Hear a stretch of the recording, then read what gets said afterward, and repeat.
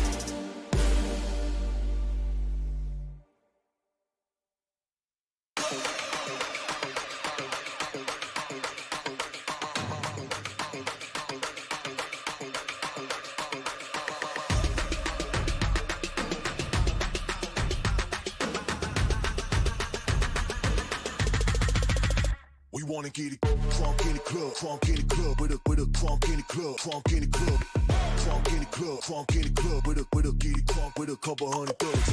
Crunk in the club, crunk in the club, with a crunk in the club, crunk in the club, crunk in the club, crunk in the club, with a get it crunk with a couple hundred thugs. Everybody round, everybody round, everybody round, everybody round here. Everybody round, everybody round here. Know we getting hype. Everybody round, everybody round, everybody round, everybody round, everybody round here. Know we getting hype.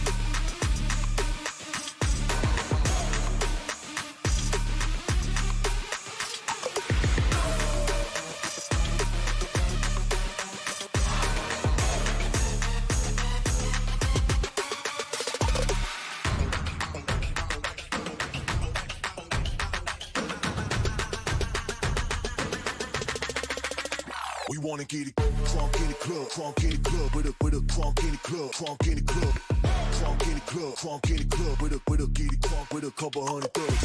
Crunk in the club, crunk in the club, with a crunk in the club, crunk in the club, crunk in the club, crunk in the club, with a get it crunk with a couple hundred thugs.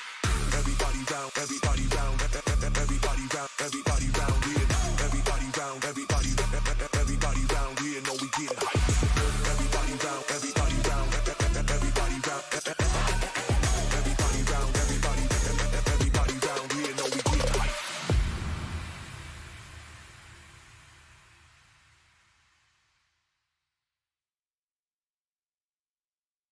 Get money.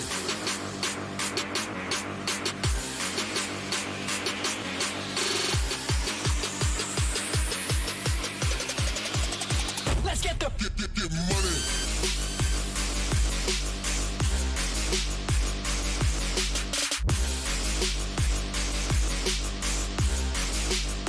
let's get the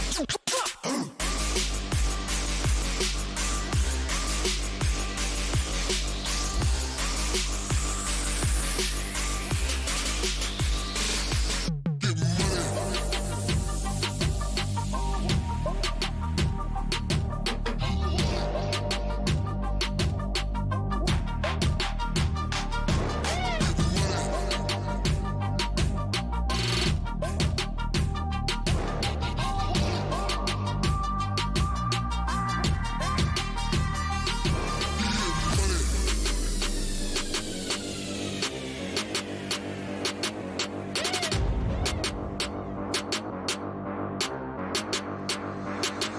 Get money.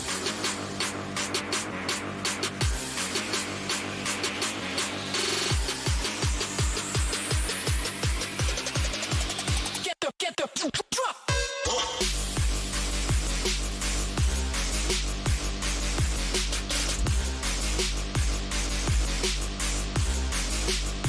Let's get the drop.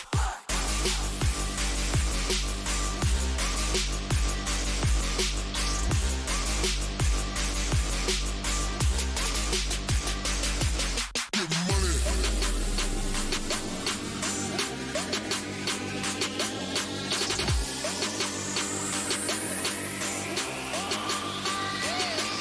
Get money.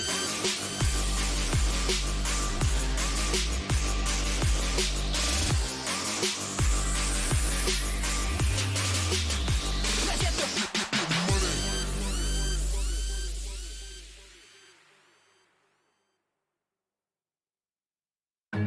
You were shot to death last night. Now you're lying in my bed. Must have been a dream last night, but I can hear what you're saying. You were shot to death last night. Where's my cup of coffee?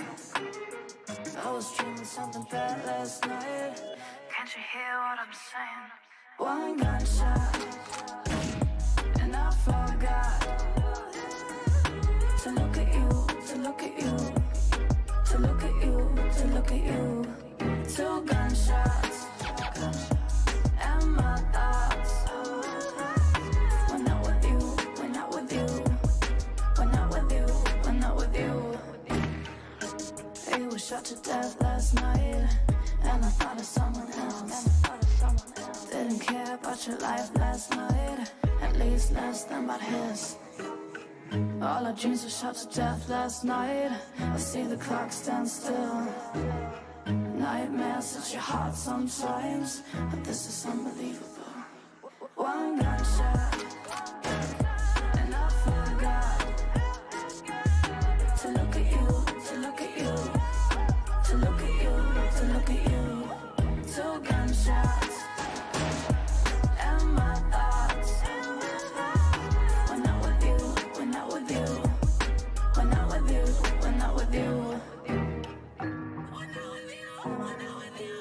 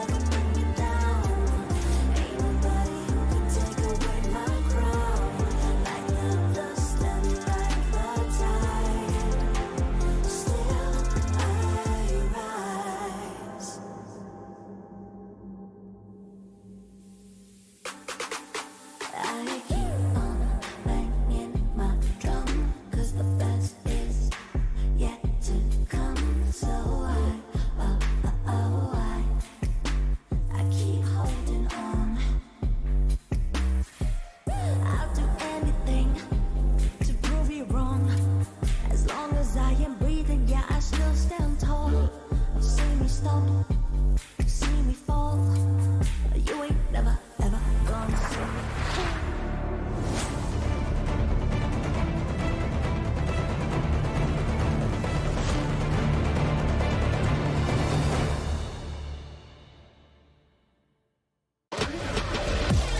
Все-таки быстрый раунд по него. Что это за голову? What is that? Shot after shot connect. This guy's a beast. 에트라프만 들어오는 선수 그 다음에 첫 번째 찬스으로 브라스코를 하리요.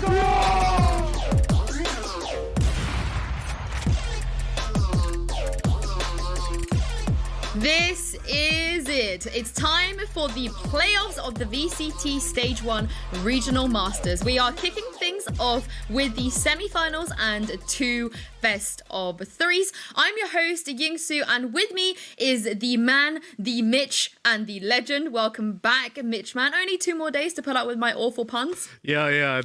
I'm surprised you've still got some to go, Sue. It's been quite a while, and you're just dishing them out every day. But despite that, it's a pleasure to be here with you. I'm excited to get these games underway. There's honestly more where that came from. I've been saving them, but of course, joining Mitch and I today is the stats man, the man with all of the stats, Lothar. I maxed out my stats as well, you know, like an RPG character. Thank you, Yinsu. Pleasure to be here today. We have the playoffs. It's exciting. We have the 4 best teams currently in Europe battling it out, and stats will be insane. The stats will be insane. I cannot wait to see what we are going to get out of today. We have an absolutely huge day of competition ahead of us. But first, let's take a look at some of the top plays from all of the masters around the globe.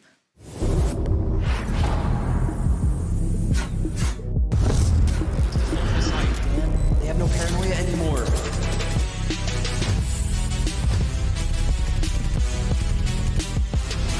In the dark cover too, Caboose. He can end the round right here as he goes through for the challenge. Oh! That's a save for Caboose for the aim! He can go around the world. No, he wants to fight on one. He's gonna get C2.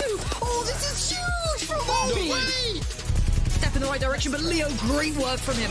Comes out with the trade, effective. They're trying to dig Leo out, but he's dug in. Find another one as well. Logan falls here. Can he get another? He will. 3 on the round. Roden falls as well. Fast comes through. It's going to be huge here if he tries to swing back out. This he does the 4th. He got readjust the 8. 올리고 네, 큰 거리에요. 전화이 하나. 그리고 얼루. 와, 얼루가 일단 돌겠습니다. I mean, I know stats don't lie, but those top plays don't lie either. And I'm very proud to see European ones in there every single day. Mitch, have you been keeping up with the Masters action from elsewhere? And most of my time has been focused on EU at the moment, but been catching a little bit of NA as well. There's some skill to be seen there, but I gotta say, man, I'm really happy when we're looking at that highlight VOD that we're seeing Leo. I mean, he deserved that regardless of what agent he was on. He was my favorite player this week. He was absolutely on fire yesterday. And speaking of yesterday, it was a day of brutal elimination. And as you guys can see from the bracket, with the semifinals coming up, no NIP and no defuse. Of course, they were both knocked out of the competition yesterday. And in terms of that NIP game, Lothar, it was a bit of an upset, wasn't it? I would say the NIP game versus Acend. NIP versus yeah, correct. What I'm saying and talking about it. Of course, NIP versus Acend. I feel like everyone was expecting NIP to take it because there are such a high expectation set up for Akukos and his team. And because of the way like the legend kind of prevails, right? And everyone have really high expectations and what it will be coming from this team. But yesterday they kind of looked lost and they were crushed by Acend. Acend ascended to the next level of their team. And basically they ditched the idea of having seen it as the heavy carry of the team, and suddenly they are a real team. So really surprised, honestly, really surprised. Hopefully we'll get to see their final form today. But Mitch, of course, no defuse either. They've definitely become one of my personal favorite teams throughout the tournament. I don't know about you. Yeah, we had this discussion at the end of yesterday on brand value, right? How you'd expect NIP to make it further than defuse just off of the brands that are backing them, right? But What I will say is that second game to me was even more of an upset. It was a super close game, wasn't quite a stomp, but I was incredibly surprised. After the performance that we saw from Defuse up against FPX, I was thinking, you know what, Guild don't stand a chance. And they showed me another level of gameplay, both individually and as a team. Also, have to say, it was probably one of the worst games I've seen Defuse play. Like, a lot of the fundamentals that have always been there fell apart, and their clutches, well, although you can't rely on them consistently, or you shouldn't be able to, they weren't there, and that ultimately led to their demise. So, a shame to see Defuse go out. A big game, and at least it went the distance. I mean, the lesson here is that in Europe, anything can happen. We do have so much depth right now. But for now, I know you guys at home really enjoyed the Frenzy Fire quiz we had for week 1. So we decided to bring you guys another episode. Enjoy. Best player on Sova. Can I call myself? Ooh. Angel. I would say myself on Sova and Jonas, because I love what he does, you know. Artist? Drake and then. I gotta say Bonker. I think Shao. JG. Obviously Fiat. I really like Hiko. I would say either Sao or Niso. The best Sova in Europe is probably Fiat, our in-game leader. Yeah, I don't know. For sure, Shao, my teammate. Probably Shao. Shao. JD or Shao. On Jet, I will say, I'm gonna say, I think Takas. The second one is Jet, right? I have to go with Zened. Leo. Draken. On Jet, I have been impressed by Cadavera. Maybe like Mixwell, probably. Tense. Jet, I will say maybe a Scream. It should be Kada. It should be obviously Kada. Probably Scream. Best Jet player is most likely Mixwell, probably. Mixwell. Mixwell. Zened. Scream. Maybe Quick's far from my team. He's pretty good now. An Omen. Is it too weird to say myself, or can I do that? Maybe Angel. I would say Crea from NIP. Crea. Pickles. I think Angel. I will take Angel. Best Omen is Crea, by far. It's not even a question. Probably Crea. Me. The 100 Thieves Nitro is really solid with the Omen. Crea from NIP. Angel. Avova. Yeah, Angel, of course. Angel. More fun. Because I already gave Draken Jet, so I'm gonna give Leo Omen. What's my favorite map? Heaven, because we won versus Fnatic. My favorite map is Acend, because it's so wide open. My favorite map is Icebox, because I love playing Sage. I think I'm gonna say Haven, because I think Haven requires a lot of understanding of rotations. Haven? Haven. Haven? Haven, kinda. I would say Haven. Haven. Probably Haven, because it's a really fun map to play aggressive on. It's very, very similar to Mirage. Split. Bind. Split? Probably Split. My favorite map is Icebox, and I really like because it's pretty open map, so you can take many aim duels. Of course, Icebox. I think it's Raven. I believe my favorite map is Acend. Ascent, because it reminds me Dust 2. A song? Can I give some explanation, since it's like maybe sad song? Wait, I have to go on Spotify to check the name. Ooh, I can't sing it. Bum bum bum badum. Chihuahua. Just some classic music. Rap. Let's see here. We love to hear Gang Albani before our match. I'm sure Polish fans know what this song is. I'm sorry, but I listen to a lot of techno nowadays. Really? Sorry. And Berlin, the feel-good drag. Can't sing it, because I listen to a lot of, you know, sound healing, energy, chakra type of things before going into game. I'm gonna go for a funny one. Pop Smoke. What you know about love? I would say J'aime ta grand-mère from Les Trois Accords. It's Kali, not Nia. It gives me maybe lonely mood. A lot of French rap. I cannot sing it because if I do, my career will end tomorrow. A lot of music, a lot of type of music, but rock mainly. It goes like.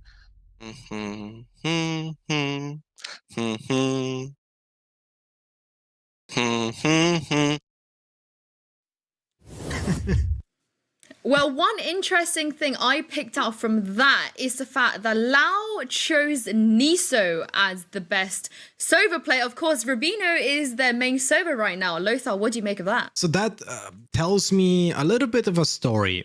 Niso is a fantastic player when it comes to his aim, decision making. I feel like he's a complete package, right?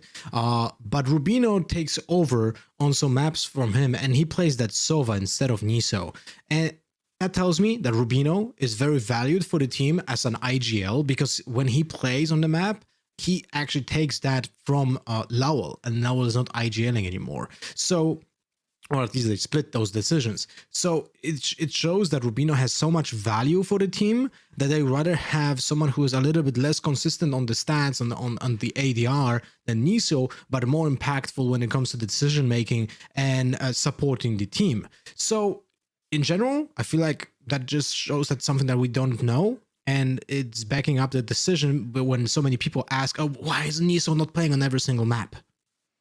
Well, it's kind of nutty that they do have two almost world-class players that can both play Sova on that team. Also, shout out to the player that said average Jonas. I can't remember who it was, but always love for Jonas on the show here. Now, as I said earlier, today is playoffs day, and we have 2 semi-finals matches coming up. Let's take a look at the schedule so you guys at home know exactly what you should be expecting. First up, Team Heretics will be taking on a Guild, followed by FPX versus Acend. Now, both Heretics and FPX Midge are, on paper, the strong favorites here. Definitely. It's safe to say that those are the two that we'll expect to see in the finals. And something that we've said from the very beginning, really, that those are the two teams that you would highlight as the giants right now. Both have their own individual terms of respect. Heretics almost the defending champions, and FPX being a team that we've long since said were second to G2 only because they couldn't beat them, and eventually they toppled that lineage. So when I look at those two, definitely I expect them to win. I expect them to move forward. However, both of these teams, Guild, they've surpassed my expectations again and again. And Acend, they've shown themselves to be a solid team that are capable of upsetting NIP, who I'd put up there in the top 5 easily. So with that said, yes, there are clear favorites, but they won't be clear-cut games. Yes, we definitely cannot underestimate this Acend team right now. They are on a bit of a dream run, eliminating both Ballista and NIP and reaching the semi-finals. Here is their story so far. Acend. Under a new banner, Acend is looking to conquer the European Valorant scene. Founded in just March of 2021, the team has managed to fight their way through the VCT Challengers into the VCT Masters. The team consists of former PUBG pro and in-game leader Coldamenta, Bone Cold, Killes, Starkzo, and rising star CNED. The 19-year-old won MVP of Week 3 and counts as one of the biggest talents in the European Valorant scene. Only playing together since the end of January, Acend had to put in a lot of effort in order to become one of the best. We've become strong in a short time because we've been practicing a lot. Since the very beginning, we knew it wasn't going to be easy, so we put a lot of time and effort into it, and I think the hard work paid off. After a devastating 0-2 loss against FunPlus Phoenix in Challengers Week 1, Acend came back even stronger. In Week 3, they smashed through the qualifier and beat OG decisively 2-0, qualifying for the VCT Masters. Yet, it is important for them to not be overconfident. Every single opponent we get, we treat them the samely, we play round at a time, and we don't get too excited, we don't want to be the underdogs either. So we're just gonna play our own game and see how far it gets us into the Masters. Now it's time for Acend to show that their way to success is working. Well, that is their history so far. But Lothar, why do you think that they've managed to get as far as they have in this tournament? Well, for most people, for the analysts, for the viewers, for the coaches, the team started as basically CNED as the star, and 4 people joining the team, and that was okay. It actually turned a lot of heads because CNED is such a prominent figure in the Turkish community, very respected. He was showing up as early as the Twitch rivals that we have seen in the past, but suddenly the team started to become something more than just CNED. And now, when you just look at the team's lineup, it's actually crazy how every single of their players showed up at one point, or at least at one point or more, in one of the matches that we had in challenges and masses. Bond Cold was insanely consistent yesterday, and he was impressing over and over time again. Coldamenta as well, he had those fantastic 4K clutches before. Stoxo, a very prominent Polish player, but he's like the supportive player of the team, and he does that job well. And then Killy's sometimes shining on a duelist, sometimes shining as a sentinel. It's kind of just funny how this team was built from the ground up and became something new. These guys are really hitting it out of the park with their recent performances, and I had the pleasure of chatting to their IGL Coldamenta about their match against FPX today.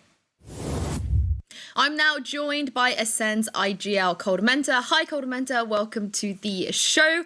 Right off the bat, you guys absolutely smashed it out of the park yesterday against NIP. How much of that was down to preparation and how much of that was down to individual performance, do you think? Well, yeah, I think both were important. But it is true that we try to prepare as much as possible for each series. And I think it paid off, yeah. Well, not many people expected you guys to be here. Is this something that you expected? And do you feel like it's enough now you guys have managed to reach all the way to the semi-final stage? Well, our goal was making it to Masters. So essentially the top 8, I think. But once we made it, obviously we changed our goals, and then I think making it to semifinals was the one I had, like making it out of groups. So yeah, I mean, and now that we make it, like winning, I guess. Well, that is the dream. That is the goal. And speaking of dream, you know, you guys are on a bit of a dream run, right? But you have to get past FPX to be able to get to that final. How tough do you think they are as an opponent? I think they're a really tough opponent. I think they're one of the strongest teams in Europe. And yeah, we didn't have much time to prepare because we had to prepare for NIP yesterday, and now for today we only had like 1 day or half a day, so it's gonna be a bit different. We already know how they play a little bit. We know their strengths, so yeah, we'll try to adapt. Hopefully, as best as possible. Well, in terms, when it comes to that adaptation, I guess, Icebox is a map that you guys are great on. You've had some very, very good results. But, of course, they don't really play Icebox. They sort of kind of perma-ban this map at the moment. Do you think there is a concern there when it comes to the map pools, how deep their map pool is compared to yours? Yes, it is, because at the moment we haven't been playing Split yet. It doesn't mean that we don't know how to do it. Like, we've practiced on a Split, like we might play it, we don't know yet. But it is true that so far we've banned it always. I think they played one Icebox though, but there is not much information on it. It was against Gil and it was like a fast game. But yeah, I think they definitely have like an advantage on that because they've been playing together for a long time, obviously, and they have more preparation on all the maps. Yeah. Perfect. Thank you so much for your time, Coldamenta, and best of luck in your game later. Thank you.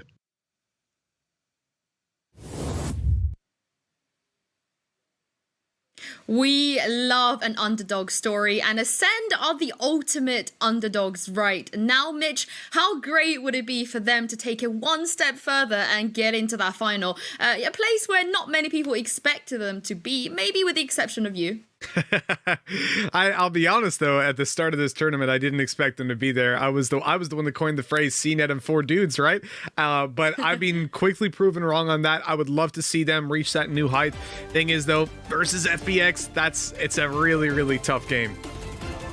I'm bone cold on 4 dudes. Come on, let's give them their proper name now. But they will be in action a little bit later. But first up, we do have our first best of 3 of the day, the first semi-final of the day, and that is, of course, Heretics versus a Guild. Lothar, Heretics still haven't lost a best of 3 yet since the inception of this team, in fact, and they are coming into this hot. They're coming into this as one of the best teams in the region. Yeah, and stats don't lie. So when it comes to their stats, they actually, in the last month, they won over Ninjas in Pajamas, Ballista, OG, Chakalaka, and HSDRR. This is in the last month only, right? And all of those teams are prominent, are known in the community, or got to be known in the community lately for their prominent gameplay. So Team Heretics is one of those teams that, for me, was an underdog during the first Strike event, but I saw the potential in them when it comes to like the fundamentals that they present, and I feel like they're upgrading their playstyle with every single best of 3. Not only that, but also they improved their lineup by having a 6th player, which changed a lot of how they approach the strategic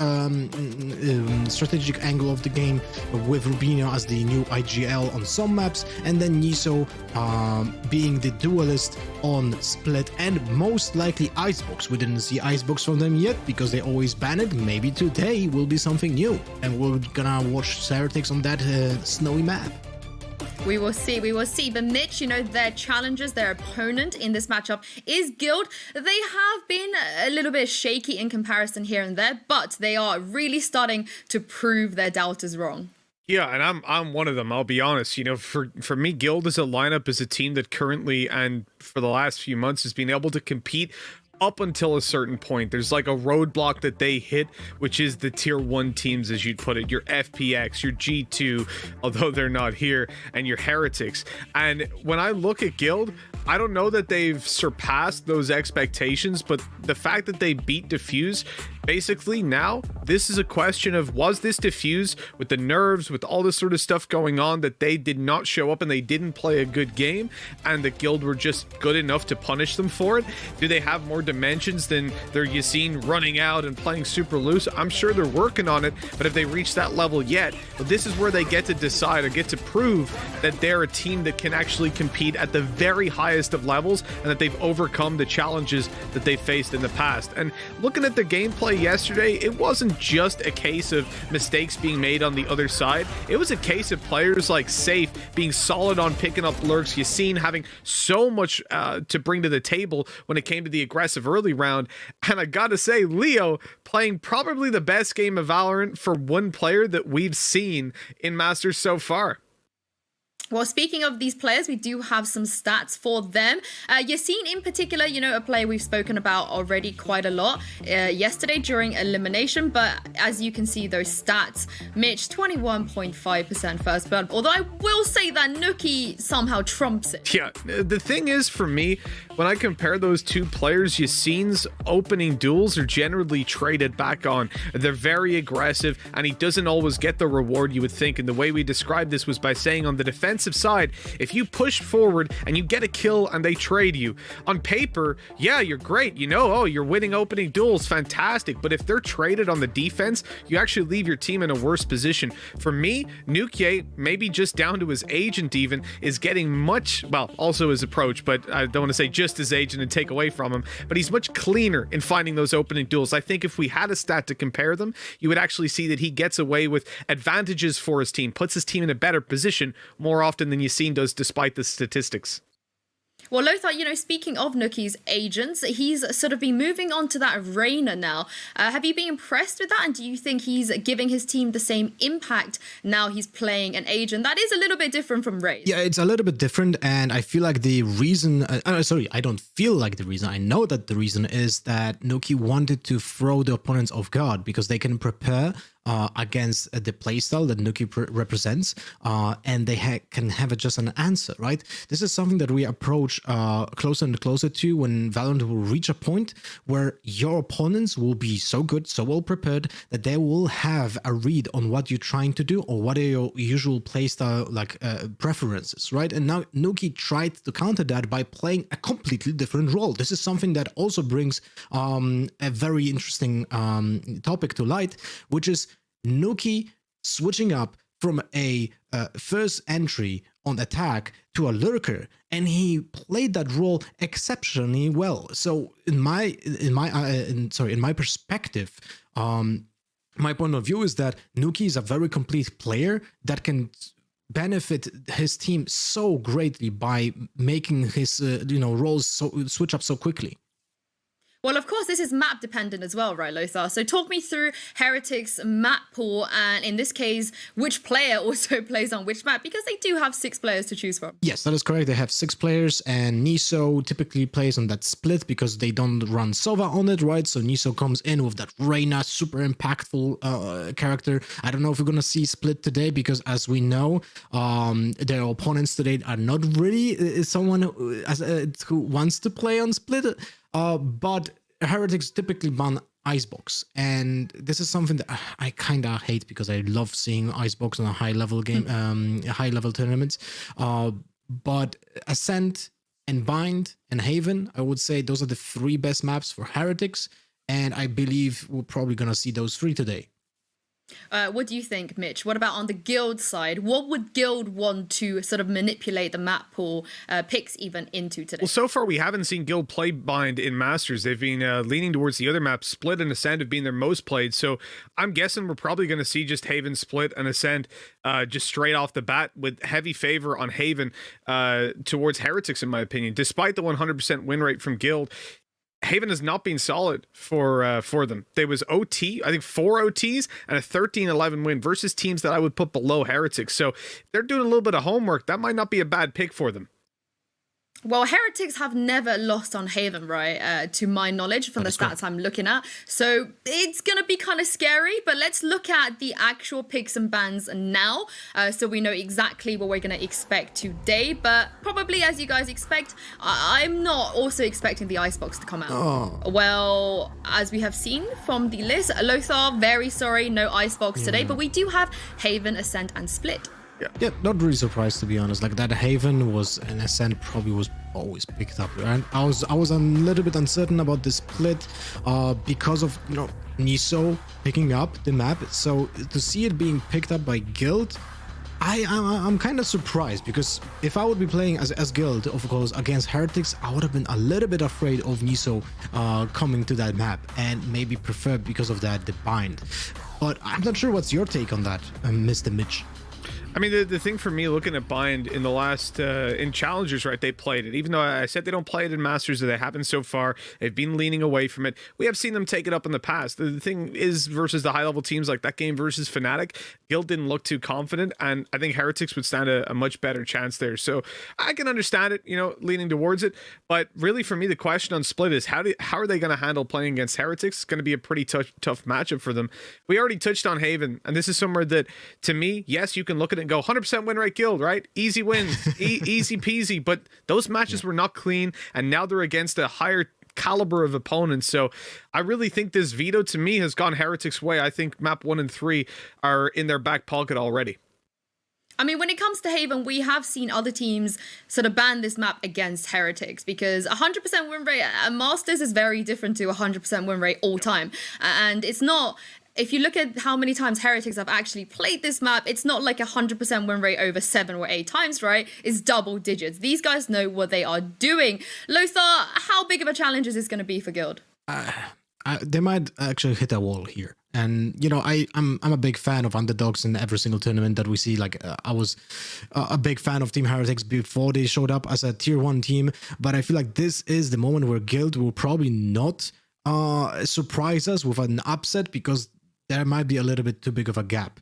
At the same time, I just wanted to highlight something else from Heretics. The last time they played Haven was against HSDRR on 17th of February. So that's over a month ago. We didn't see them play this map for over a month. They played versus Ballista, no? No. Against Ballista, they played Bind. And I'm missing a map in my stats. Interesting. Yeah, it was Haven 14-12 to Heretics OT game. Then I guess my stats are wrong. So stats do lie. No. They do lie. They lie. No. I got caught red-handed. Unlucky. But the point is, it kind of stands, right? We don't see Heretics play this map often, even though they have a good stats record on it. And let's see how they will handle it against Guild, who had a pretty good run on Haven so far as well. Well, I think the one thing we can confirm, right, is that Rubino is the player that plays this. So they are not going to have that sort of Niso surprise at the Mitch. So maybe Guild, if they've done their homework, this is not as bad, perhaps, as it looks statistically. I mean, I agree with Lothar when he says, right, these guys don't play it that often over on Heretics. Recently, it's been a little bit. We saw one game in Masters, which was Ballista. It was OT, it was 14-12, and that further cements Lothar's point that, look, it's maybe not going to be as clear-cut as you would think. Yeah, 100% win rate for both teams, really. Guild in Masters, Heretics overall, but I really just feel like Heretics, they had a slow start versus these other teams. Now it's game time. They're switched on and ready to go. And Guild's results recently and the way they play this map doesn't convince me they can take it. Well, they do have to pull out a very clean performance, I think, especially against a team like Heretics. But we are going to head into Agent Select soon, I believe. But if we have time, just wanted to quickly run through some predictions because I believe all three of us went for Team Heretics today. So no outliers, and not just all three of us, I think every single person here, all of the talent here, we've all backed Team Heretics. There you go, look. The full Monty. Lothar, you've been a big fan of this team from the outset, and now you've seen the map pool. How confident are you that Heretics will take this one? For me, it's like 80-20 Heretics. Shouldn't be a surprise. It is not a surprise for sure. Mitch, I'm not sure about you, but we are going to head into Agent Select now. But feel free to also let me know how confident you are with your picks today, because you've had a great week with predictions. I have. You haven't, Sue. It's been tough for you. It's been a rough one. I mean, you threw me under the bus before, but yeah, I'm relatively confident in Heretics. I'd say about the same 80-20. Okay, well, let's head into Agent Select and see what is going to be happening. Again, not expecting Niso here, but who knows? It's Heretics. It is semifinals. They could throw us a spanner in the works. And yep, as we can see, pretty standard so far, unless Mitch Draken wants to troll us once again. No, I don't think so. I'd be very surprised to see any team picking it up, and there you go. It's going to be a normal enough one coming in from Guild. They've played this map, like 10 times, all with the same composition. They haven't been experimenting. It's been a long time since we've seen Heretics mix it up either. The one thing here, obviously, they actually used to play a Jet on this map, so there is a possibility to maybe go back towards that, but really I'm expecting exactly what came through in the end. I looked away, looked back, I was like, where's Jack gone? Yeah, of course, it's a Cypher. It makes sense from Pora. Pora. I would love to see Pora on Jet, Lothar. I don't know about you, but something about that excites me. Well, Pora is known to be a lurker, so I don't want to see him on Jet, because then if he does that, that's like straight up griefing. So, but what I want to say just before we go into the match, Guild was really pulling something off that we didn't like, and that is very late plants, right? They were all running out of time a lot of times in a lot of rounds. We had seen them trying to plan in the last 7 seconds, then the planter dies and the round is over. Hopefully they learn from the mistakes that they had been doing in the past matches, and from what I see, they actually did speed it up a little bit in the last match than before. So hopefully we're going to see an evolution now on Haven and in the next match as well. Well, it's time to dive into our first semi-final. It's a match between Heretics and a Guild. And it's time also for me to hand over to your casters for today, Pansy and Hypoc. Thank you very much. And yes, we have a truly exciting prospect now of what's in front of us. I mean, map veto-wise, it's pretty rough, I feel, for Guild to win the map veto. I don't see where they find the room, if I'm honest. They don't have as strong of a map pool as Heretics, and pound for pound, Heretics are the strongest side on paper. Yeah. I think that's why most of us have lent in that side. But let's talk about win conditions for Guild here, Hypoc. What do they need to do to actually garner an edge now? I think the most important one of all, if we're to talk win conditions for Guild, it's to lean back to what we've seen most recently from Nuki, right? I mean, the last few weeks he's been in fantastic form. I think he's quickly making his case for being comfortably one of the best players in the region. So what's important for Guild is to keep that in check, right? On the rounds where Nuki likes to flex out on no contact early round, he's always finding that value. So it falls to safe, if I'm honest with you, to keep him in check, especially so on Haven. We know how much of a problem that rotation time can cause some teams, and you know, Guild kind of being slower to start in terms of round time. As I say that, see, they're going to do exactly the thing I was expecting, which is they're going to go for this early sewers control. If they don't find any value and they lean back, I'm worried, actually, as this map goes on, that Heretics start exploring elsewhere. I want to see what Guild do with this. They've taken map control. They've pulled a rotation or two. Now, my eyes instantly then, of course, turn to the likes of, you know, well, who's going to try and exploit that? Who's going to try and find a bit of room? Nuki will. He'll always go on a fact-finding mission, and he's exceedingly good at it. Now, the flex is to peek down C-Long. Draken might have spotted that. He has. So information garnered once again, but Draken's often here, so it's not a huge tell that he's over towards C-Long. The big tell is now there's a big swing. Here we go. That's a great bit of play from Guild. Almost forcing the fight. And look at the HP left on Pora. It's nothing. Flashed up still. Clears every bit of utility on the way. Flash towards the back of sight. This is a wonderful take. Now, 3 left alive for the defending side. Avova, Lau, and Rubino have to try and do something about this. Rubino, of course, being the one to play this one out. And he gets his name on the board, taken down safe, but the spike is planted. Right here. So that's all 3 members of Heretics, still 100 HP, and with the light armor, so definitely a consideration to make. Draken actually comes out. We're behind Boxer. It's pretty much a 3v3 on site. The paranoia comes through. No initial swing, but Avova's going to find Yasin. They're going to find the entry back in. Avova, a second as well. Just one man standing on site. Draken, 34 HP. He's trying to lurk his way back in here, but the diffuser's coming through. Halfway, Lol's going to sit this one. Draken's got to time in, and he can't. No. Heretics pull off the retake. There was only 3 of them. But the value in some of those kills coming out was exceptional. Avova out of nowhere, just plucking down like 2 players off the site. I'm amazed there was no effective trade, but great shots, I guess, from Avova, really creating that space. And Rubino, 3 already as well for him. Good beginning to things. We talk about Heretics in the roster. They do have kind of the open door of, you know, we'll bring a player in if we feel we need it. We can adjust to our opponents. I love what Nuki said recently about their game against NIP, for example, that they'll specifically change up agents just to throw people off the scent, to be able to be harder to read. Now, against Guild, I don't think you need to do that. They're not the same type of team as NIP, for example, but a fight towards Sewer to begin with. Avova there. Actually fancies the double dip. That's 2 again. He's still getting great value for this play. You know, now hold down the fort on A site.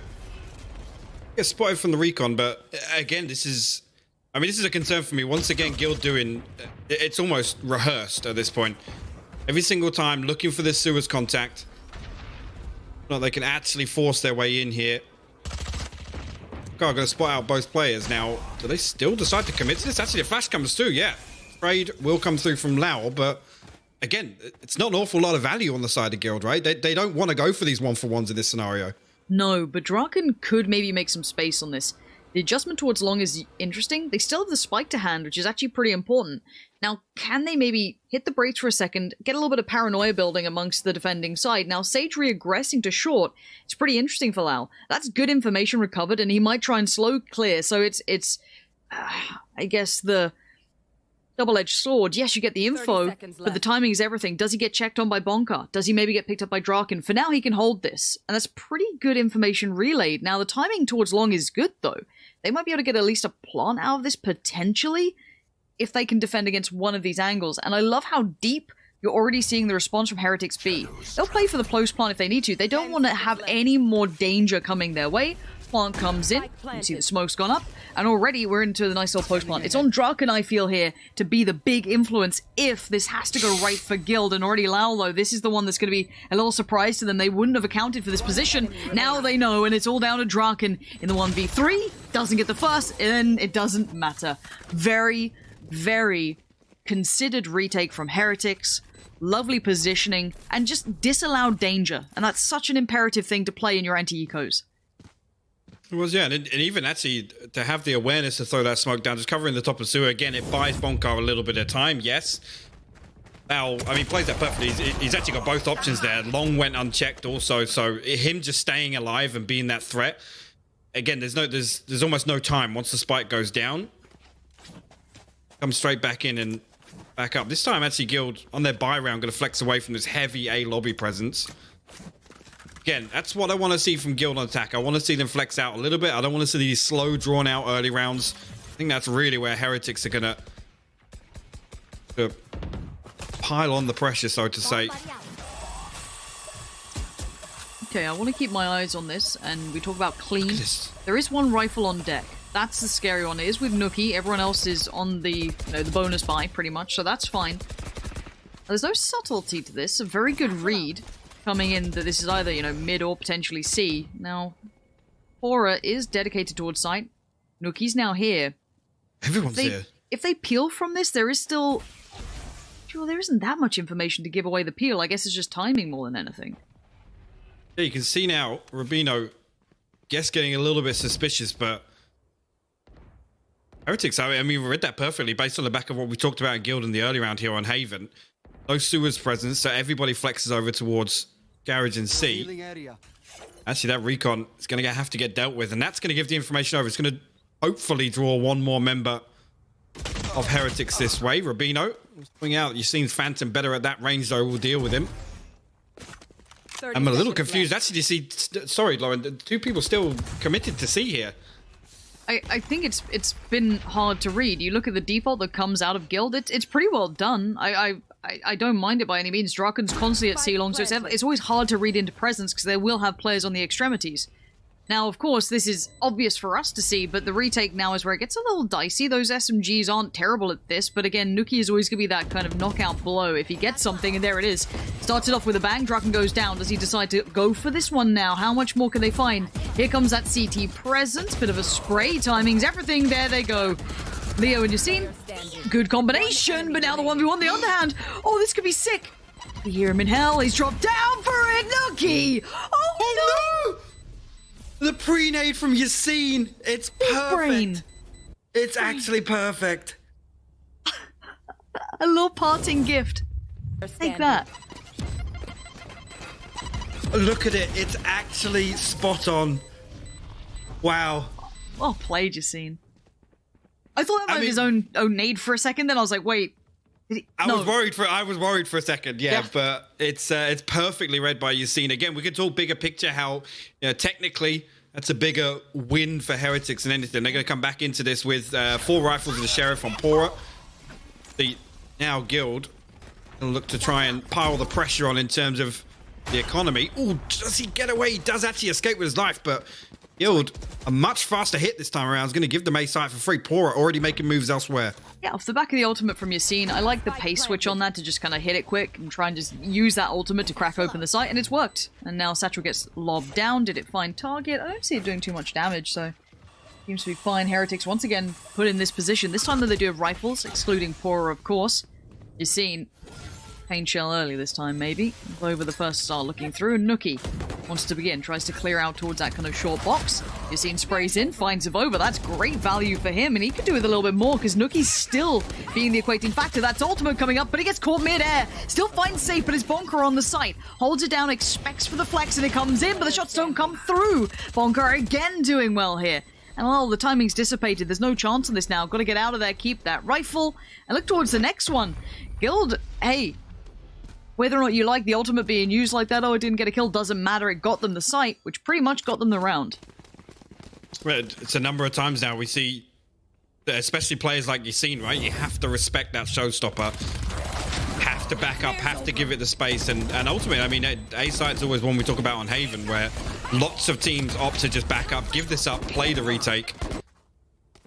Fine with that, but Guild able to solidify on site. Again, Pora tried the lurk.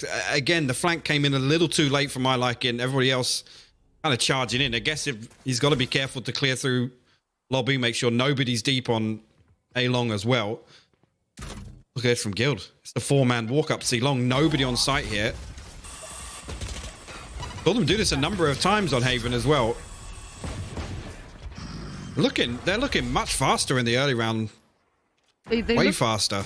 It feels to me like they have a really good plan in mind and they're executing it very well. It seems very clear focus for now. I want to see how Heretics disrupt this Avova. Safe is super good at catching those flanks, by the way. Like, he's one of the best, I feel, at it, but he just got beheaded. So that's a little unfortunate, but still, the round continues on, and we are now into a 5v3, but the time is ticking. They've got to get a move on, and Leo's still alive. You know, there's a chance, but not now. No. The swing from Pora, so well timed. Bonker gets caught with his pants down, and now Draken called upon. That's 1, that's 2, it's 3, but he needs more. The diffuse is still going on, he can't get to it, and out of nowhere, Heretics pull off the retake. Wow.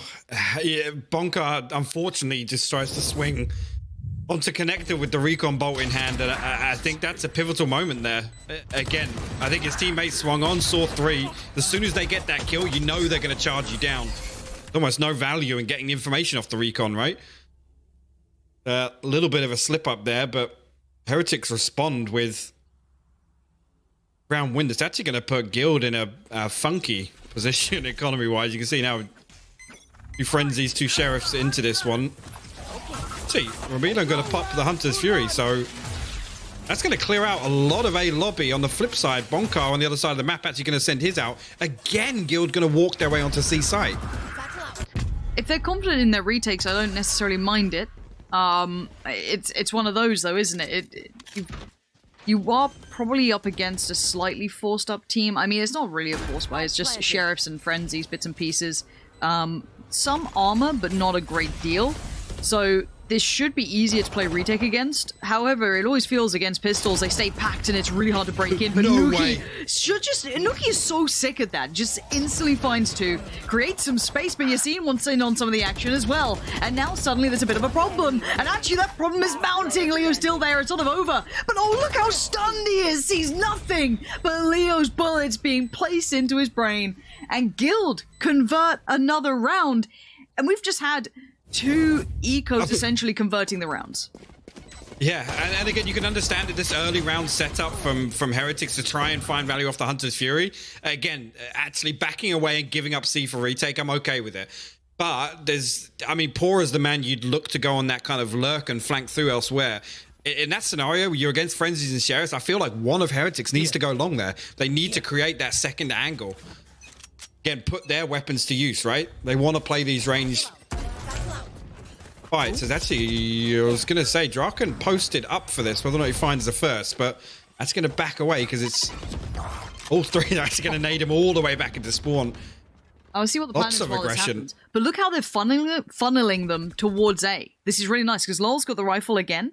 So if they can be enough of a nuisance that, maybe we should just play towards A, that's a really good approach, and that's exactly what Heretics would want. Now, whether or not Guild's kind of suspicion goes, well, that's a bit weird that they're just giving us complete entry. I guess the wall was there, so they're like, teasing the concept of it. Whether or not they know that Lol was able to kind of filter through a rifle and still work on it might give away that game. Try towards mid, Nuki still finds Leo. And surely we don't see another round going like this. Slow down a little bit. The neural theft goes out. Yeah, Guild. Again, in that scenario, we hate seeing them in. 30 seconds left on the clock, and 30 seconds just left. now, like, formulating a plan. And B-site's going to be open. Lau holding through. Oh, did he just get... I think he caught the cross on the first. Bonkar, actually, they're going to trade headshots. This should be okay now. They removed the biggest danger that was going to be Lol with that rifle. So now the kind of potency of this round has dissipated. Interesting end towards B as well. But I think I've got to give credit to Guild there to not kind of fall foul to the mayhem, right? To not get funneled in towards Lol, to not kind of fall for that, oh, they're pushing up here, let's, instantly just kind of re-aggress somewhere else. That was a very well-considered round from Guild. They kept their composure under the pressure that some don't necessarily maintain. Now, we talk about side bias on this map a little more because it does, I feel like, open up chances for the attacking side to do quite nicely. So, again, I think, but taking into account how we're seeing the rounds go down, I've got to give credit to Guild here. They are the underdogs in this. I think there's no disrespect saying that. I think it's a fair, assessment. And they've come in and they've actually put up a really good display so far. Now, I want to see a response from Heretics, though. They need to find an answer, and it has to come in now. It looks like we've seen a bit of a switch up of position. First flash towards long, going to force the peek is away. You can't really keep having a little look. TP comes in. It's going to be towards heaven. Oh, he has to cancel, he cancelled out. Nuki, though, does burn the ult for it. Actually, just avoid Nuki? It was a full-on fake there, and I guess Nuki's showing that presence with the showstopper. Guild are going to actually descend onto C site. Actually, Bonkar goes through to challenge the TP. That's spiked down. Yassine tries to respond with a showstopper of his own. I'm looking at that mid lurk as well. Want to see if that comes into effect. The timing's going to be important because you've got Nuki doing the same thing as well. So now here we go. Leo's found Lol and it's going to be game back on. Suddenly, this becomes a bit of a problem. You can see Heretics pausing for thought here. They're considering that there could be a flank as well. That cage is just going to keep vision limited. Now, Nuki's timing is everything. You've got to know you're playing against Nuki, and now with that gone, you've got to be on red alert. Where's the call? Where's the comms? Where is the information relay? Nuki's there! No way. You can't allow him that! You cannot let him get away with that sort of thing. Now Draken's got to find his place. He has to come into this now, as it is just Draken. Can he thread the needle as well as Nuki just did? They seem suspicious of this. They seem aware. I'm seeing already Rubino watching towards it. Heretics. They lean into their strength, into that Nuki flank, and no information was filtered back through towards Guild. Yeah, I mean, even at that point, the trapwire gets popped. I don't know if it's just in the chaos of... Well, I mean, nothing was going on site, right? They weren't in a gunfight at that point, so a little bizarre. But I mean, even there, they just need to break line of sight. They need to not allow Nuki to get that angle. Again, after Bonkar comes through to challenge Avova, the round kind of slowed into a stalemate after they retrieved it. They didn't want to commit to the plant there. I don't think they had a good read on exactly where Heretics were positioned, and kind of slipped through their fingers, to be honest with you, Lauren. Look, we said one of the biggest conditions of beating the likes of Heretics is to keep someone like Nuki under wraps. You can't let him get away with those flanks, because you know he's going to try it so often, and he's so good at the timing on it. It's such a characteristic piece for him. Now, it seems like we've gone back to a default here, coming out for the attacking side of Guild. They're taking their time, they just want to get the lay of the land, and that's a pretty decent assessment. We do, however, see Nuki soloing out on this side. Look how heavy the lean towards C is this time. Maybe feeling that, you know, they throw a lot of fakes towards A, but if they don't take over Suez control early, we tend to believe it to be a fake, which it could be for now. And Guild will drift away. I think they're now getting to the point where, at least in the early round, they know what they want to achieve. It's not just bouncing back and forth. Yeah, this split could be interesting here, because they might get really good timing here. You've seen actually had an opportunity to open that one up. Draken comes through with the trade, though. Still waiting on the next part of this, which is still Nuki as the final kind of line, but Avova's on the side trying to hold this down, almost baiting in LOL. He's not giving away too much. They should check on this, but there we go. Leo does. 14 seconds now. Time's becoming an element to this one. Great readjustment from Leo, but Avova, out of nowhere, like a thief in the night, denies the plant, and now Leo's back on the case. He's got to get this done. He does. Spike now down, but it's Nuki, and he knows they're going to be close to sight. They wouldn't have time for big readjustments. He can't get the shot. Leo's there. And Leo's clutching was so important for Guild not too long ago. That was a very good round for him. A huge... Nuki had an opportunity to wait out that dark cover. Again, he doesn't know, but that smoke was literally about to drop. You can see it's already here, so there's another 10 seconds on it at least until Nuki comes round. But heartbreaking for Avova, the fact that he slips in and out and finds 2 kills there. Can't connect with the third, unfortunately. And again, if that came just a second or two later, right, the round's over. There's no time left for the plant. I'm also interested in the read to rotate towards A. Now, this is normally their standard A take, so I wonder if this is them just trying to throw fakes now, trying to adjust the kind of indicators of what they're going to do.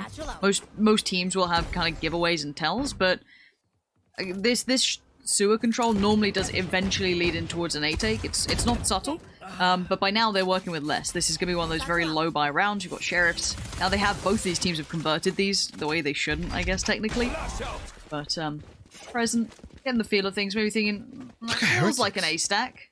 So I think we're going to go elsewhere. Because I guess you've taken down Bora, so it might be a good read. I'll be honest, it's the same yo-yo again though, Guild.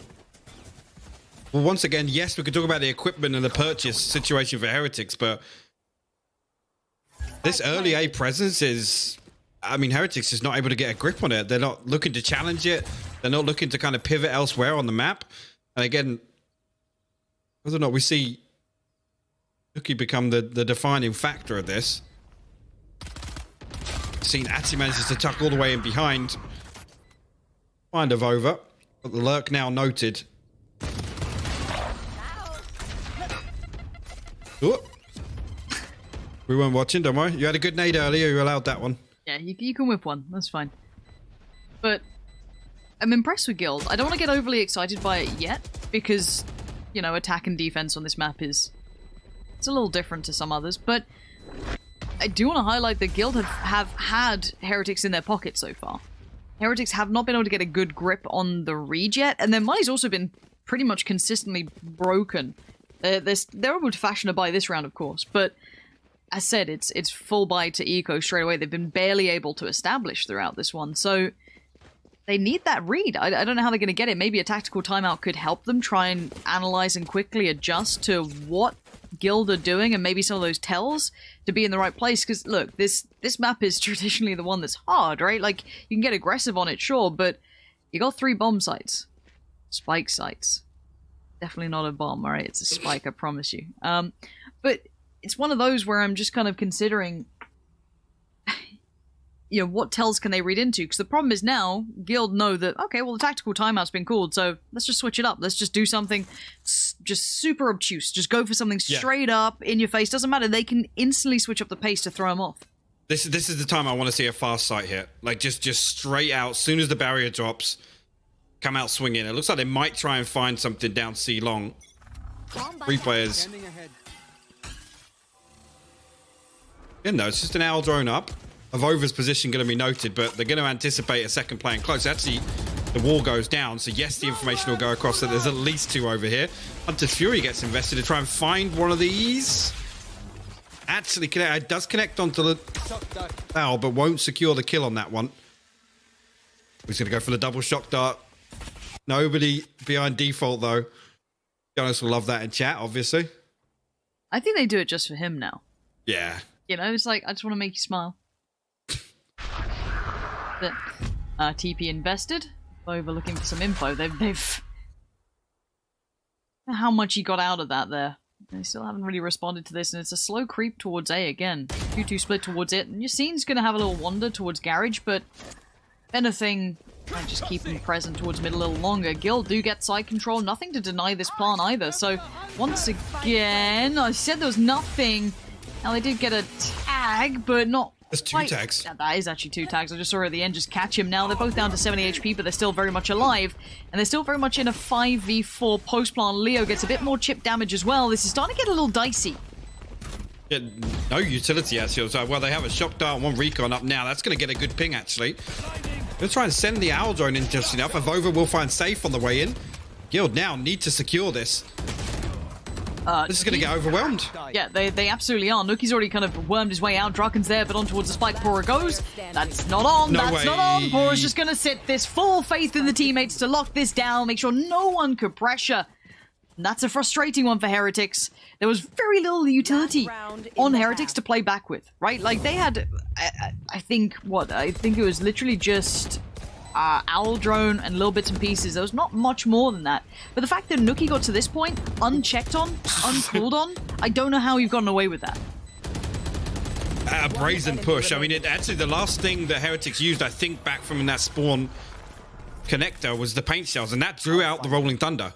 Leo was in hell. As soon as he throws that paint shell, they're trying to isolate that player in hell, the bounce off back of default. That draws out the Rolling Thunder. Right there, that's the biggest tool that Guild had to stop the push coming through.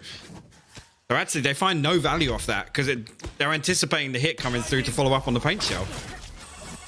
You've seen just kind of rolling it back a little here, trying to get in towards B, but it's Draken to lead the way. Lal's found him with no trade available. The smoke's in the way, kind of dividing middle, keeping favorable trades to the defensive side. Now the 5v4 Guild, though, starting to explore their options, and Safe's gotten great progress. He's just walked A on his own. He can just sit on so much space, and Rubino's playing CT. He's playing super passive on this. Now, actually, Safe wins the fight, too, to an extent that it forces him off the angle. This is a problem. Heretics are going to have to once again pull off another retake. They do have more utility this time, though. Nobody on the flank, though, so it's literally just going to be split between Heaven and Spawn Connector. It'll be very difficult for them to crack their way back into this one. Showstopper gets popped. Preemptively actually going to find when you're seeing hops up, Lyle will fall in Heaven. Oh, it's perfect. That's how you want. Safe, though, going to get played in on this. Do they check it? He doesn't give away the game, and now they get the line up. Great work from Safe. The trigger discipline plays so well, and Guild make it work. But again, I have to say, the room that Safe garnered was everything to that round. He was able to get way ahead of the others, just straight up walked sight. And that kill is huge from Yassine. That was the domino effect. Of course, it's Lowell as well. That revive was available for them in that round. Again, situationally very difficult for them to find that. A 7-5 half, and I mean, really, talked win conditions. For me, that's a big one for Guild, is to have a strong attack in half. They've got the tick in the box. We talk about win conditions, especially when it comes to underdogs, because they're quite hard to achieve normally. You know, they don't have an easy map pool against Heretics, because it's quite similar, and I'd argue Heretics have more experience in that. So Guild have come in and they've done everything that was required of them. They've kept Nookie quiet enough. They've, you know, been able to take these site hits pretty well. They didn't let Heretics lead the pace by any means. So this is a really good display to begin with. Now they have to try and make sure they keep that pressure up, keep that presence up. Heretics do get their go on the attack though, so they get to define the pace, kind of control the mind games.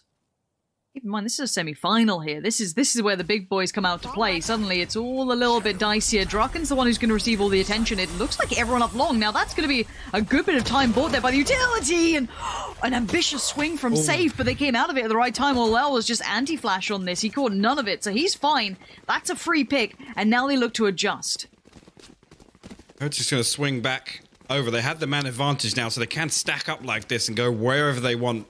Try and play the numbers game. Actually, two members of Guild creeping their way down sewers. Well, they're going to set up the crossfire here. This could be huge for Guild.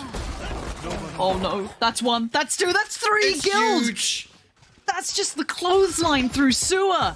They couldn't make it past it, and now Heretics just left in tatters. You got it over. The one player left alive gets one, gets the dink on the second, but it ain't enough. Guild! What a setup. I mean, the timing on that was fantastic. They catch the audio cue again.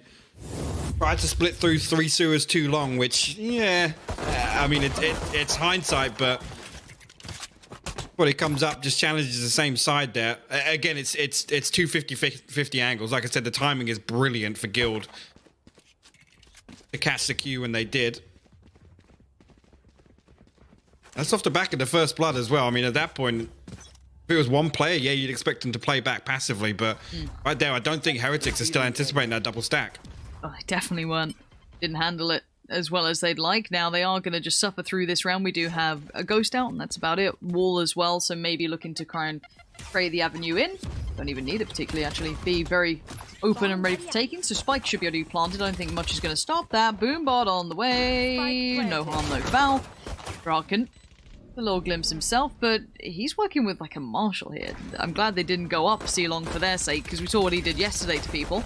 As it stands, Guild, you know, being held away for now, but once this retake starts, it's going to get sketchy. Draken with a good read, but he loses his life. Nice flex there coming out from Heretics to make some aggressive maneuvers. However, answer back for Yassine, so already Lao's going to wait this one out. Oh, Lao! That's one! He can't get the second, though. That's going to be Leo taking him down. Safe needs to almost offer up his life to protect that defuse coming in. And it's pulled him off it for a second. It's halfway there, and there's no more denying it. Leo does very well, and that's, again, something that I can't stop singing the praise of this player.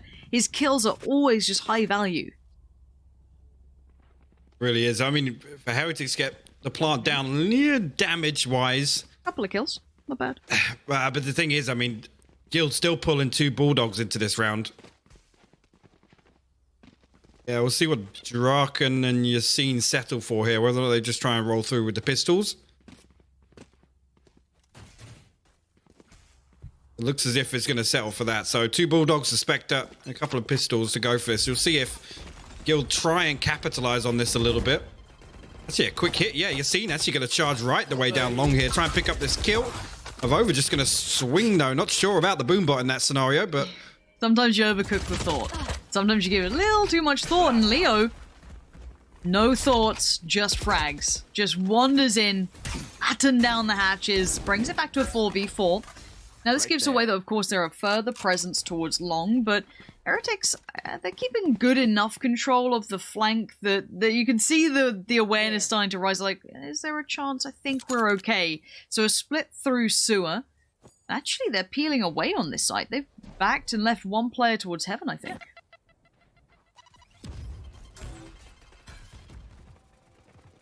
It was actually... Heretics actually going to come all the way through here, whether or not backing up for utility. It doesn't look like it.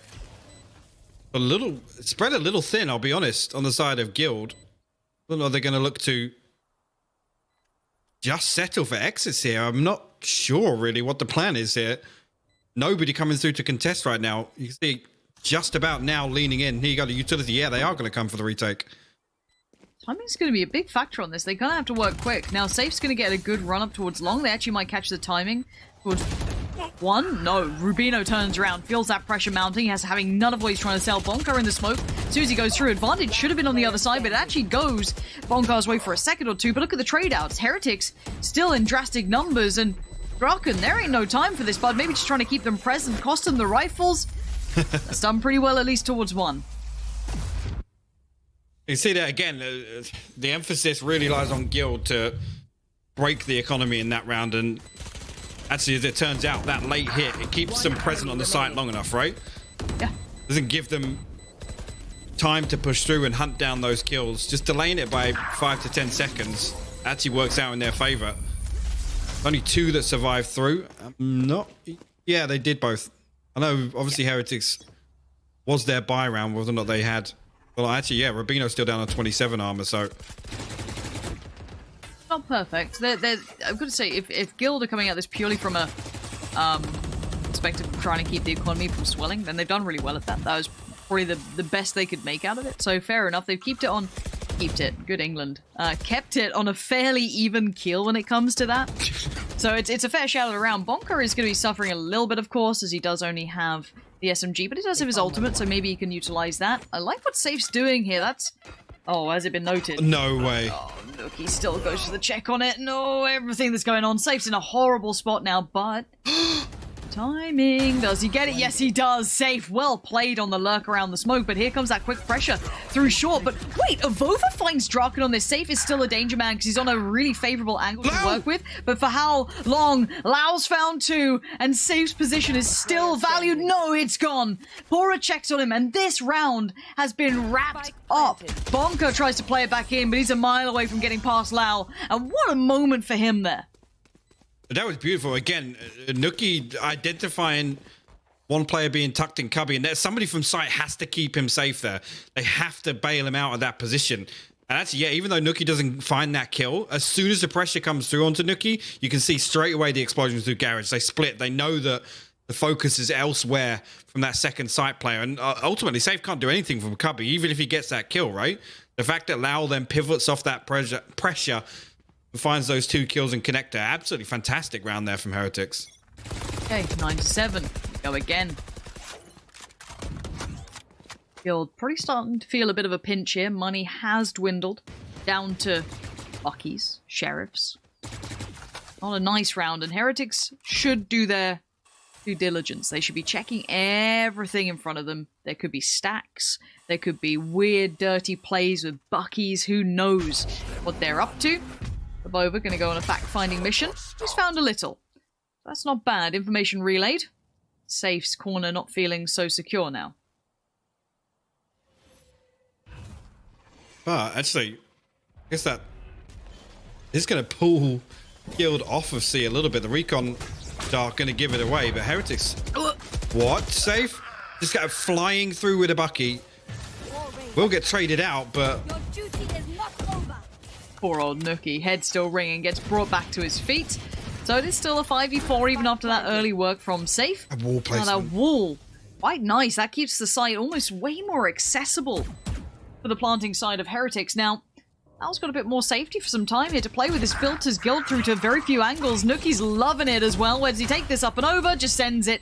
No one was there. They hugged the wall for dear life. And as you can see, these angles are extremely favorable towards Heretics. And right now, specifically Nuki.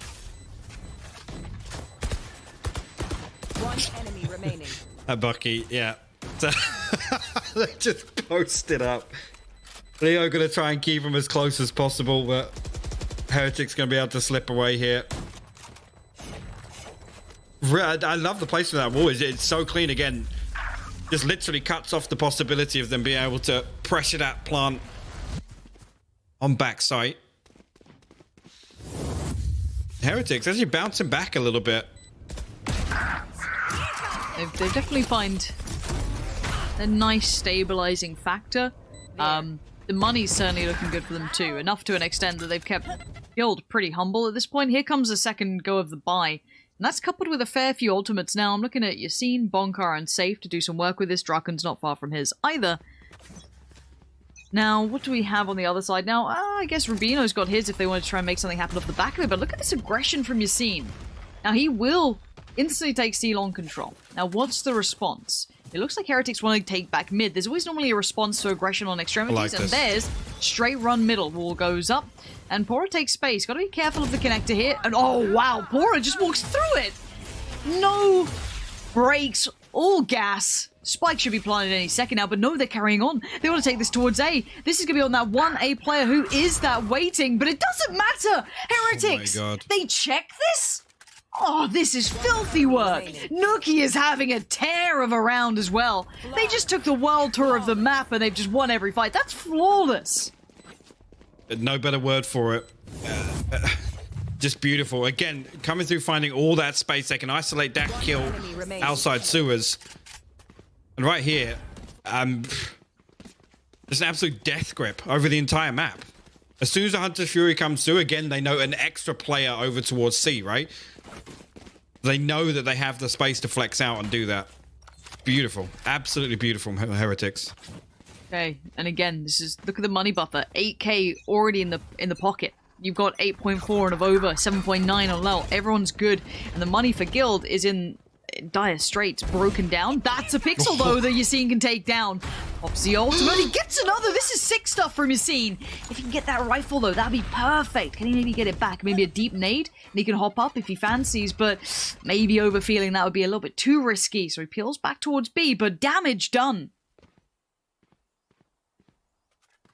Yes, Heretics still sat back, anticipating a little more aggression on the back of that, but Guild, I mean, like you said, the hard work's done. They need to sit back, wait for Heretics to try and force their way in somewhere.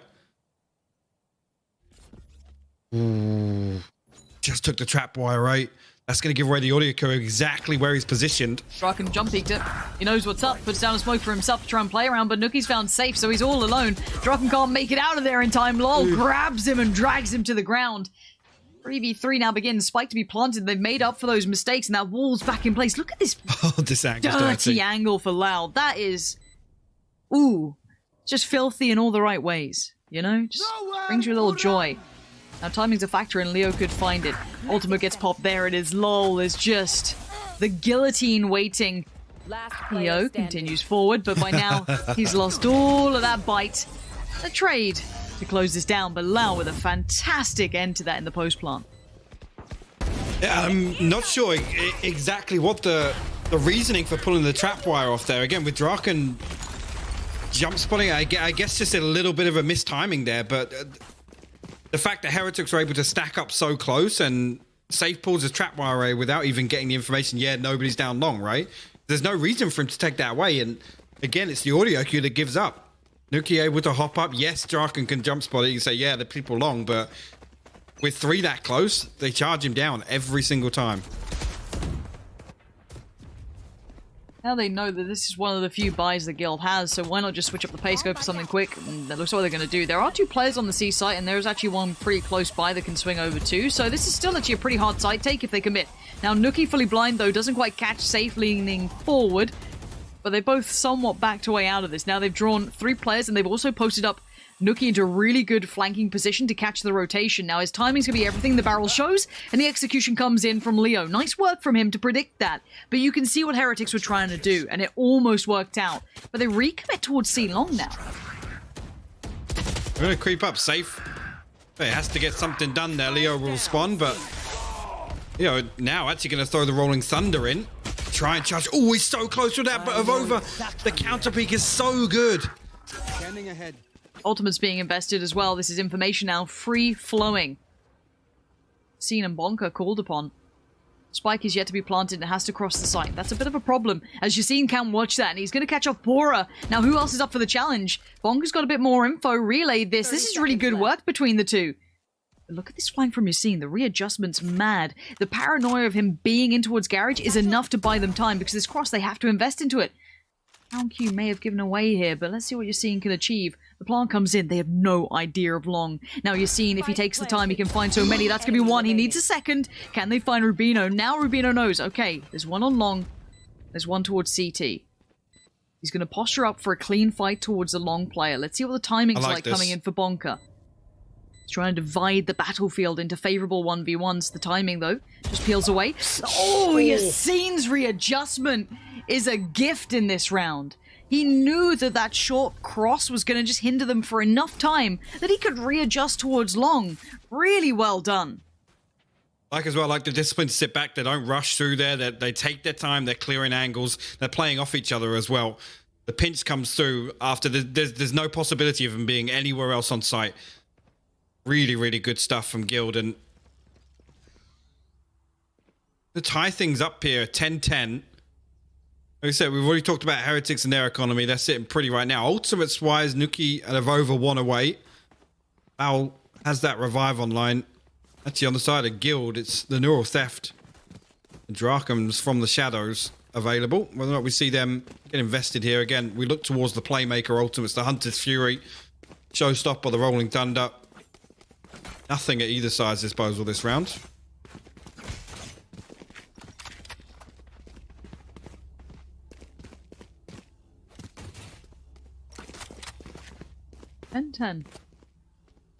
Now, I'd love to see the progression of rounds. Because this has been Heretics kind of continuing a little forward. But Guild, in the last couple, stabilized a little bit. Now, I want to see what Heretics do, because they've been met a little here. They've been not necessarily red, but Guild have been in the right places for it. We've got a triple stack towards Garage. Rock and safe all around. Ooh, an overpeak, but a trade. Really valuable trade from Safe. That's a hit and run. Get out of there. I don't know how he got that pick. Literally just like the fadeaway two-tap with the Phantom. That was disgusting. Heretics going to try and stabilize, though. Obviously, that's the reason they want to get the revive off. But I love this response from Guild. They're going to creep down long here. Two players, actually. Safe and Yassine going to get deep behind. They have to deal with the trap wire. That's going to alert Pora. He's going to be on red alert, and actually, Yassine will fall. I'm curious about this read. I mean, it's going to be I just want to see what Safe does with this now. Is he... How aware is he of this pressure coming through? Nuki's right there. Okay, nice work from Safe to keep that in mind. And the trade out now for Pora is effective towards Garage. This is leaving with just Bonka and Safe, and Bonka's position's locked off by a wall. He's lost info on Garage where his player just went down, and Safe can't find anything. This is time to back away and just try and keep that gun potentially at this point. Safe's done well, but not enough to convert anything from this round. I love the response there from Guild. The only thing I don't like is popping the trap wire. I don't think they need to aggress any further there. They can sit back and, I don't want to say wait for Heretics to slip up, but at least be a threat in the retake. Faith going to try and hold on to this now, but they are hunting him down. Ooh, doesn't get caught. Nice one. But yeah, just a little weird there. I love the fact that they swing away from that pressure and they set up. But I mean, against Heretics, you got to anticipate Pora's going to be sat there, right? That's the sort of position we tend to see him in, especially if that pressure comes through Garage. He's going to drift away from A, right? Just a little strange. 11-10. Economy-wise, I want to see Guilds in a weird spot here. This could be 12, couldn't it? You got a Frenzy, Classic Buckies. Leo and Safe have to be instrumental in this, and I'm kind of keeping my eyes trained on them. You do at least have Safe kind of lingering around A, sets up his utility and peels away. Leaves it to Leo. So they're in the right place for this. This is probably the hardest site to take right now for Heretics, at least with the weaponry coming to mind. Now, as much as this isn't great, this at least means I'm in the right place at the right time and they don't check on the cubby. How does he get away with that? And now Leo's clutched from here before. Is he going to do it again? The flash of Over's had none of it. But Safe gets the time to come in and trade. But that was Lau, not of Over. So he knows there's still danger here. And this 3v2 is now a 2v2. Make it a 1v2. Yassine is a little further away. He can't capitalize on this. Bucky feels a little limited. Maybe a rifle's on the ground that he could maybe switch out to, but the grenade could get him a little bit closer. Gets rid of that, hops on in. He's got a gap closer. He can try and close the distance. Not going to happen at Vova. What a shutdown. For a second there, he got a really good tag onto Rubino. You can see Rubino down to 14 HP. That was close. You've seen Atsi manage to close the distance so quickly there. He's actually pretty unfortunate not to win that. One enemy He made the remaining. perfect move with the paint show as well. Yes, 100%. He did. Considering what they had, that round was dicey, and Avova was a huge factor. The trade that came in was incredibly well timed because you still had Safe and Leo. And hold on, I'm seeing an op come out. I guess you got to try something different. And Safe running the op now. Maybe just post himself up on towards A-Long. You can kind of leave him to this. Show presence with your Sova and then maybe back away if you want to. You can stack elsewhere. You can put a lot of value into an op like this. And the other side, pretty standard take for now.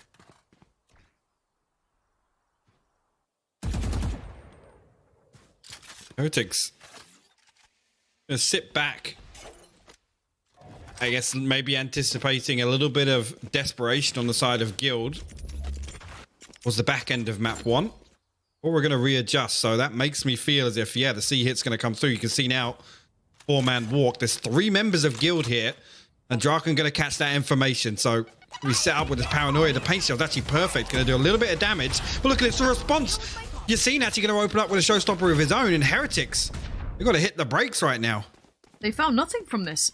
They've literally got nothing out of that, and they've just lost out on Nookie, so now they disengage and look towards potentially B as it stands. Last time they went on that world tour, kind of flanked through towards A. Surely they don't go for it now. They don't have the same sort of presence. And that fast flank from Yassine could certainly be in place, though. Let's see how this unfolds, as eventually Avova's going to kind of lean over with them as well. Pora trying to clear towards Connector, but it's going to be safe. Safe walks in, but Rubino takes him down. And that's the equalizer. You're going to see the ultimates being popped, but can they find the plant? For now, no. Nothing more to be hindered. He does actually catch Pora. That's big. Lau now has to move. Opens up a chance for the play back in. Now we wait. And see what the timing's like. A 3v3 now begins, and they're all coming from the same side. All from that BC connector. Actually, Avova playing so deep here. Can actually slip in Gary's behind. You can see that's exactly what he's going to do. Keep your eye on the minimap here, but Lau needs to hold down. Draken going to open things up on the side. Rubino responds here. There he is. There's that flank coming in his bonker with it all to do, and he's got nothing to do it with. Heretics just grind it out in the end. That was a damn hard game between the two, though. I'm not going to say anything other than that, because Guild put up numbers on that first half. They really did put up numbers. Guild really stepped up to the plate. I mean, again, we've got an example here of Heretics kind of responding. I mean, I think back to that Ballista game where, you know, Ballista came out of the gate swinging, and Heretics took a while to catch up, but they stabilized, right? It wasn't comfortable. They kind of respond as opposed to being the ones that are in control, which is usually what we see from Heretics, right? No, you're bang on. This is a good indicator. As much as this sounds bad, this is a good look for Guild, right? Even in their loss, they did pretty well to push that hard. I thought this would be a little bit more one-sided, and I don't want that to seem disrespectful for Guild, but when they have almost a very similar map pool, you end up in these scenarios that are quite close. But credit to Guild for looking highly competitive, unable to convert in the end, and Heretics proving time and time again they're probably one of the best in Europe right now. This is the semi-finals. This is only map 1. We have potentially 2 more to go, so guys, stick around. We're going to be heading to a short break, and when we're back, you'll be joined by the desk.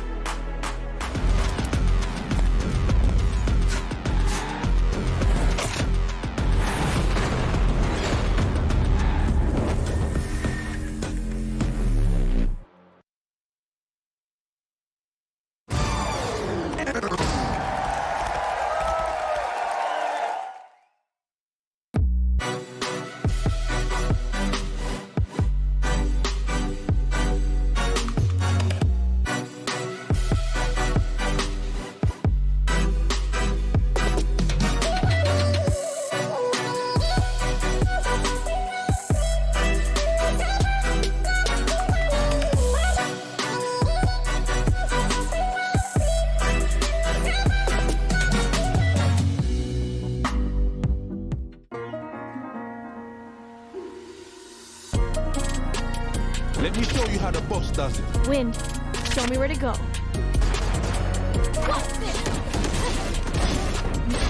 One enemy remaining.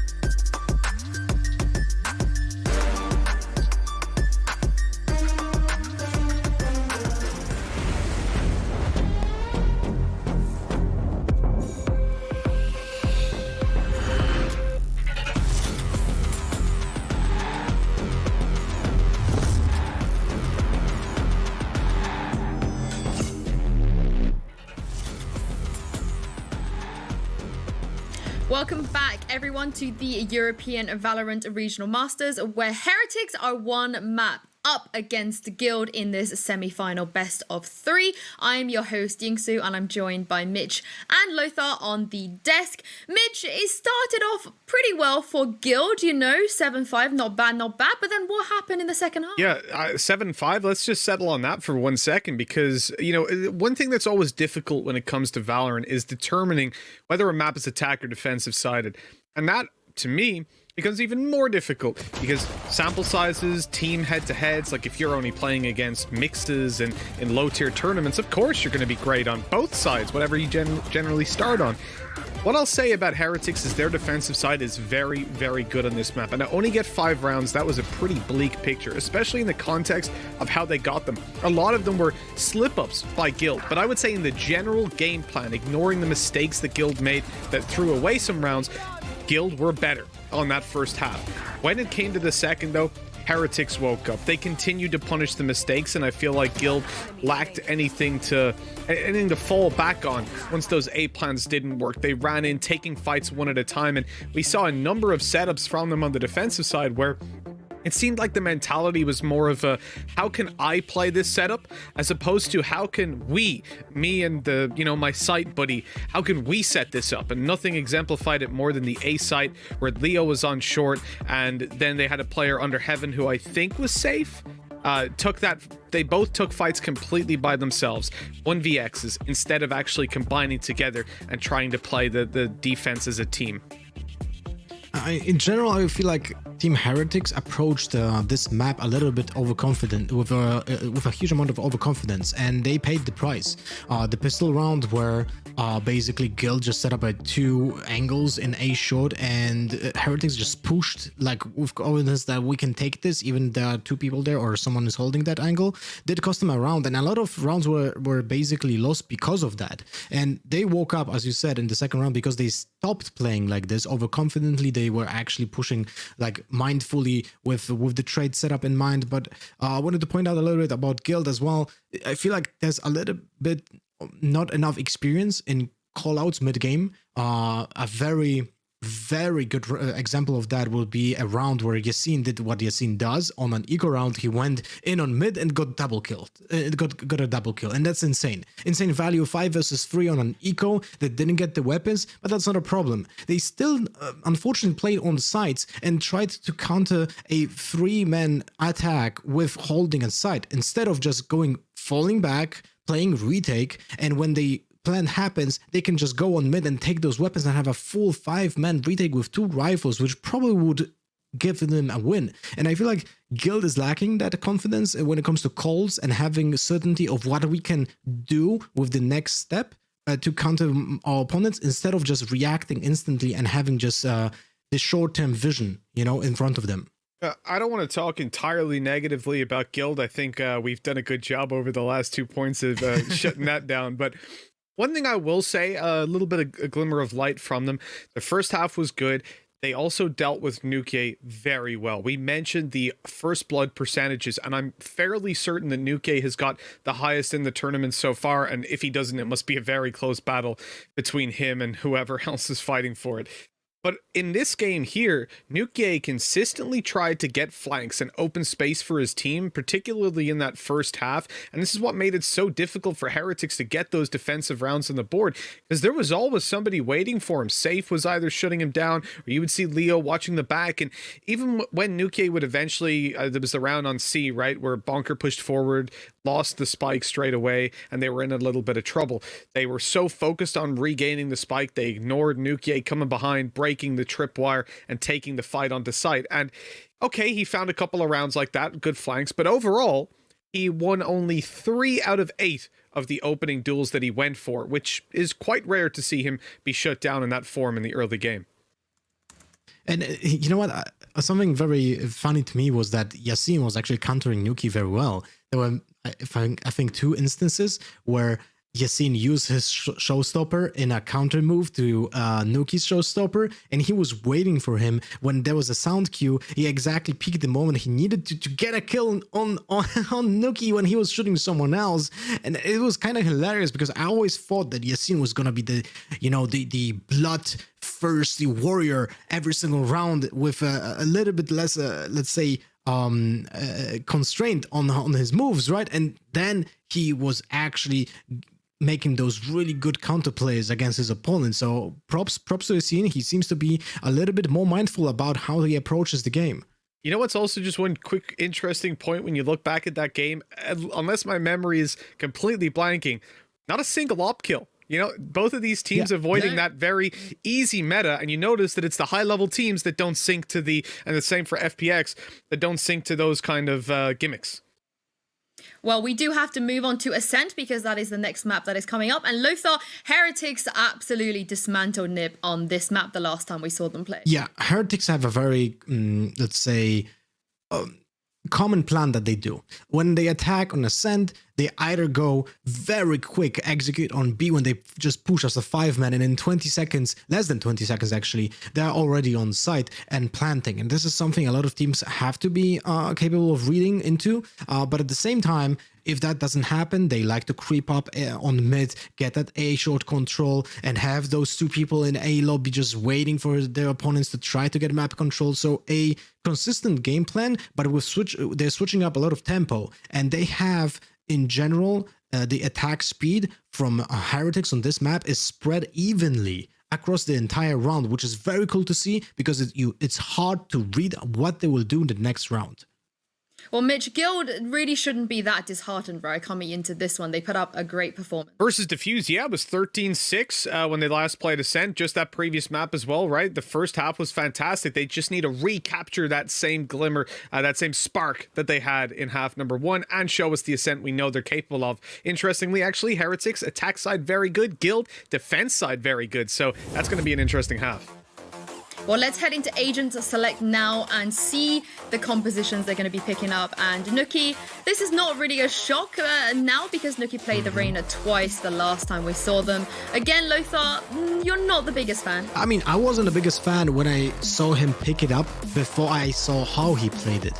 Because I don't like Reyna as an entry fragger. She's basically like a supportive duelist that requires, like nowadays, like, you know, with the changes on how her abilities work, she's actually great when she goes second on a side. She doesn't need to kill, but then she heals up because she's the guy who trades up after the first entry. But Nuki played her as a lurker, and I love that. She would be even better before the changes of her utility because she could have used it more often on those lurks to just get out of like tough situations.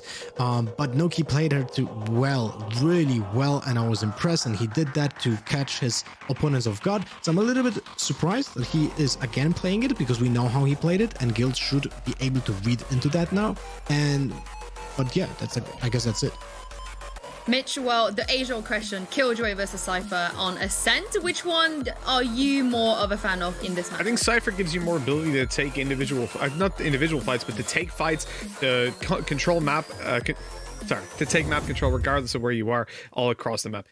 On the other hand, Killjoy's ultimate, what she lacks for in range of map control, she makes up for in that ult. It's so powerful for pushing sides. So honestly, I think it's always a coin flip. It depends on the pace of your strategies as well. But right now, I feel like it's the day before Christmas, right? All the presents are wrapped up. I can see them, but I'm gonna have to wait till the second half to open them up because when I see Guild go to the defense, when I see Heretics on the attack, that's where the real meat of the game and where this is going to be decided is. That is a great analogy, Mitch. Christmas analogies in March. I love it. I love it. Well, there is a lot on the line here. A spot in the grand finals, no less. And we are ready to jump into map 2. Over to you, Pansy and Hypoc. Okay, Hypoc. I get to see Arena being played. I'm excited. You know how they get excited for like Viper and stuff? Reyna. That's the juice right there. That's the one. That's what I'm in for. So I'm excited to see Arena coming out. What are your thoughts on this? Because we saw this as almost a direct, I don't want to say response, but Nuki had said that this was something they brought out that would be considered for NIP, a direct counter to their knowledge of what he'd bring potentially on a more traditional agent. his switch up towards Reyna was something to kind of maybe dissuade some of that knowledge, but it's seemingly being brought out here as well. Maybe it worked that well, I guess. Well, I think we talked about some win conditions before map 1 started. This is there's more of an emphasis on that, right? We talked about kind of keeping Nuki in check, not allowing him to kind of lurk in the way that we've seen him do more and more recently. So how much Guild now read into that as an aspect, right? I mean, again, think back to the Reddit thread, right? Like, everybody's talking about that now. It's a hot topic. So hopefully Guild make an adjustment on the back of that. It was a very slow start, actually, to the pistol round. You can see 3 members of Guild flexing over towards A main. Nothing really the Pora and Laol to deal with on B main. Yeah, and as it stands, Guild, of course, on the attack have already aggressed towards the site. They've got decent control with Yassine, kind of going towards a little bit deeper towards Hell and Heaven. Having a little check, just showing presence, allowing that spike to be planted. Now, that's not bad. That will dissuade the bomb. The spike from being planted. It's really catching me today, isn't it? I'm gonna get an email. Hello, Pansy. We need to have a chat. And again, only wants to have a voice in this conversation is Rubino. Tries to have a little bit of a lean down towards Hell, but Leo's got his number, catching him down below, and you can see them almost baiting here. But this is where someone like Reyna can become super deadly. Let's see if we can get any more value. Not really. They're finding it hard to break back into this, and here we go. Finally, the commitment from Heretics. Effective trade for Yassine, and Draken doubles down. That's massive. Trying to clear out Hell here is so difficult with Draken doing that sort of damage. Huge round from Draken there individually, but I like the approach from Heretic. They're very cautious there. They're looking for as much damage as possible before they have to commit to dropping off. And unfortunately, I mean, it's only the one challenge coming out from Avova behind Generator. And yeah, poor Nuki just line up for him, unfortunately. The Guild will stabilize. Okay. It's big for the mental, right? You've just had a tough loss on map 1. Come back, pick up the pistol. You're like, okay, we can now build off this. This gives us a bit of a buffer. No confidence, momentum roll on from Heretics. Now, again, people at home, check in who you voted for as well in chat. It looks like Heretics kind of sitting at a 3-1 almost, you guys are saying. Majority still predicting Heretics to do well on this map. Thank you, mods, for popping that up there. Always good to see the people's thoughts. Put their points behind it. Have to put their chat points. Useless chat points online, but it makes it exciting, doesn't it?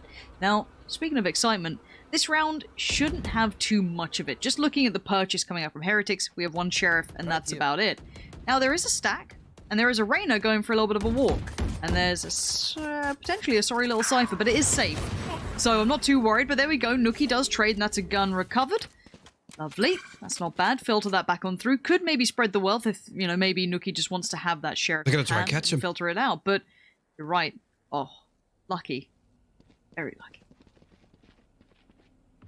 Didn't actually realize the door had been closed there. Both players actually going to back up to Heaven here. They're going to potentially line up, but Nuki comes out on top of that one. Bonkar will fall. Nuki will find his third. Leo finally responds, but already being a nuisance for Guild here. Nuki actually going to find his fourth. Now Leo, the last man standing here, and this round should not have played out this way whatsoever.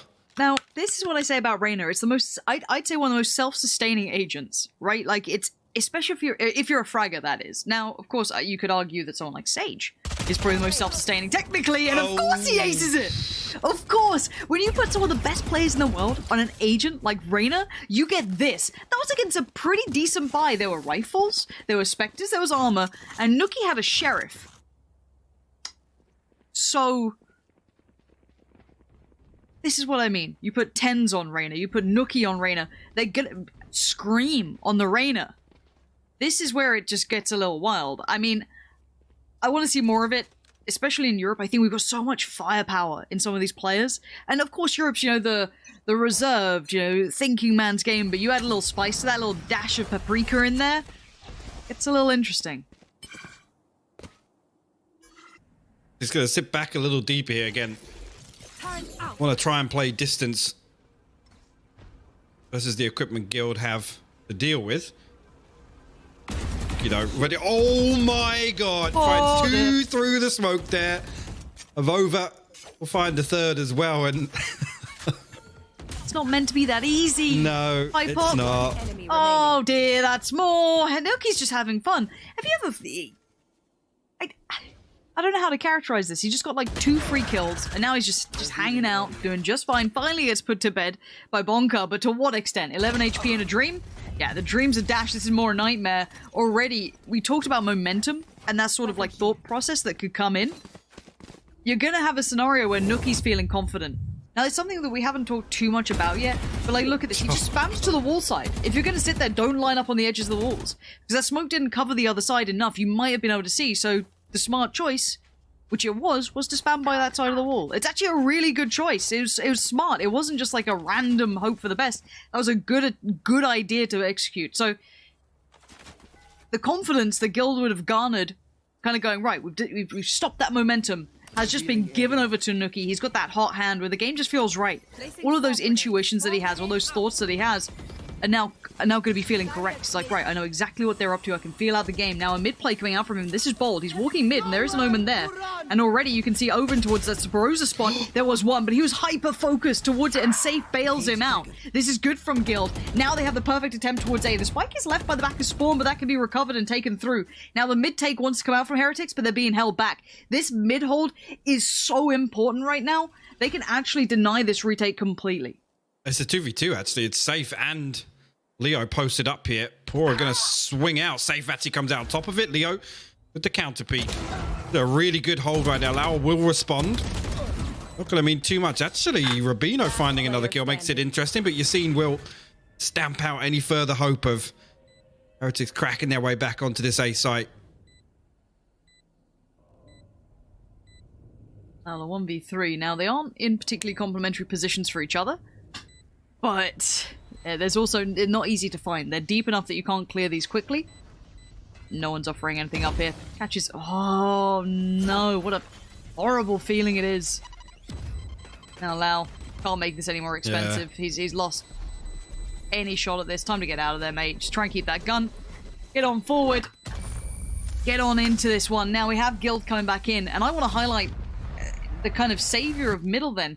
Safe playing so well in middle, bailing out Draken was massive. Keep in mind, we had that Reyna, you know, you had Nuki 100% focused on taking out Draken. Safe was supporting him. And not only did that quell that mid aggression that could have come through from Reyna, and I think there was also another player there, but then they were able to control mid, and when they lent into A, that retake through middle instantly locked down. Isn't it? I mean, it's a great read from Guild as well. So that early aggression shown into B main gets the wall down. They're expecting that pivot to be back towards mid. The fact that they find so much freedom on the back of that hill elsewhere on the map, they can sit there, they can take that 2v2. It's relatively low risk. Short seems to be high on the priority list for now, and those mid takes quite important, it feels. Kind of these 3-2 splits. Ultimate now popped. Catch that, Nuki. Probably a little straighted with that, but let's see if he bounces back. He will be down for now. And as we can see, this kind of, it's a little bit more of an active mid-hold than just your standard default, but I quite like it. I actually really like this kind of approach. Now, Pora, that's a shot. Plucks the head off of Draken's shoulders as he tries to kind of shift back over towards B, which he could have potentially taken the safer route on if he wanted. I think actually on the back of that, Pora's got a perfect read here.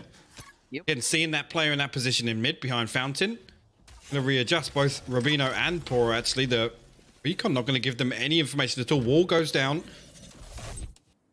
Hopefully give them safe passage onto lane. 30 seconds left. They anticipate the second though. This could be sick. I'm gonna feel assured that this is the right place, the right time. Pora gives away nothing until now. Sees one, finds one, looks for another, can't get it. Now Rubino called upon to deliver. Hops in the utility, but 13 seconds on the board. There ain't much time for this spike plant. This has to be quick and this has to be correct. This can't be stopped, and it isn't. But now, the ultimate gets invested because they want all that information. Even those wall bangs could be pretty solid in this. And Safe waiting in the back of that boathouse for the retake. Vova still has the paranoia again, just probably waiting on this cooldown for one of his smokes here. Gonna send it through, they're gonna swing through. 3 members of Guild tucked into back sight. It's actually worrying here. Safe gonna find an opener though. Avova responds. 2v2 now. Actually, the recon gonna come through. Avova finds a second now. It's just Bonkard standing. Avova with the third, and Heretics with a fantastic retake there. Guild just sat back, I guess wanted to run the clock down as much as possible, forcing Heretics onto site. They have to come and clear back site altogether. It's on the back of Avova. Have a little watch back of this. You're right, they let them get insanely close on this. Isolates the first fight, no trade, taps the spike, spams in perfectly. This is just Avova having a sublime round. Now, obviously helped out and supported, but thus far, this is very solid. Again, though, keep an eye on the money for Guild, because it's looking like it's waning a touch. We've got the Marshal coming out and a Sheriff for Yassine, so let's see how this affects this.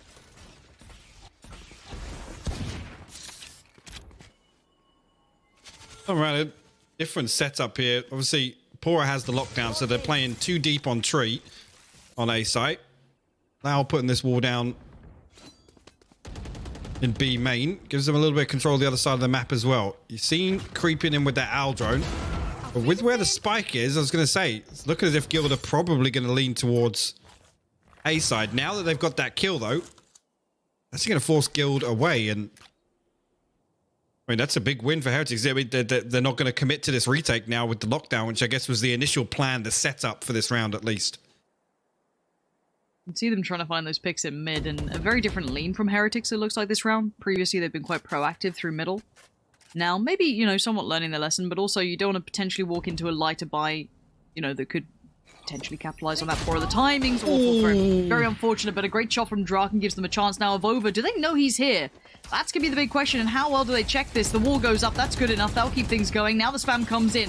One makes it through, and that's with the spike, but do the rest. It looks like they've made it through for now. Leo's there with him, so he's got a supporting member of cast. And already Lau creeping a little forward, checking all the standard angles that he gets a chance on first and foremost, but it's still a 4v4 post plant. Here's that go off, so he knows there's at least one player towards hell.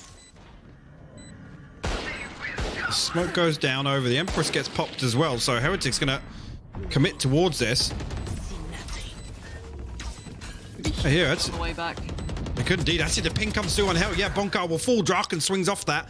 Lavova good for the trade. Another one though. Leo will pick up a freebie. Safe will find one up in heaven as well. Oh, the flank from Safe should deny this. Oh, the adjustment from Lau though. Does he know what to do with this one? Just to get halfway, he can't. Oh, Safe has just clutched this out. The man's got ice in his veins. I swear to you. Now, there's something really interesting there. Yassine dies. I think they know that Pora's playing in 3 there, so they almost pick up on what the plan is from Heretics. Now, I thought they were going to lead away, maybe go towards mid, maybe go towards B, but they actually come back as 4 and they challenge the exact location where Pora's planning to put that lockdown for the retake. I actually love that readjustment from Guild. And they basically catch him with his pants down, right? He's ready to throw the nano swarm down, anticipating that very push. Now aggression being shown, double stacked up towards B main, but it's actually an alien coming through. Now they've been double stacking on towards tree, sure, kind of that area, but for now it is just the Omen. No one present on site. And it's still a default being held. This is a 3... Avova? What? Someone check him PC right now. What It's mouse not is he naturally. using? It is not naturally Hypoc. I don't know what he is on today, but he is absolutely popping. Like, he's having a series. Whether or not it converts to the round win will yet to be seen, but it's a great start. A huge denial of presence, and it shows intention. Now, Lau, still controlling here. This lean back towards middle is going to be interesting. Let's see what Lol does with this. An impeccable player. Now, timing is going to be a factor. Has to fall away from the wall, but look how many players are present here now. They decide to go through towards A. That's a brutal fight to be taking. But there still should be a jump peek at the back by the Sova. I'm pretty sure Rubino should know what's going on here. EP comes out from Avova. That clears. There's no one there. This is not an A lean right now. They've already kind of dispersed through towards middle. Cage 30 seconds left. And just throw down a little bit of a fake, making Heretics believe it might be a market split here, but I've overposted up. As soon as that comes through, found it now. And actually, the lockdown invested preemptively elsewhere. Nuki going to find a kill, dismiss away. He's going to play his life. 13 seconds left on the clock now. And the pressure comes on to Gil to get this spike in. A dangerous plant now. He's open, super open. No time for it. And Pora with a quick swing back in. Really nice play from Avova that round. Nuki worth some really big value. Lau's control on short. That was a well played out round from Heretics, but I like the options that Guild tried to explore.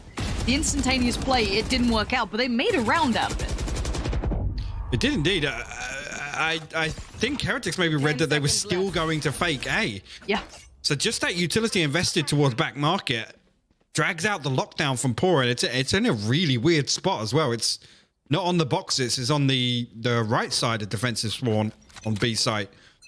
That's a big ultimate to A, invest, and B, be misused, right? And that has broken the back of the money. This should be 5-3, but a 3-2 split towards A gives them a fair crack at it. The Vova forced away, 55 HP is vulnerable, but the adjustment! Where on earth does he get the audacity to bang a heady off of that? And now the site's theirs. They can get that spike down. Pora, I don't know if you want to go alone on this. There are no trades yet available. They have a decent post-plant scenario for Leo on short as well. He can hold this down and keep all that focus towards heaven. They're both teams with the res. You can see actually now trying to aggress back through mid. Gonna think better of it. And there you go, Leo gonna get removed. So that is the revive off the cards for Guild also. Safe just getting popped through the cage there. Nuki gonna dismiss through. Use that actually to find some more information. We'll spot out Draken's position. Draken now noted. Monka, the only unknown element. His head down, and now 1, 2, 3, 4. They all hear him, but they don't check on him. And well, there's a bit of damage, but not enough to deny the defuse. I love that. Was that bomb? Just getting tagged up and desperately trying to jump around in hell. It's like you have no good options there if you get tagged by either a recon bolt or the owl drone with that retake coming through from heaven. Gone. Attempt. 5-3. Back on the buy though for Guild, so this is where things get a little bit more interesting. They have been heavily favoring A. If they decide to maybe switch it up. I don't think we've seen an initial B take, unless I'm mistaken. Maybe we have, but I can't pull one to memory. And they've gone for a 4-play stack towards B this round. Maybe the read in, they're like, oh, then maybe they'll switch it up, or maybe it's just to simply set up this aggression towards B main. Again, Nuki sitting at the back of B is very interesting. This is rinse and repeat. The 3-2 split towards A, leaving this very much in the hands of a Vova. Oh, nearly actually getting pinched down. Not sure if he messed up his TP or what, but lucky to get away with his life at least. Gilding expecting one more here, but Heretic's going to sit back. Again, a Vova staying alive there is huge for them. Not sure what Safe is looking at, but I feel like we might be getting a timeout after this round. Do you have that feeling? Yeah. Alright, let's see how this goes though. Ultimate's now popped in. Here we go. Nuki finds Safe though, so Bonka, desperate to make one of these land properly, doesn't quite find as much as he'd like. 3 now remain. Yassine, Bonka, and Leo. Nuki's found Yassine, and it's the double stack again. That hell play coming out. Leo in towards the right corner, the left side being Bonka. 2 now drop. None of them to be found. Bonka gets 1, but the numbers simply favor Heretics, and they pull off a very diligent retake once again. Again, I like that. It's huge that Vova actually stays alive there. It gives Heretics that opportunity for, you know, a really clean setup. They can kind of take in, I guess, as much information as possible and then address the situation. So again, Heretics looking really, really good in retakes in particular. And I mean, for Guild, it's they're not even really making too many mistakes on these post-plant scenarios. But I mean, every round it comes in, a Vova will pop off. You know, Pora will find a few kills. It's difficult really when it comes down to just kind of like the fundamentals, right? Heretics are so good for those clearances coming back into sites. Yeah, and there was a saying, and you know, I know a couple of Counter-Strike teams would, you know, have this mentality that it's the strats that get you to the site to get you the spike planted, or, you know, in CS, the bomb planted, for example, and then it's kind of your individuals, your players to try and play retake on that, or to hold the post plant. That's where things can get a little kind of like mixed up. It's hard to choreograph, you know, post plant scenarios because they're very hard to predict. They could be so many variables coming out. So I think right now we are seeing a little bit more punch from Heretics, and also kind of playing to their strength, I guess. They've been having a Vova almost soloing out towards tree for such a large amount of time. Sometimes you'll have a little bit of help coming in, but the vast majority, he's pretty much been just kind of isolated on his own, doing really well at controlling it. So I think credit to him for always seemingly finding value, never dying needlessly, just kind of playing the right balance on this. But Guild, they're doing technically everything correctly to at least get towards the site, getting the spike planted, controlling the timing on it. The post plants, though, we need to talk about what the next step for them could be here. Is it maybe trying to go for, you know, maybe a stronger lurk somewhere, try and get the timing set on that, maybe exploit middle a little bit, try and catch those rotations, try and play for initial pick? Because we're seeing kind of 5v5 or maybe at most 5v4 post-plant scenarios, Hypoc. It is, yeah, and it's difficult, really. I mean, Guild, they keep leaning the same way in the early round, and you can see already Heretics, they're adjusting in anticipation of that B hit coming through, right? There needs to be a round where Guild can either isolate that gap in mid, or they actually come through and find that gap on A, right? The fact that Heretics can sit back and play retakes so comfortably it is kind of more concerning, right? Because Guild, they're burning so much utility to get in. Avova's not going to throw anything back at it. If he's playing to survive, he's not going to use his paranoia. He's probably not even going to use his smokes. He's going to keep both of them off cooldown for the retake. So yes, Guild are finding a gap, but unfortunately it's on the site where Heretics are happy to sit back and just say, well, you can take it. Like, use everything you got. We're just going to burst back through with everything off cooldown.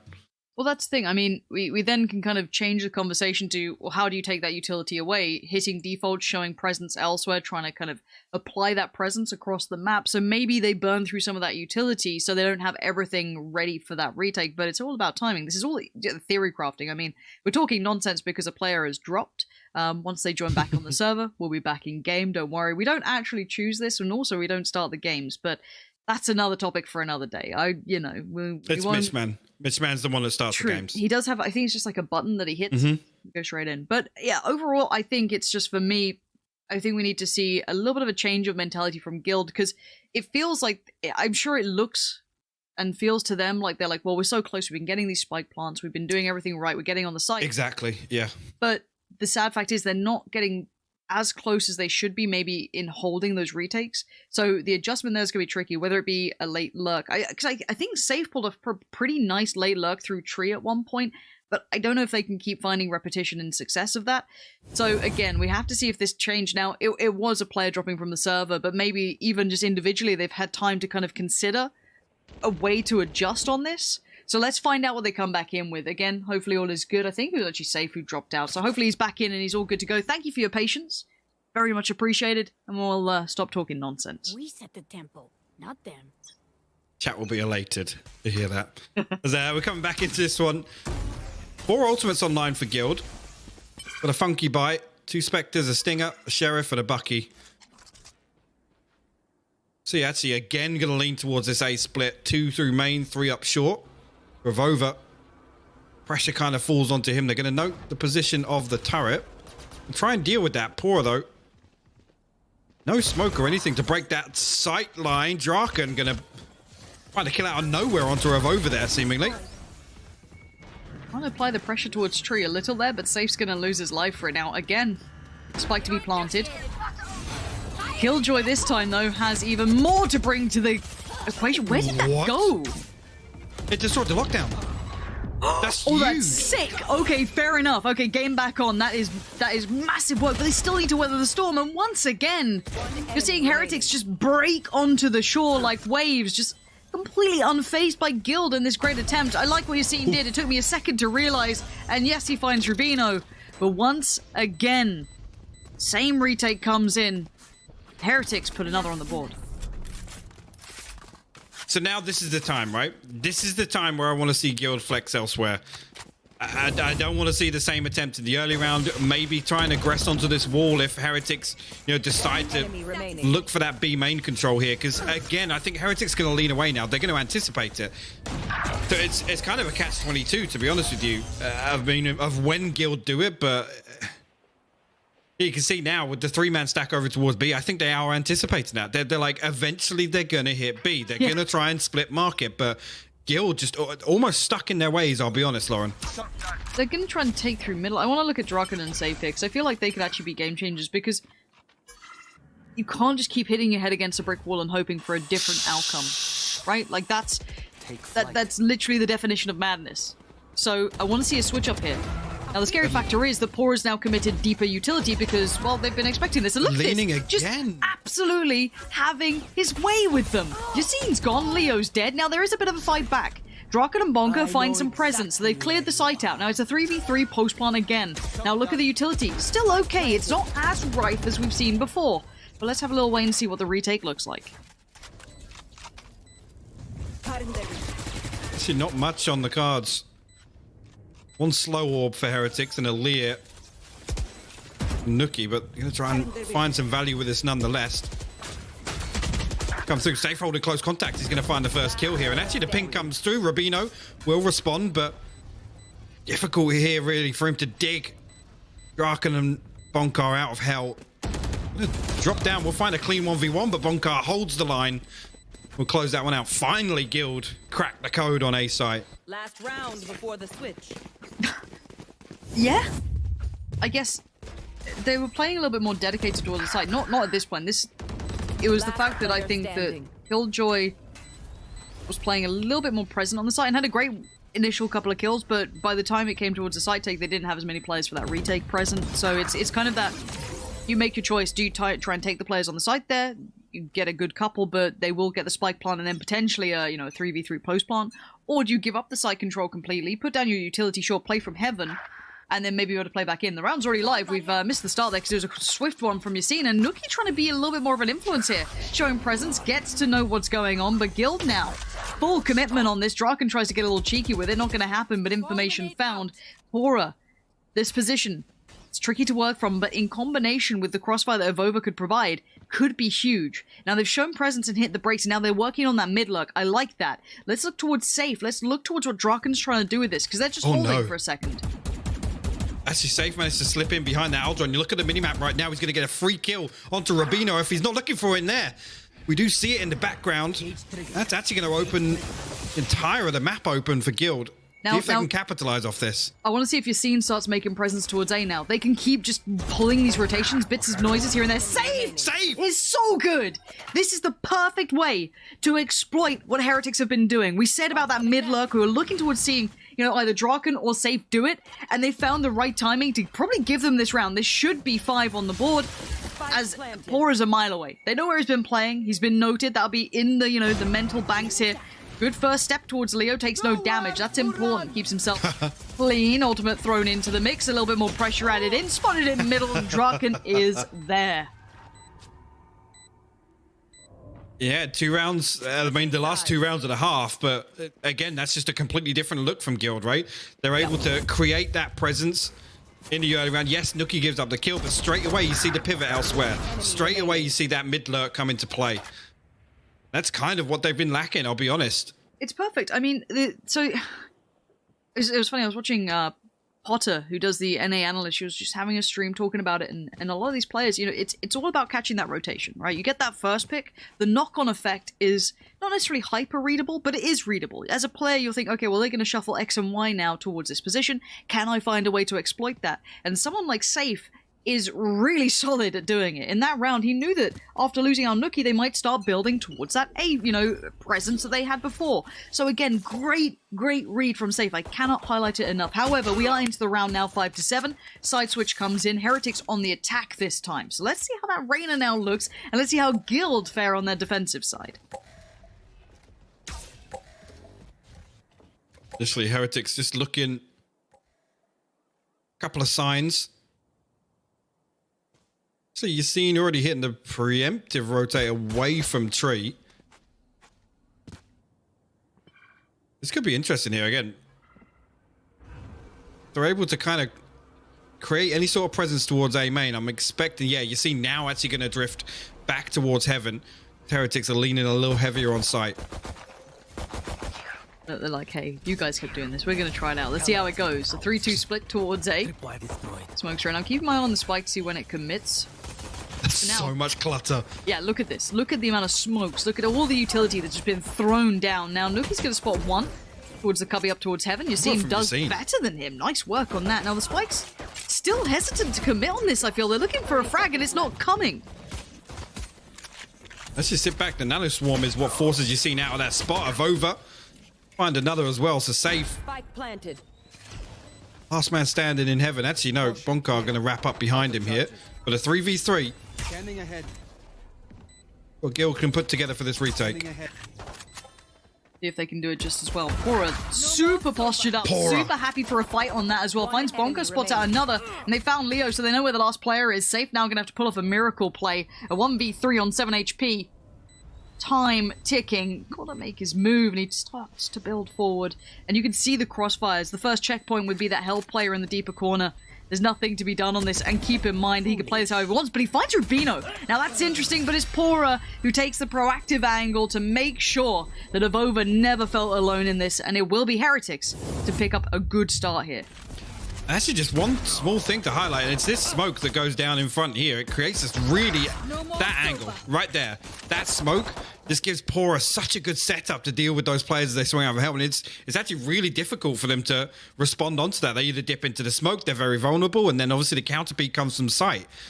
It's the small things like that. Heretics looking so confident. I mean, the plan is there, the game plan is there. You can see it in every single round, Lauren.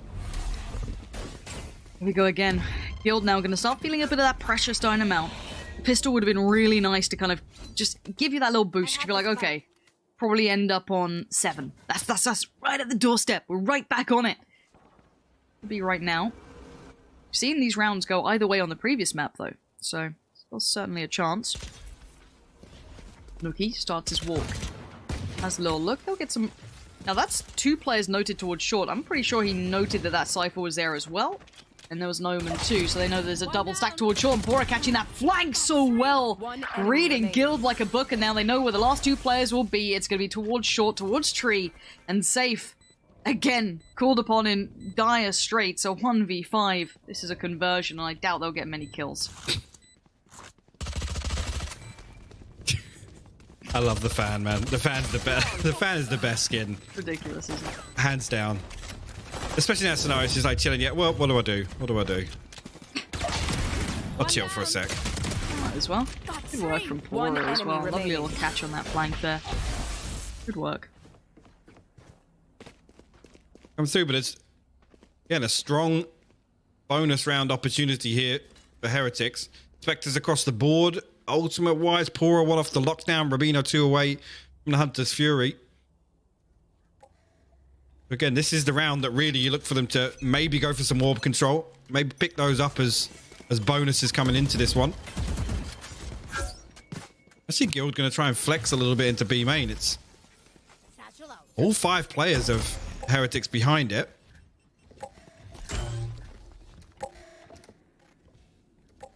Actually going to hang around, and actually, yeah, you can see Guild considering leaning away from this. You've seen, unfortunately, coming out the worst of the 2 from that 1v1, but be interesting to see what Heretics do here. Yeah, they're going to take the orb, the lockdown available for them. I think they're going to force the issue here onto B. The timing they go for on this, Yassine is not backing away either. No, he's not. He's got a triple face on this. He's got 2 players towards connector. Now that Omen's kind of swinging in between, but here we go. Now here's the... Oh no, Nuki's just found Yassine completely for free.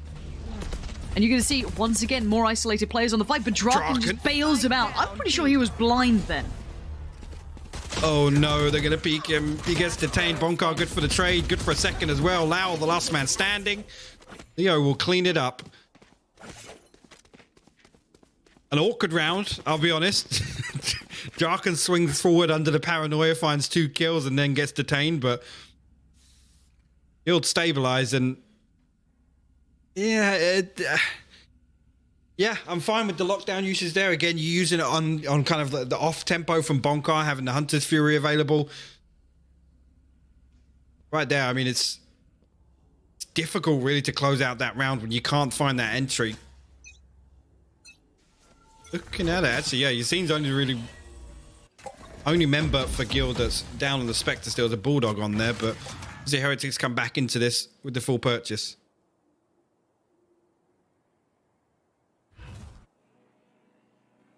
6-9. Recalling my bot. I mean, it's going to be interesting on this. The one way create and pose a terrible problem if they wanted to go for the timing on this. They'll have to respect that smoke for now. Really make much happen against it. That's from Draken. Sending it down. He's over by Wine now. They better check this meticulously. Invest in towards this now. There's been contact made through short. It isn't much Draken now. That's good though. He still gets 1 for his troubles. Cleared out though. At least they went through the motions of clearing and they get the reward. Now they continue forward towards the side. They do have Reyna towards it. Now you're going to have Nuki on towards the side itself. Safe trying to do the dance, but his angles aren't favorable. Wide in the open. You can see them trying to bail him out of that spot, but they die for it. And now a 3v2. Bonker and Yassine, not in the best spot for this, but trying to play together to play this back. Thing is, this is huge for Heretics. Rubino has to hunt his Fury. You can see him fall all the way back deep into A main here. Again, it's on Avova and Lau to just run the clock down. Put the pressure back onto Guild in this retake scenario. Actually going to get popped preemptively here by Rubino. But again, that plays as their favor, right? The clock is ticking away here. Guild have to make a move. Lau will pick up Bonkar when he drops. The recon bolt going to ping out Yassine as well. And his days are numbered. Find Lau and Constellation. Actually, we'll find 2 as well. So that's huge. The nade could actually deal with Rubino as well, but he will escape. A nice try nonetheless, but some damage done. Yeah, and that double stack towards Hell is just, it's super tricky to break. More and more teams are just opting to use it now, especially with, if you have 3 players alive, I think it's probably one of the best post spawns to go to. Double stack towards Hell and then have one towards main if you can, because you can't clear that without being open towards the main player and, you know, an effective trade being available. It's super hard to clear, so a nice play to kind of put in, you know, an implement, especially in your post plants like that. So it works out well. It's not too hard to get to either. Leo, I do want to see a little bit more from again. He's one of those players that, look, we saw just yesterday when he goes off, how high that skill ceiling is. So I'd love to see him find a bit more of that kind of spice to it, a little bit more of that work that he was bringing through. You've seen, builds up, and now he's got his ultimate online. And a lot of early round information as well, that side of the map. Guild not actually leaning away from A on the back of it, which is interesting. They're actually going to commit a 3rd player over here, or maybe just putting Safe in a position to solo play A, and Yassine now going to rotate away with a showstopper, maybe. Heretics leaned as 4 here. The only Pora that's not involved in this hit. Draken's TP going to give away all that information, though. What? Oh! That's not bad. Yassine finds Lau. Let's see what more damage can come through. Of course, though, Yassine, Leo, Bonker, all working with substantially less than they'd like. A Pora slip through. Yassine could be good. Pora threading the needle now. This is getting scary, but they've lost that utility towards short. He should realize there's problems coming his way. Now they can't... They're going to try and rotate through short. They've lost control on this. This is sketchy. Now they're trusting in the guns by their side, but Yassine's got his own. Now he does trade out. Nookie now just powers forward.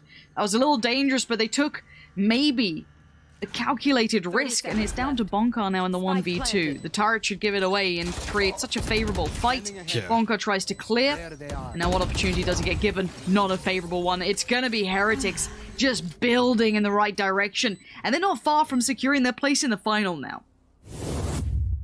Oh, they reach 11 rounds, and there again you can see Guild kind of leaning away. They want to save through. They want to try and hold Heretics on 11. They're going to come back into this with their full purchase. Again, it was Guardians and I think a Spectre as well in the mix.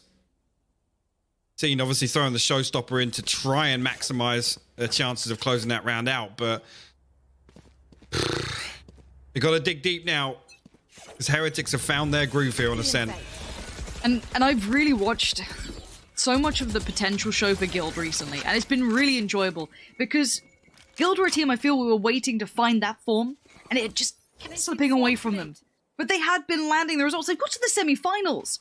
And I think, I mean, you've seen all our votes. We didn't think they'd make it here. And that's on us. Guild have over-delivered. But now maybe this is it. Maybe this is the wall they can't quite get past yet. But it ain't a bad performance. There's still a chance. Slim as it may be, it's time to find out how much they can do here. Waiting on the other side, the wall should be going up pretty soon so they can make their way over. Here we go, but the ultimate gets popped. That could be big for Bonkar. He's going to find Rubino. He needs a little bit more than that, though, as Nookie's made it towards the site, and now suddenly there's problems. Leo swiftly handles it, and this hit's been just shredded. This is the Guild you want to be seeing. And Neural Theft comes through. That's going to reveal the last 2 players for Heretics, and they need a kill if they want to try and recover this round. They need it quick.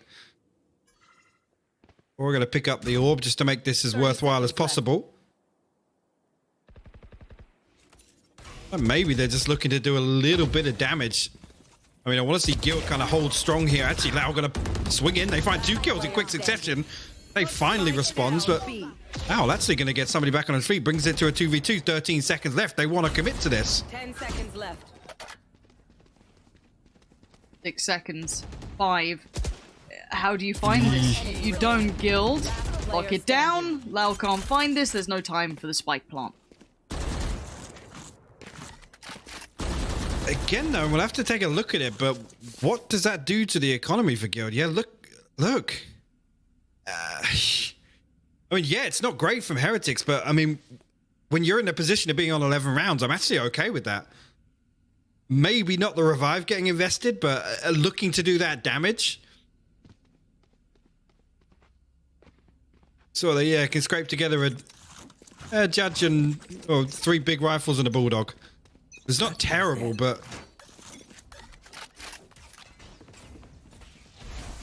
it's not terrible. But when your tournament life is on the line, it doesn't feel great. Raken. Looking for the beginning. Enough found to keep him super present, but it's Nookie trying to lead in towards A. Sat in the corner. We'll be safe. Now they're reading so much into this presence towards middle. Now Killjoy invests the ultimate. That should at least keep them somewhat safe. Now I wonder how on earth Safe would have gotten out of here, but luckily he doesn't get checked on. Now there's a problem. Now he's burning alive. The cage gets triggered. He gets out of there just about. He is a lucky boy. And you can see, yes, he gets detained, but he should be okay to get to safety. And now the rest of the team should be able to take the site and get that spike down. Well, that's the important thing. Guild do keep 5 alive. Safe will now pick up a heal as well. They've got to dig loud out of this position. And the judge, probably the worst thing for it. Leo, good for the trade though. And we'll get the res back up. So Guild have the numbers advantage coming back onto this retake. Now timing, keep your eye on it. Keep considering it. Nookie still looking to be the first port of contact. Spins around, finds Safe. Spins around again, gets the double. And now it's just down to Bonker in a very...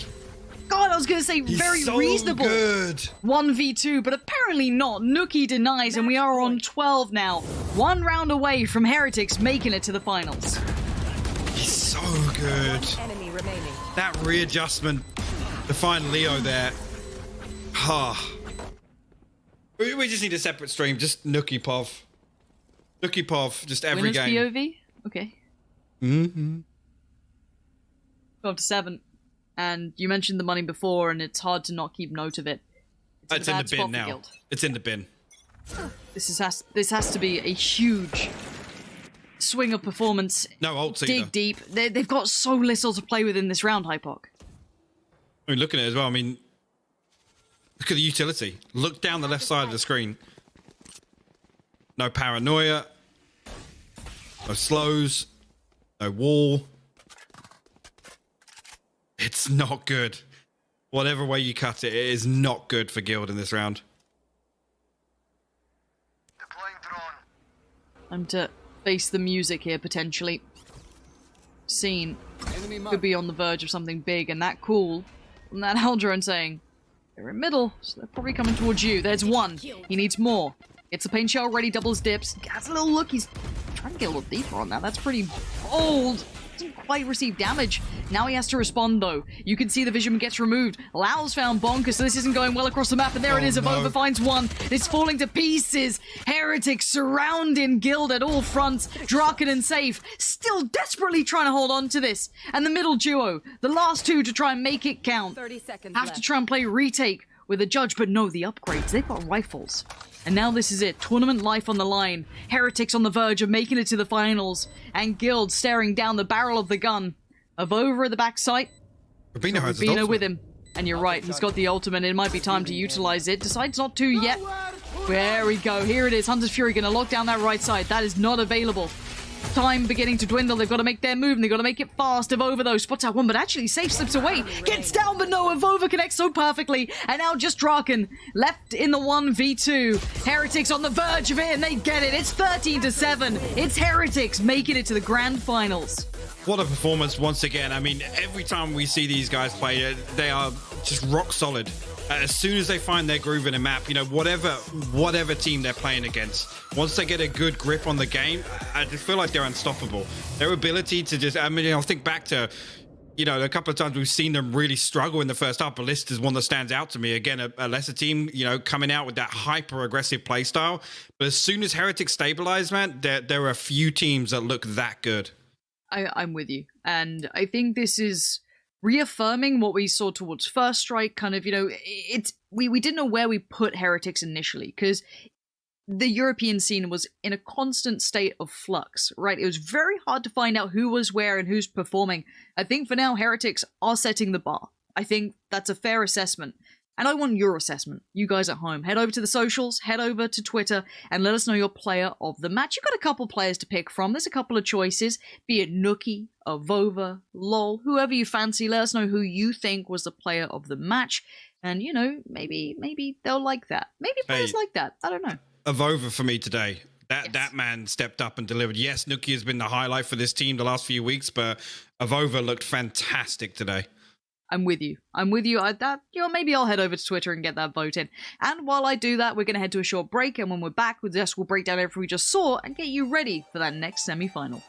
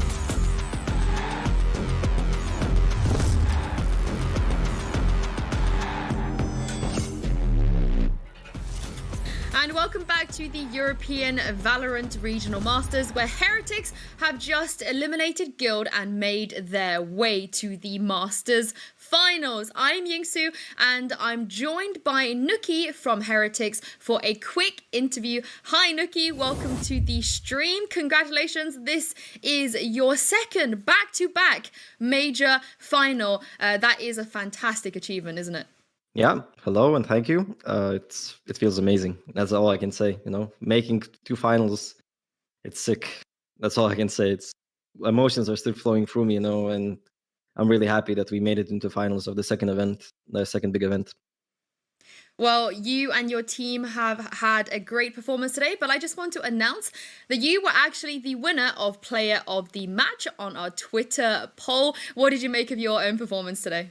It was kind of slow at the first map, but I woke up on the second map slowly, and that was enough to close up the maps. I guess that's the most important part. It is indeed, and as you said, you know, 2 major competitions here in Europe, and you guys are in both of those finals. What do you think is the major difference between this tournament, your run in this tournament, in comparison to First Strike? I guess it's just experience now. It's just like we got to experience how the first event for the team is gonna be like, and then we work from that experience to increase like stability in the team. I guess that's the biggest difference in it. Well, in terms of stability and consistency, you guys are one of maybe 2 teams, you and FPX, have been extremely consistent over the last few months. What do you think the secret is in that? Why are you guys so consistent? I guess working enough, but not too hard, so people don't burn out. I guess that's the first thing. And the second one is just the dedication everyone puts in into the game. You know, it's like individual hours too, on top of like team practice and just watching all kinds of games across all the regions, like NA, the Asia region, whatsoever. You know. Well, lastly, the last time we saw you guys play Icebox, it was First Strike. You guys have, you know, continued to sort of try and avoid this map over the last few months. You might have to play this tomorrow because it is a best of 5 and teams might just pick that into you. I know the last time we saw you at First Strike, Lau said to me Avova was learning Viper lineups like the night before the actual final because you had an inkling maybe you were going to play Icebox. Are you guys better prepared this time round? Yeah, we're a bit more prepared than last time, so we'll see. We'll see how it goes. I still feel like it's a random map to a point, so I don't want to get too high hopes on how we're going to perform on it. Well, Lothar is definitely excited to see you guys play that, so we shall see. Thank you so much, Nookie, and congratulations once again for making it to the finals. Thank you, thank you. Well, let me bring back Lothar and Mitch because, you know, Lothar, like you said, back at First Strike, people were calling these guys underdogs. Some people didn't sort of understand why they were able to take down a big team after big team after big team. But now that is no more, right? Like I'm sick and tired of people not thinking that this is really one of the best teams in Europe. You can't really argue anymore, right? Even if some people were still doubt us about Team Heretics. I don't know how many would that be? Maybe like 5-6 people on the European scene, but now they have to like admit, yes, Team Heretics is one of the best teams in Europe. You can't say in the world yet because we didn't have any international competition yet. But being twice in the final now and maybe, you know, getting back-to-back wins in the major tournaments in VALORANT, 2 first basically, right? 2 first basically major tournaments in VALORANT would be a huge achievement for Heretics, and I hope they can write history here, even if, although let's assume they're gonna play against FPX. I don't want to, you know, throw Acend here under the bus, but we know, everyone knows that here that Acend is most likely the underdog in the in that match. But having that final ahead of us is just awesome to see. And one more thing I wanted to add. I have to give a compliment to Guild. They played really well. They were reading in first half on both maps. They were reading Team Heretics really well. All the counter plays that were happening were the reason why we had a very competitive score in the beginning. Yeah, Mitch, like Lothar said, you know, this is not a bad thing for Guild. They've really turned up this tournament, and it's great to see how much they've improved. Yeah, it definitely is. You know, they're able to make it a decent chunk of the way into this tournament. It's a big change for them. You know, typically they've been met by failure to make it into main events. Now they've managed to overcome that and make it almost to the finals. So definitely positive signs there for Guild for the future. Well, we have found our first finalist in Team Heretics, and it's time to see which team between FPX and Acend will be joining them today. Of course, like I said in that interview, there have been maybe 2 teams so far in Europe that has maintained that consistency right the way through the last 6 to 7 months, and that is FPX. Lothar, tell me what their Masters journey has been like so far. So, FunPlusPhoenix had a lot of experience coming here into those matches, you know, and what is even funnier is that they played against Acend already when they were named Raise Your Edge, and that was a close match on the one map and then a complete decimation on another. And this time we're probably gonna see different maps in this matchup, so we're gonna be a completely different match. But in general, FunPlusPhoenix went through Diffuse, Guild, Fnatic, Liquid, and Alliance, and of course Acend in the past, and that just shows you the names, right? The names that they had to go through during this competition was actually nuts. They played almost every single best team in Europe to get so far here. I feel like at the moment in Europe, it's like anyone can beat anyone, but in the end of the day, Heretics and FPX will win. But on the other side of this challenge, Mitch, it is Acend, of course. They are on a bit of a dream run, a miracle run. And like I said earlier, no one really expected them to be in the semifinals. Yeah, coming into the... Well, I wouldn't say no one, Sue. I wouldn't say no one. Okay, you did. No, the reality is when you look at Acend, again, they're going to struggle from the lack of brand recognition.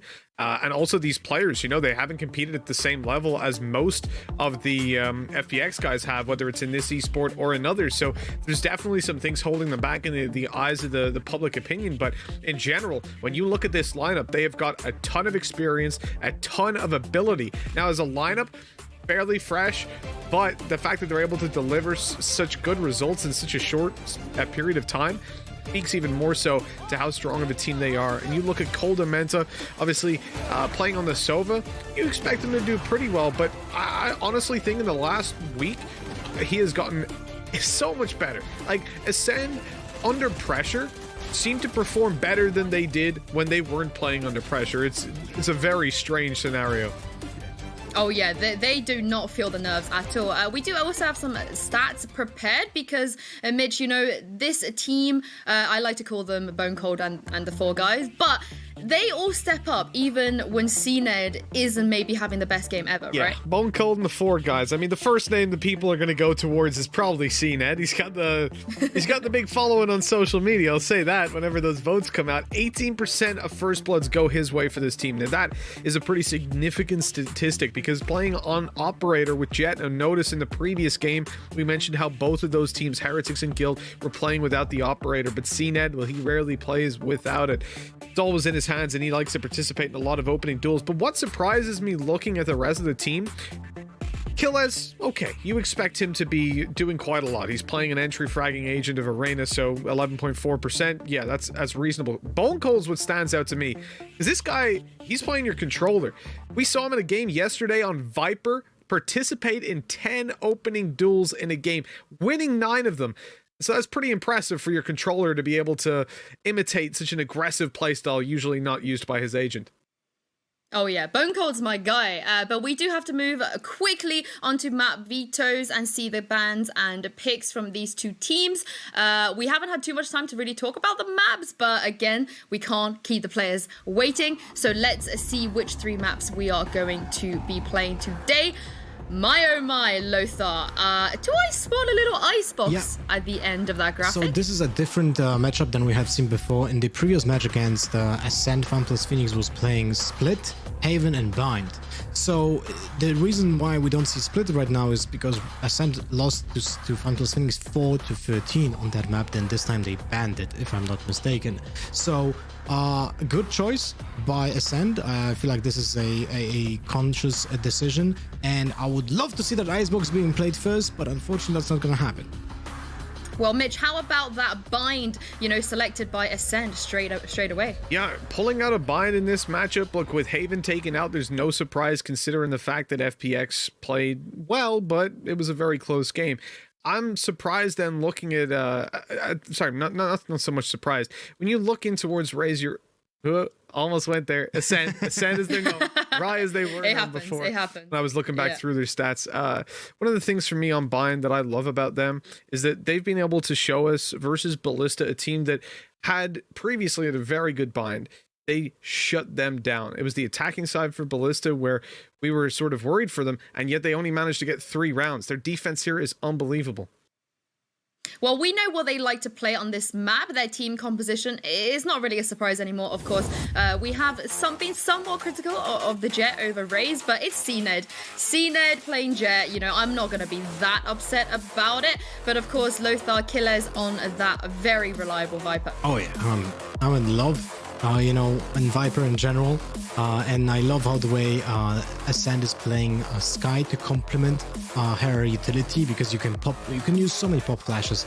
Having both Brimstone and Viper on this map just allows you to get really aggressive on many different angles, because you create space on the map with those 2 characters. Oh wait, are we seeing CNED on a Raze? He's trolling. He's trolling. He's never mind. Yeah. I really was hoping to have that Raze on CNED, because the Jet, as I said before, and when he had seen this composition over and over again, Jet doesn't create that amount of space that Raze does with this type of composition, and this is a typical post-plant composition. You want to get on site, you want to plant it, and then just fall back and play for that Brimstone Molly and Viper Snakebite.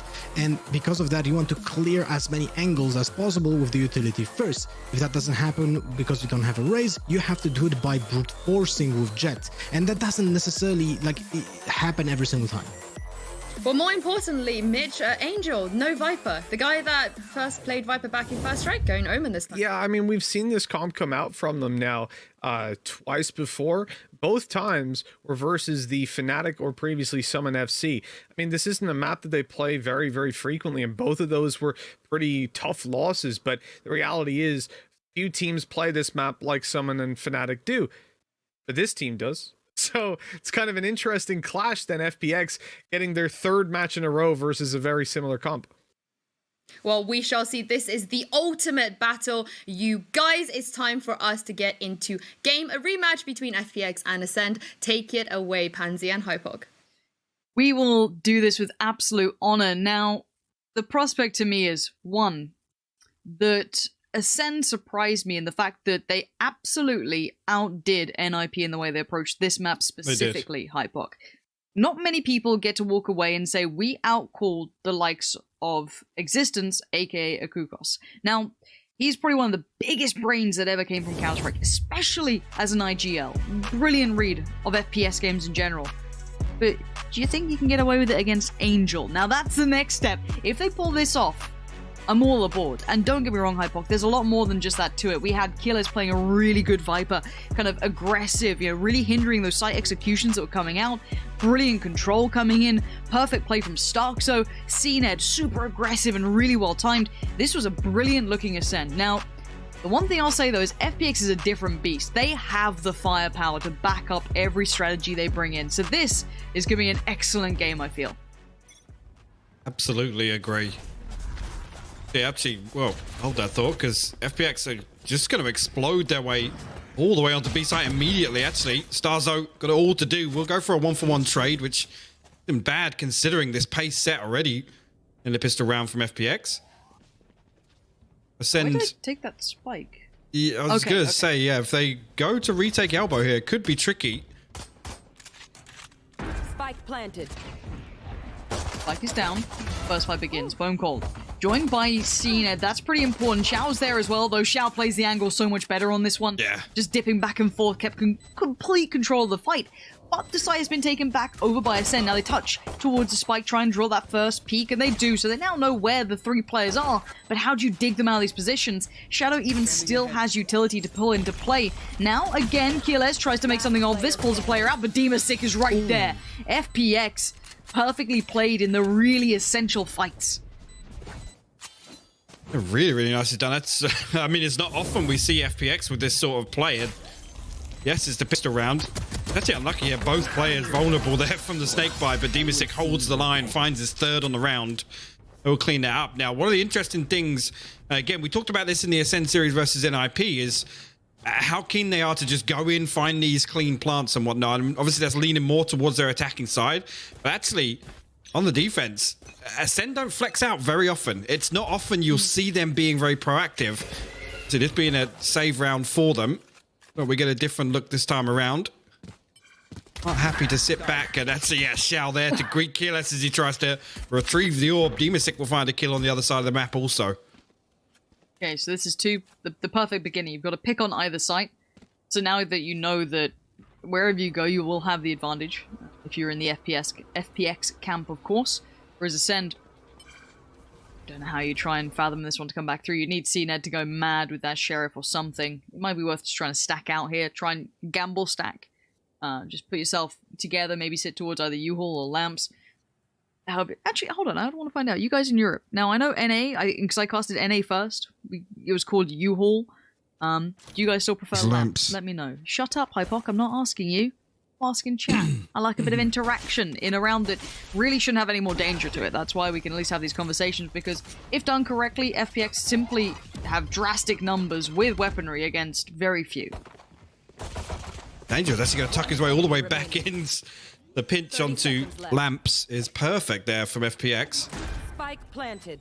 Just see Ned left with a Sheriff in hand. Again, just going to look to do a little bit of damage to the side of FPX. And actually Angel there to greet him. A lovely cleanup, a flawless round 2 here from FPX.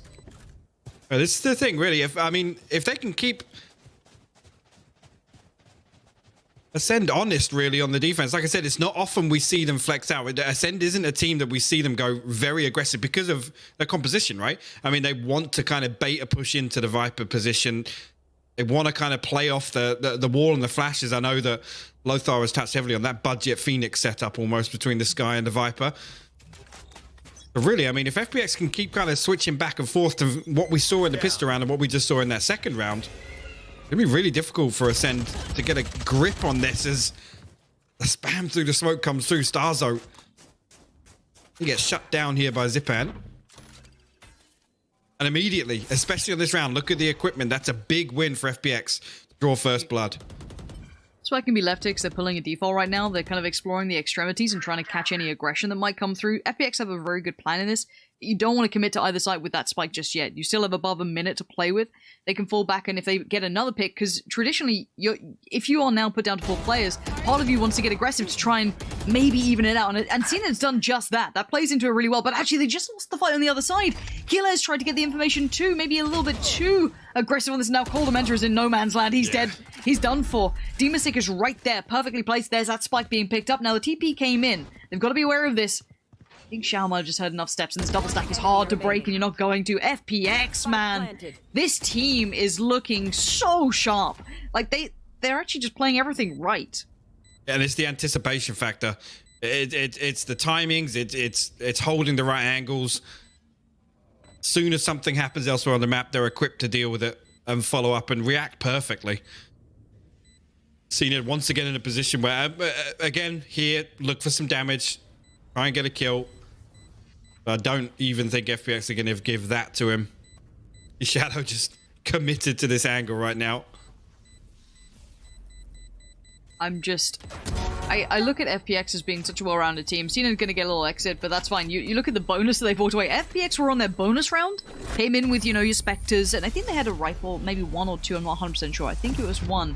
But even with that, they've walked out with 3 rifles, 3 alive, spike plant, and the round 1. And now, of course, Ascend's economy is going to be in tatters.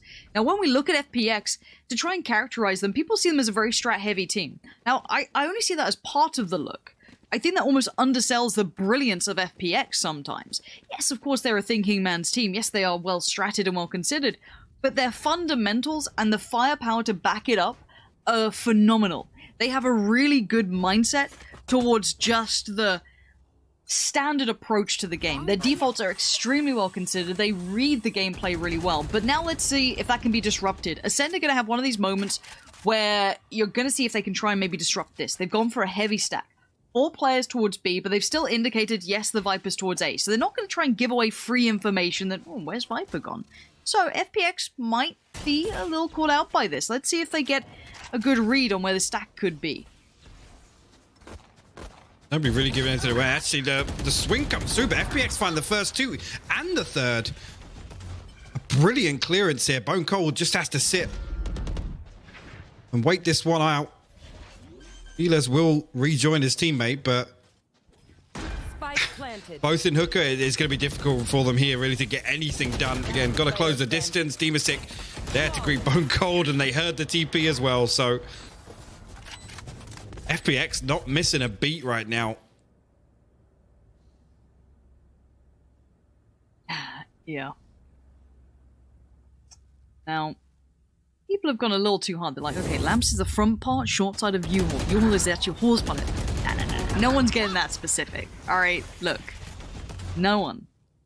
Now, I think DDK put up a poll on Twitter recently. I'll have to check in on the results of that, because I guess most of his followers are from NA now. That's region bias. Come on. Hey, come on. He's also a Brit, so I don't know.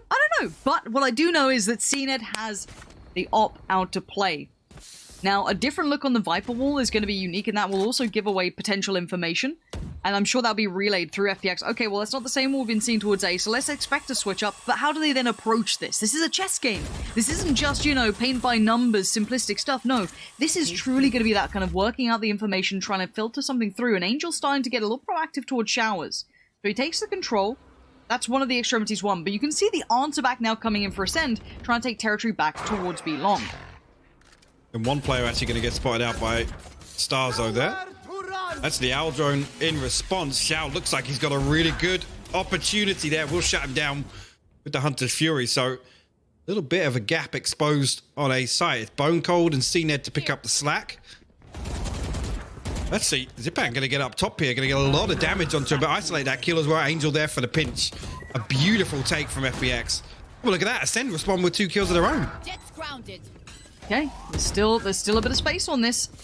Oh, it's just been ripped away. There it goes. As soon as there's like a chance for Ascend to maybe snowball in a little bit of, you know, a bit of room, the gap-filling work from FPX is so sharp and so aware. They'll put themselves on the line for the greater good. And now Kiles gets a little bit of wiggle room here, but now gives away the game. He can't not. FPX have this sewn up, dude. This is the perfect way to execute your plan. I cannot say it enough, and I've been thoroughly impressed by Ascend, right? As just a fan of seeing teams kind of step up to get, you know, further in. We saw Ascend making NIP look silly, which is saying something, right? NIP as a collective, as a unit, are exceedingly good as a side. They all impressed us against G2. They impressed us with their mentality towards the game, the strategy. Ascend made them look a little unprepared. They look burnt out, which maybe they are. This has been a grueling tournament for some of these teams. But Ascend made their way through, and now there's the next big boss waiting, which is FPX. And these guys look on another level right now, 5-0. And I dare look at the scoreboard. That's... Oh, there was so much potential! Zipan's found him! CNED, desperate to make a big play, and I don't even blame him. You want to try and change something, just swing some of that momentum, and gets nothing but death for it. That's it. Hunter's Fury going to get sent through, going to get a lot of damage initially. Does he hit the TP? No, he doesn't, but 2 players get tagged up. It's Shadow and Xiao. FPX going to reset a little bit here, but look at A site. Look at the minimap. If they're quick about this, they might get themselves onto site for free here, because it's a 4-man stack over. Keela is now exploring outside Hooker towards Marky. I think he's just retrieved his utility there, so whether or not the push comes through, it's difficult. Really, he's got a Bucky, so got to close that distance, but no, FPX. Oh, the regress. Regress on short is sick. It was a good idea, but they get caught in no man's land on the trade out. That's what I mean. But this is what I mean by effective trading, Hypoc. You never get a freebie on them. There's never like a, well, we've got the first one, cool, we can now springboard. No, no, no. They just fill that gap so quickly. I love that. FPX, and again, they go to look to see if that flank comes through. Internal clock brings them back over. Bone Cold has to deal with the recon bolt. That's going to note his position. Sheriff in hand. Get anything else done in this round, as it's just him and Starzo left standing. A headshot initially. The flash comes through and lands the second. Shadow will fall. It's a 2v2 now. Shout, 20 HP. Starzo going to invest the Seekers. You've got to now, but this will push it's beautiful. A little bit more into the right way. Bone Cold's done wonders. And now the 1v1 Angel, though, turns the flash. The man's known to be just calm in these situations. He never looked phased. Starzo gives it a damn good attempt. Damn good. but it ain't enough. And I want to highlight something here. People are saying, oh, you know, Acend, you know, maybe not, you know, good on that defending side, don't worry. The problem is right now, they ain't going to get much of an attack. Sorry. But the fact that Bone Cold lands that second as well. But just to note as well, the investment there, this is the synergy we've talked about with Acend a few times before. The Seekers goes out, it spots out Xiao's position, the orbital strike comes in. It's little things like that Acend have really impressed me on. Yes, it's a big investment there, but I like the fact that they still go for that round. They don't give it up. So I'm learning from the regions, because it seems though we have a tactical timeout, I'm sure maybe for Acend, would be the logical thing. Okay, the votes came in. This is over on DDK's Twitter, because, you know, I need to see these things. 1, U-Haul was voted correctly, so I believe he has the NA bias on his side. However, the person who made that room does call it Lantern. Now, over in Brazil, apparently, they call it Aladdin. How cool is that? We're getting to learn all about the region. What? No, I'm saying Aladdin. Okay, that's the best. That's the best call out for it. I kind of like that. Might be stealing the calls from Brazil, but we are back underway. It seems as though the timeout has come to a close, and a quick piece going to play off the back of Angel on the TP. Oh my god. Yep, Zipan just charges his way on. He's going to find the second as well after the showstopper. This is insane from FPX. Again, usually a team that's very slow, very progressive, systematic almost in their pushes, and showing here that this aggression just going completely unanswered for. I mean, how do you set up for that? Acend happy to sit back and give all that space, and that's just off the back of Angel. Angel TPs into elbow. He sees it as clear, doesn't get an audio cue. Zipan pops the showstopper, bursts out onto sight. Wow. And I love that Zipan like kind of looked away from the explosion. I was like, yeah, nice. But if I'm getting ahead of myself, but you can't blame me. The prospect of Heretics against FPX.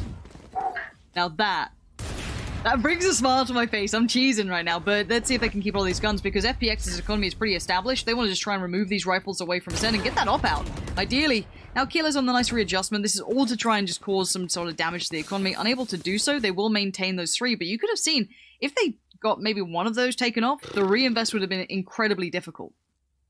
Yeah, and I think actually if we come back to that discussion, really, Acend starting on defense here, it gives FPX the perfect opportunity to do exactly what they're doing, right?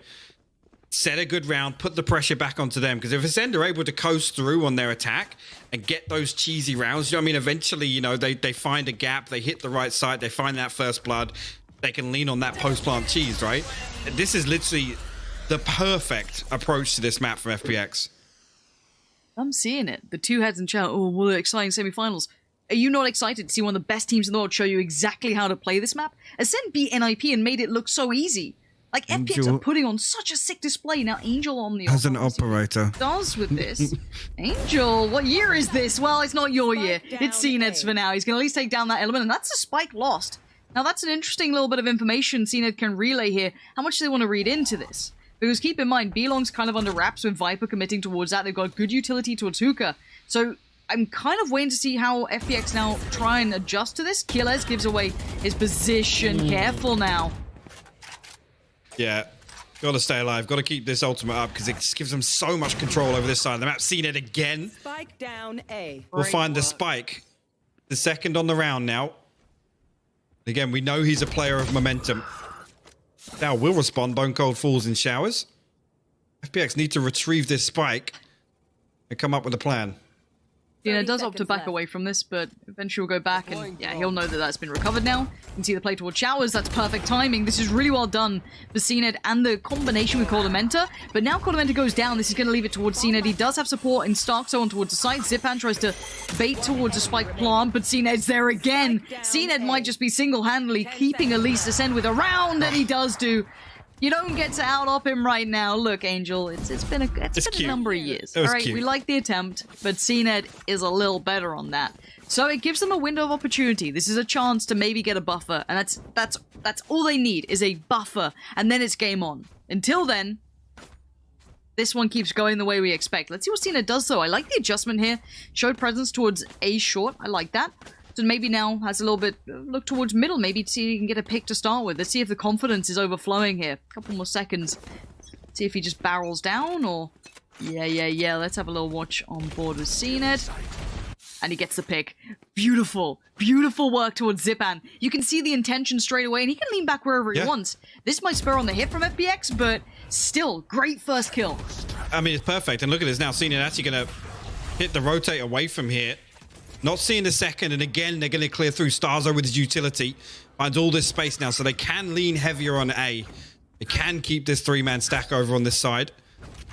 FPX actually poised to make this entry here. Coldamenta going to find Demasic. The Rolling Thunder gets sent through from Showers, but not sure if they can actually get any value off that. Seen it once again. Well, shut up, and that's the spike. It's out in the open. Here we go. Maybe the difference maker does need to be Acend. Sometimes you got to call upon your star players to deliver a star performance. That spike being where it is has eliminated many opportunities. Committed to a treacherous area. Angel's going all the way around. Now, this is on Shao to stay alive for a second. Buy some time. Hold some of this. Now that spike is safe, at least from heaven, and a Acend. 30 seconds left. He's looking ferocious up there. Killers has found Angel. This is under wraps. Very well played again from Acend. Single-handed performance is keeping them in this. Yes, the rest of the team is there in support, sure, but he is the star of this show at the moment, at least for Acend. He's buying them a buffer. Enemy remaining. I mean, look at the scoreline. The man's 11-5 with this scoreline, so say what you want. And now, actually, they do have a little bit of a cushion in terms of the economy, and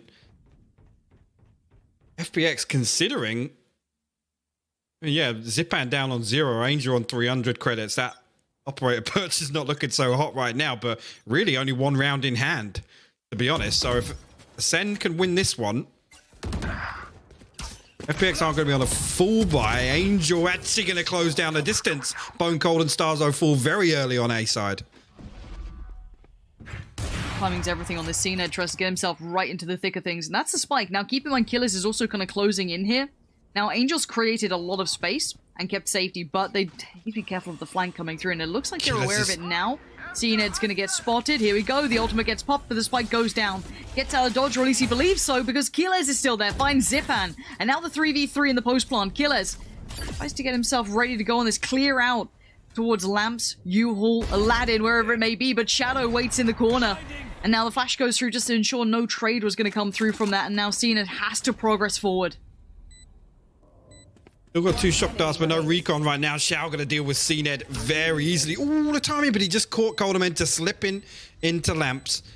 Angel will be there to greet him on the other side. A little bit of an off angle. Coldamenta finds a consolation, but FPX will go 8-2 up now and will stop any momentum Acend were trying to build.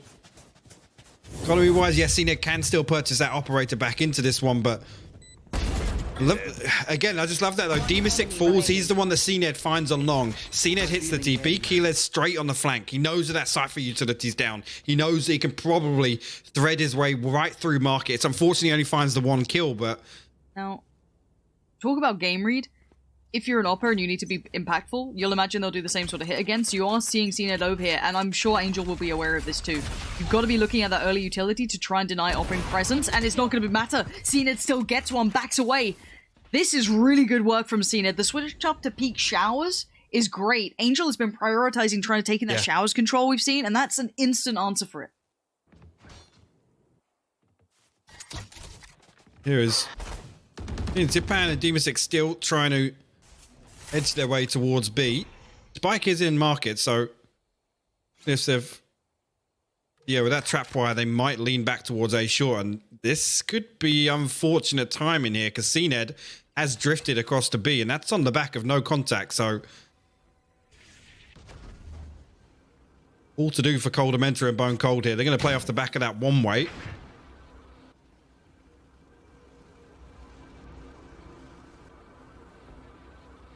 Timing's going to be a huge element to this. There's 40 seconds on this hit, and the main crossfire is going to be held towards this kind of short play. The one-way's still in place, so Bone Cold gets that. Acend's back on over. You don't get away from him. He double plays on this. He comes back around, but Demasic with the double out of nowhere. But now it's just Shao, and it's still Acend. This man is refusing to lose. He will put up numbers as long as he has to for his side. It's at 16 and 6 now. And they're 8-3 down. The closest to him on his own side is 5 kills. What on earth? This is great, and I love this though. Like you said, the fact that Angel's prioritizing this and CNED has the confidence to come out and just swing it in the early round. Getting here looking like he might go for a jump peek out. He's going to be greeted by 4 members of FPX if he does opt to go for this though. Can he want to get away? He does again. Demastic falls. They're going to try and charge him down here. Zipan just on the other side. Oh my god! CNED finds another way to play. Another Shadow falls. CNED is insane right now. CNED's absolutely on fire. No one can touch this guy. He has just dominated this. They expected him to fall away, but he stayed out there. He got caught by all of it, and he still manages. He still manages to continue. And now off the back of the flash, he falls further forward. Has a little look, sees nothing. But he knows he's got them quaking in their boots. Killers finds Angel, and now just Xiao. And he does take down CNED, which is probably half of the value of the team right now, if you look at the scoreboard. But the rest smother that spike. Does get it back to hand, so maybe a little bit of more space could be found. I don't know. Still 2 towards A at this point. Interesting that they've gone for that. Here we go. Should now note the player. The double stack towards long. Oh my god. The shock dart comes through. The orbital strike for good measure, but it's actually Starzo that picks up the kill. 8-4 the half, and that... Switching sides. I mean, it is the best scenario that Ascend can hope for after that start, I'll be honest. CNED just stepping up. This is one of the best 3Ks I've seen from a Jet. That one, and then this is just... Sickening. Sickeningly good. But the scoreboard doesn't often matter. But when it's a performance like this, it does. CNED is the game changer. Those 4 rounds... Look at his combat score. Exactly. Those 4 rounds, CNED has won, I'd say 3 of them for them. You could argue 4. This is the thing though, now we're talking about, you know, what we know Ascend are going to try and do here. Now, whether or not FPX, I mean, they basically have a black and white choice. It's either contest before plant comes in, or sit back and kind of challenge that post-plant setup they have. Angel actually going to find CNED. Good opener here for FPX in the pistol round. Yinsu going to be played in quietly on this too. Here's this. Now, Angel will fall, but do they still check? No, they don't. He gets one. He could get the second. He does. The adjustment couldn't have been better for him.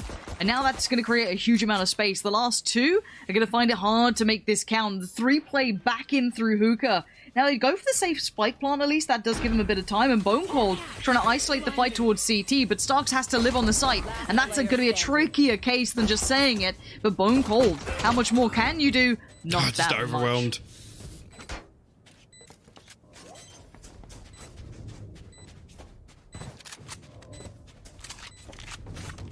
Yeah, this is going to be a really interesting half here. I mean, if Ascend can really build up, I mean, a one round cushion in terms of the economy, and that's what I'm talking about here, is they can send out the feelers. They can play for what we know that they're going to do, which is come in, find a clean plant, reset to the post plant.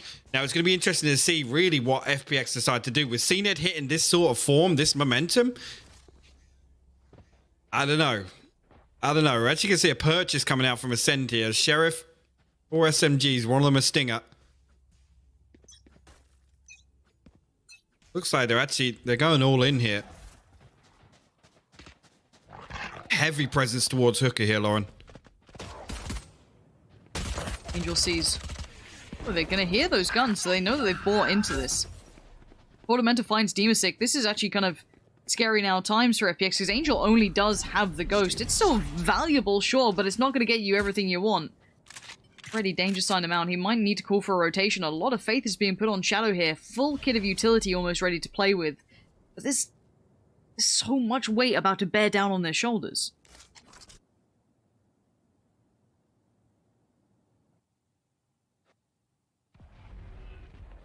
Bit of a stalemate develops here. Obviously, well, Keyless is looking out on the ground there, but back away is nobody really showing any intentions of following this up right now. Ascend actually opting to to drift back over towards A short. Now, it's only one 30 seconds left. member of FPX, and it's Shout back there. Utility-wise, both shock darts still available for Shout.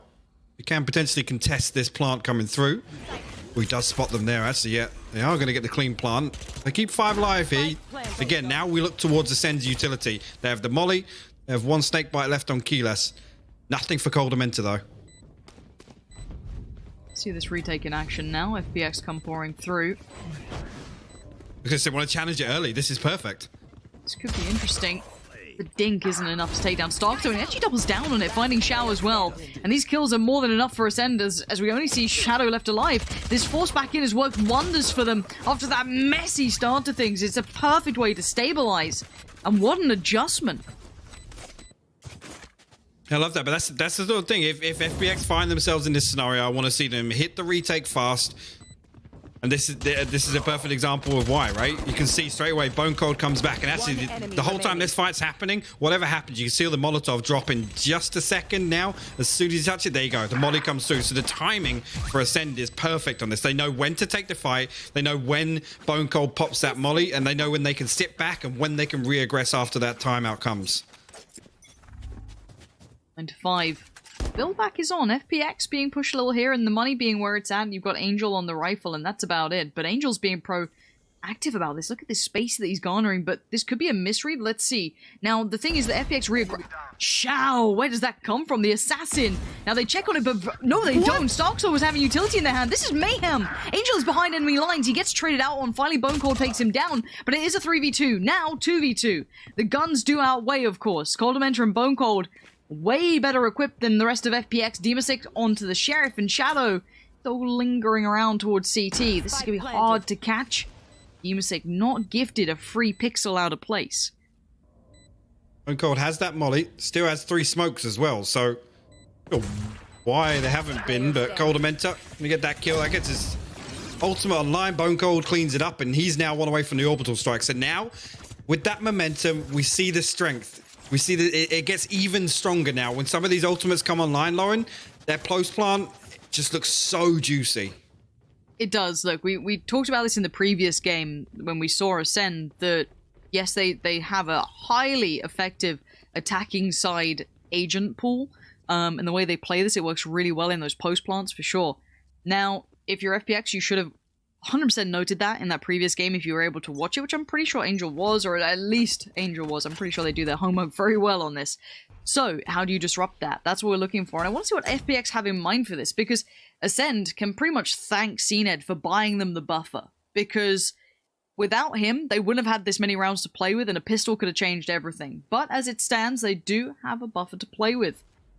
And we have to see what they do with this round. Ascend. Caution being shown, respect after that aggression came out. They have to clear things pretty meticulously.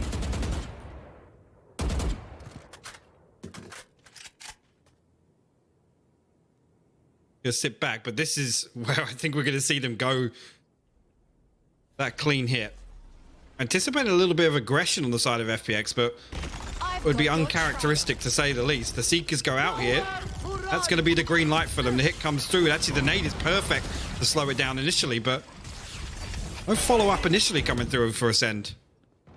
No. Zipan still relatively okay. Trying to hinder the plant, they've done that. They're buying a bit of time here, 35 seconds. If that Viper wall drops, now there's problems. This is where things get a little dicey. FPX have bought enough time to make this tricky, but they still have to survive right next to Ascend, who are so close to taking these fights. They have to wait for that wall to come back off cooldown. The flash is perfectly timed, actually. Bone Cold's going to get a clean plant. Now, this is huge. Angel swings out. Stars are going to trade it out. 2 towards U-Haul. Viper and Sova. Short, yeah. Viper and Sova combo in these post plants are filth. And they're going to spot them out. Killers goes down. They actively looked for those fights and they were giving them. Starkso just tries to control the spray, and now the 1v2 grenade goes in and Zipan finds it. Really well handled. And I'm surprised they were given that fight so proactively on A short. Yeah, I am. I'll be honest. I'm not sure of the utility situation, but that's what we expect them to do, right? I mean, the players on site, maybe the fact that Angel does find that kill kind of weakens their position on site, but I mean, it's the objective of those players on site to buy time, right? So, yeah, not entirely sure. FPX go 10-6 up. Look at it, Keeler's down on a stinger, everybody else with a rifle. On the side of FPX, Shadow with a judge, Demasic with a bulldog. Now there's a 4-play stack towards A, and only 1 man left towards B. This is going to be on towards Demasic to try and deal with potentially the entirety of Acend if they continue. It looks like they are. This is a committed push. There's quite a expedient one at that. They're not taking their time. Plant comes in. Ultimate comes down. That could have been a problem. Zipan! What a way to say, absolutely not. I'm good to go, boys. Got my ultimate ready. Gonna send that down if he has the suspicion. No one in the corner. Nothing there. Just sends it. And actually, look where that spike's going, Hypoc. Yeah, they've had to hit this rotate all the way over. Angel actually going to TP into heaven. He's here to greet this. Hunter's Fury onto default, but it's actually onto triple that decide to plant this. Now, Ulyss does have his utility. He actually has his ultimate there, opting not to pop it on site, but I don't doubt that he has a lineup for this plant spot either. Cnet now got all to do. Nobody checks it. Yeah, Shadow will trade it through. The Rolling Thunder gets invested. Yeah, but here's the post-plant problem. It's gone halfway, though. Angel's just going to sit this, and he might just have the time for it. Oh, my word. That was so well done. But this is it. This is exactly what I'm talking about. FPX not scared to come in and just hit this early. Hit the post-plant so early that it leaves Acend with nothing to do, right? With a player that deep going for the lineup, they can't come back onto site. They can't re-challenge. No.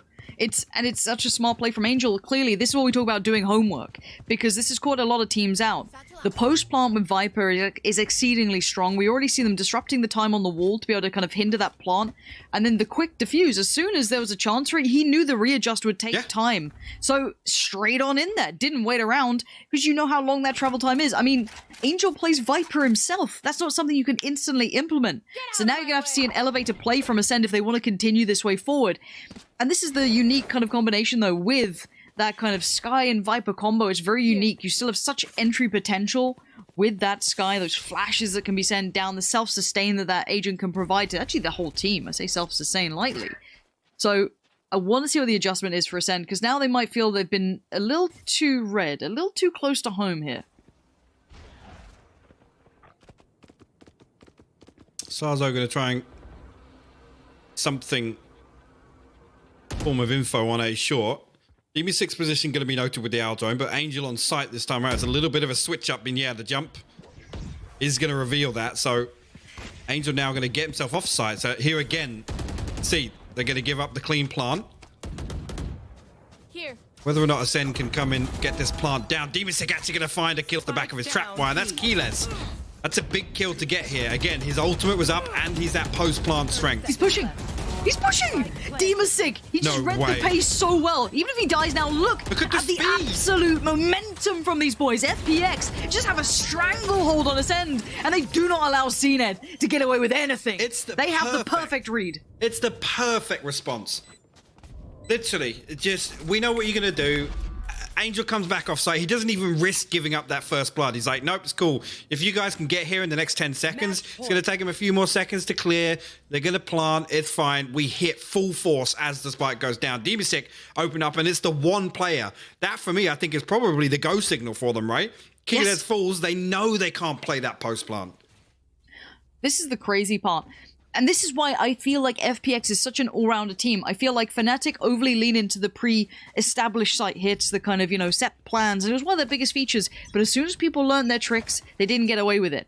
Now Acend, I feel, fall into a similar category. This approach is a little, not necessarily a one-trick, it does have viability, but once you've gotten red, it's really hard to stick to that same plan. So I want to see that next evolution from them. Is this all that they've got, or is there more to Acend? Right now, they're staring down at map point against them, 12-6. Recovery was impressive, but it's not forever. Cnet still does early work towards Zipan, so there's still a good chance at this with that sort of beginning. See how Acend actually bring on the back of us. Bone Cold going to find another shadow creeping on that smoke. He's open. Indeed, as Demasic flexed all the way over onto A site here, and Keeler's finding that kill is actually going to keep FPX interested. They want to hold on to this A. Utility from Demastic obviously still Where's active. this fight going? I don't know why it's coming back here. They've overcooked it. They've overthought this. Oh no, they're gonna hit with like 35 seconds and there's still so many players here. Demastic's dead, but there's still one close by. It's Xiao. And Xiao would have to dig deep for this to work out, but waiting his button, his time would be a 1v4. This would be insane. That's one. Now he needs a lot more. He spotted at least one on site, looks back, double dips, sees two on site. Now he knows he's trying to define it. But Acend, even though they walked into the trap, make it out alive. They hold on for the time being. FPX on 12 rounds, Acend on 7. Keeler's still with that ultimate. Starzo back on his Seekers now. Commentators, one off the Hunter's Fury. Bone Cold 2 away from his. And on the side of FPX, Xiao and Zipan not far away. Full buy coming out from Acend. And yeah, both sides. Rifles across the board here. Acend are in a position where they have 1 round in hand. Zipan actually just... Okay, yeah. Look at this aggression from FPX. They're actually happy to push out, take these fights there. Angel's got one isolated. Finding Keeles, but a 1-for-1 trade initially. And again, it's Keeles that falls. But now, Shadow prepares himself. He knows there's going to be trouble coming his way. Tries to swing and gets the dink on it. I think Cena is going to be down to super low HP, and he is. Xiao's going to clean it up, mop it up, comes out with the cleaning crew, and now they're down to 3. Where's the adjustment? It's back towards B. This gives away the game. Xiao knows what's up. Gonna send out the owl drone. Yep, okay, 2 coming this way. Maybe 1 long. Who knows where that last is? Let's have a little wait and see. They hit the brakes for a second, and shout out to Mystic offering up his timings. Just, you know, in case, you know, they need some help. I appreciate that, Mystic. Thank you for that. But at 12-7, it's all on the moves here from Acend. How do they create space? How do they regain a favor towards a site? It's a 2-2 split either side for FPX. They will have number advantage whichever side they go towards. Yeah, and actually Shadow holding pretty deep on here, not even looking for that. Again, it's off the back of, I guess, Angel up in heaven. Again, they don't have that safety net. They don't have the wall that... Oh my god, the fault line is so good. The flash is even better, but what? Bone Cold still found that kill? Bone Cold is just something else. I don't know what that man's made of, but 10 seconds and no spike plant to be seen just yet. Down to 9. Yes, they know 1, and actually Bone Cold! He keeps it safe! What a moment to find it! Ultima comes in just trying to secure space, but on the way out, Demastic does not let them leave! Stay and watch as we defuse and get to map 2. FPX sending out a statement. Acend, they clawed back enough to give them a chance in the second half, and it just gets read like a book. I mean, that right there is just a perfect example of how to switch up. I mean, FPX, we talk about it. We talk about all their strengths, the discipline, the slow, you know, systematic plays, they're borderline passive, right? But it's all information gathering. Right here is the first time I think we've seen FPX actually go opposite end of the extreme. They're happy to come in and take, you know, I was expecting maybe Zipan and Demastic to dip their toe maybe before that spike plant comes in. But time and time again, FPX is just happy to go, yep, we'll give you sight, we'll come back as 5, we're going to hit before you can even set up. What a different look from FPX. It was such an interesting game to watch. And this is the thing we bring up, even with Viper in a general conversation. Is it a little too readable now? Or is someone like Angel the perfect person to be reading into it? Now, those sort of questions will be answered by the Viper fan club after this very short break. So do stick around, guys. We'll be back with map 2 after that.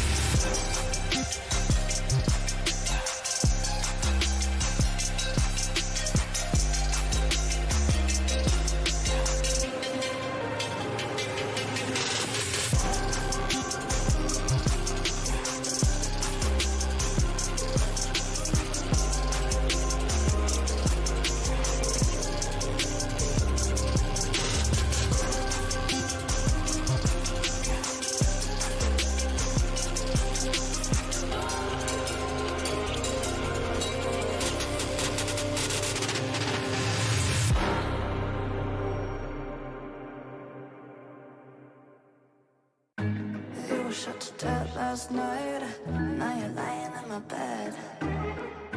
Must have been a dream last night, but I can hear what you're saying. You were shot to death last night. Where's my cup of coffee? I was dreaming something bad last night.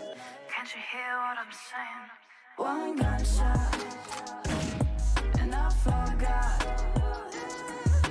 to look at you, to look at you, to look at you, to look at you. 2 gunshots, and my thoughts. We're not with you, we're not with you, we're not with you, we're not with you. You were shot to death last night, and I thought of someone else. Didn't care about your life last night, at least less than about his. All our dreams were shot to death last night. I see the clock stand still. Nightmares at your heart sometimes, but this is unbelievable. One gunshot, and I forgot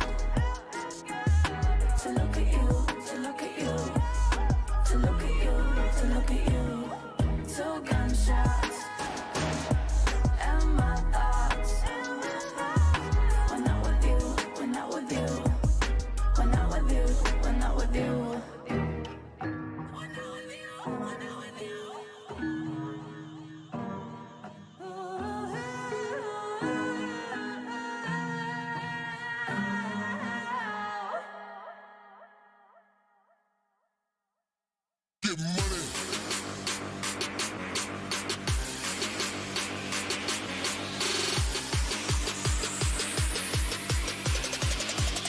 Let's get the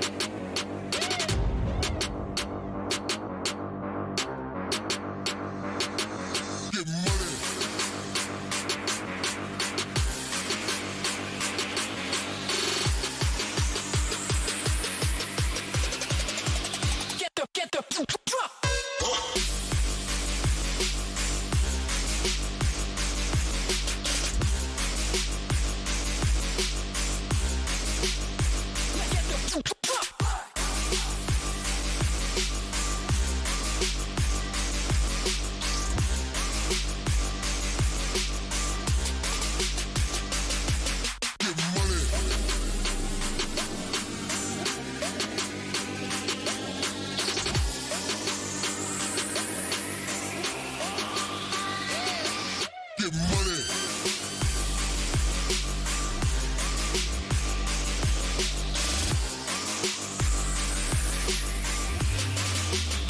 let's get the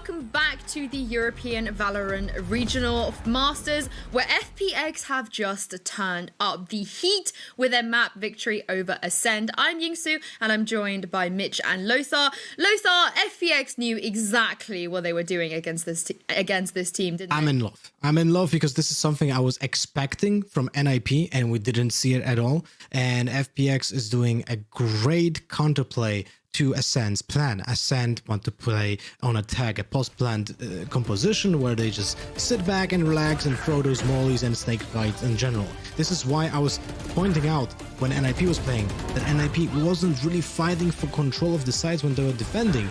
FPX does exactly the opposite. They stand their ground, they try to not allow the plant even happen in the first place. Even if it happens, they need to use as much as utility as possible to even go on there and plant it. This is great work by FPX, great preparation from the team, from the coach, from the analysts, from probably Angel as well, to have that mentality and plan in place, then to execute it well as well. But the thing is, on attack also, we have seen FPX really try to spread their power. Whenever they had an ultimate, that was like a round by round usage of Sova utility to gather information and then to get an easy kill with either the Hunter's Fury or, in example, Zip and Showstopper. And that was a great show of also mindset to not allow Acend to snowball any kind of money to get Operator. And talking about that Operator, because the plan from FPX was a little bit troubled by one superstar from Turkey.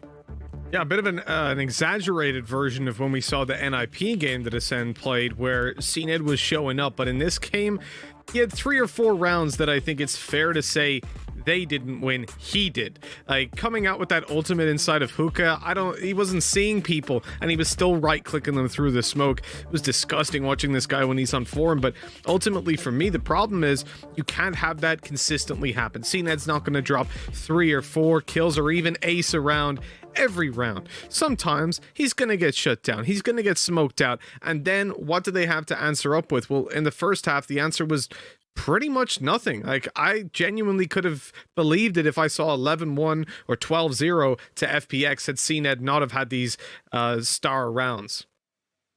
Well, Lothar, what do you think was the issue there for Acend? You know, we saw them take a couple of questionable fights here and there, but they really just let FPX snowball out of control. I don't think there was any kind of, there was nothing that you can put a finger on and say that was the mistake. It's the fact that they got figured out, and then you don't really have an easy way out of like saying, oh, we are being countered.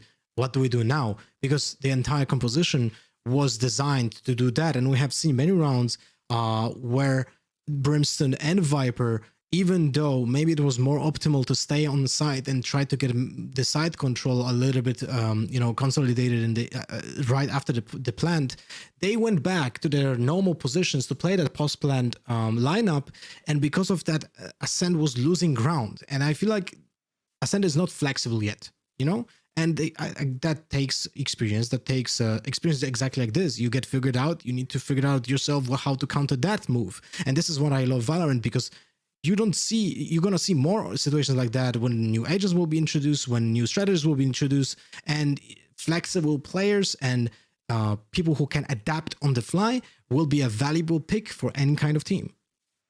Well, Mitch, how dangerous do you think this is then for Acend, that they are being figured out and they're not able to adapt quick enough to what FPX are throwing at them? Because we are moving on to Acend, and this is FPX's pick.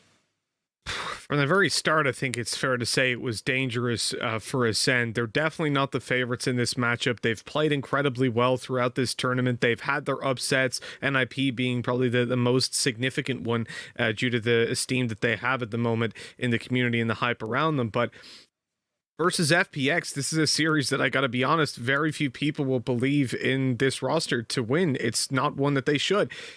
But with that said, with the way that it went down in the previous game, Bind is their composition over on Acend is set up to put players out of their comfort zone. But with how prep heavy and just smart FPX are, they're not a team that allow themselves to be caught off guard. So it was a risk that they took by still running it. It didn't pay off. Now they move to somewhere that they rely on a bit of different gameplay over on Ascend. This is where Killaz and CNED just lead the charge in taking duels again and again. And I don't think that's going to be successful versus FPX, but I think it will be more successful than what they just tried. Would you agree, Lothar? Do you think this is where they can maybe close the gap, or do you feel like FPX are just way too far ahead at this point? I definitely think that Bind was a tougher map for Ascend than Ascent. Jesus, saying those words together for me, it's like, oh, I'm being tortured here, you know? My accent is heavy already. So the thing is, Ascent is a map where teams that have a very skilled individuals can shine, because they can have a little bit more freedom, because the map is a little bit more open in the mid, and the game plan is not as complicated as on the other maps that I believe do have a more complicated setup, like Haven, like Icebox, like Bind. Ascent is more like Puggy style, and because of that, I feel like CNED can shine, definitely can shine. Born Cold maybe as well. Those are the two guys that I'm looking forward to. And unfortunately, I feel like Ascent has to bring out the individual prowess instead of having a consistent game plan, because FPX is just better at being structured, and they have to counter that by just being a better duelist, basically.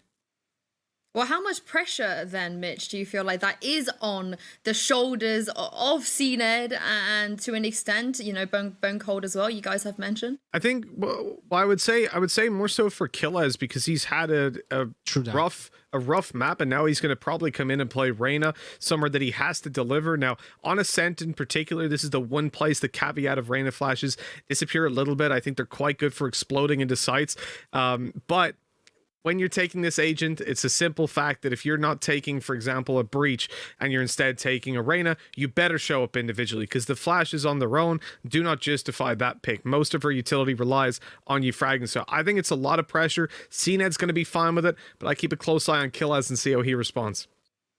Well, Lothar, there's, I guess on the other side of the coin, very little pressure, right? Because they have nothing to lose. They're not expected to win here. So what would you like to see from Ascend going into this one?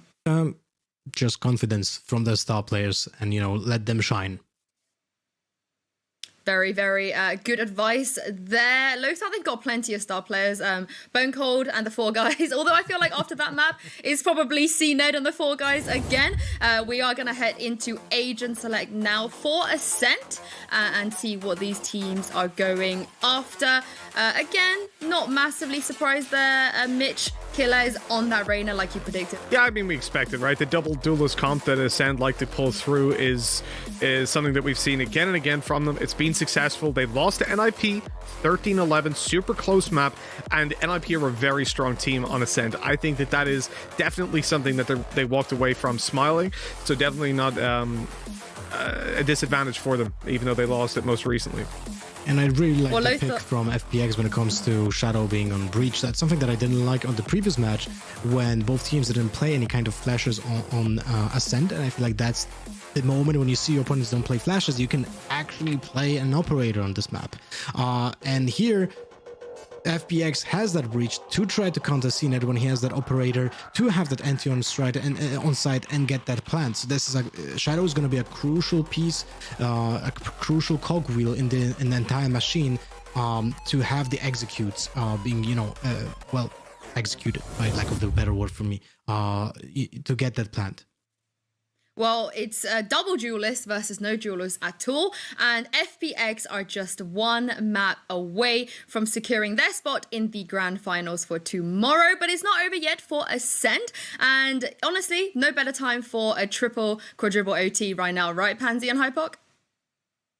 Why have you done this? Yinsu? You don't play these games. I was thinking, oh, I could have a nice bit of dinner soon. Get a little bit of cooking going. She's like, oh, no. Triple OT, stress, heartache, palpitations.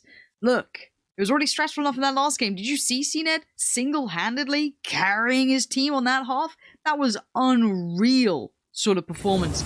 And more often than not, I will never just say, oh, one player carried. But that was, you know, CNED and friends I mean, Scream and Team, it doesn't matter which way you want to cut it. Like, CNED got them enough space to maybe build back, but it fell to the wayside, and we see where we're at now. We do come into map 2, which is of course Acend, which if I'm not mistaken was FPX's choice. Now let's see how this goes down for Acend. Let's see what they can bring to this. I want to know what their plan is coming forward. They'll be starting out on the attack, so maybe they've got the veto backward there. Who knows? Let's find out. Let's have a little look to see which way this goes. As Acend need to land this now. This can't go quietly. You have to set up again with this the spy cam and the flash. It's actually going to do it a little bit late, and yeah, CNED the swing out ahead of it here. Demasic will fall. It's all to do for Shadow, but finds nothing else here. Acend will find their way into A side very quickly. What? Ace. Acened. Acened. That's just cheering on Acend. That's their team tag. I mean, Ooh, we've got some fun going on. He'll be fixed up, maybe. He might have got the ace. Maybe he did ace. Yeah. Look, if it is, we get to watch it back now. So CNED did find 2 on the entry. Looked towards heaven, found another, and it looks like CNED will carry on where he left off. Kind of doubling, tripling, acing down at this point. So yeah, it's a very well played out round, clearly, for CNED here. The UI just knew before we did. So beautiful work from CNED. Apologies for that. Hopefully it all gets smoothed out now. Kind of, yeah. No spoilers. But a good start. I mean, a very, very... Again, I love that setup, though. Every time FPX do this with the spy cam and the flash out A main, just there, the timing... I mean, actually, Acend full swinging on it is what catches FPX off guard, but...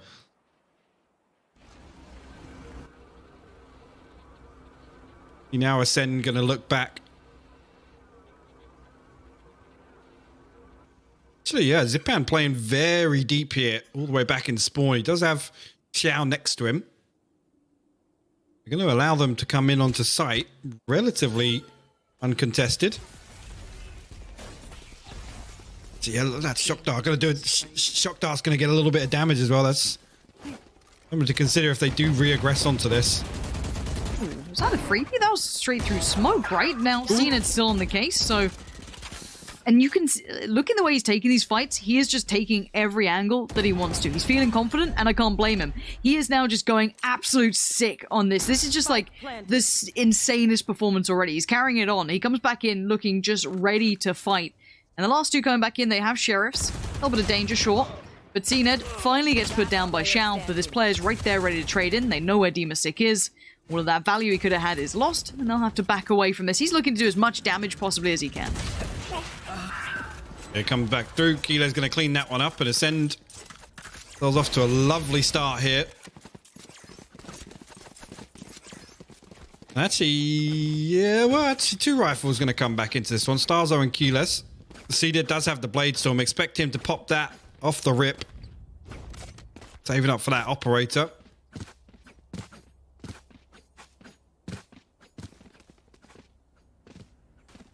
Seven and 1. Round 2. Imagine being CNED. You know? It must be nice. It must be nice. Really nice. I just want the CNED cam at this point. If you're fragging out that much, he's got this ult in round 3. Must be nice. And away we go.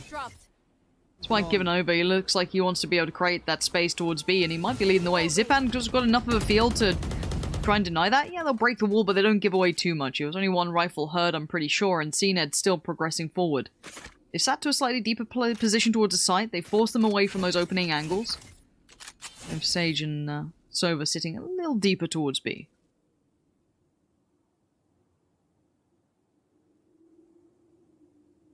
You're going to creep up on this once again. This time, obviously, FPX going to play a lot closer. Zipan ready for the wall up, actually. Just gives away the angle quick enough. Zipan going to find both kills, though. Starzo and Bone Cold. That's it. That's the spike down in main. So CNED got to find something. He will trade down, finally.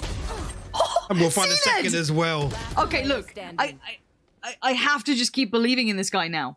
No matter what he does, he seems untouchable. He finally goes down, but the value he creates every single time.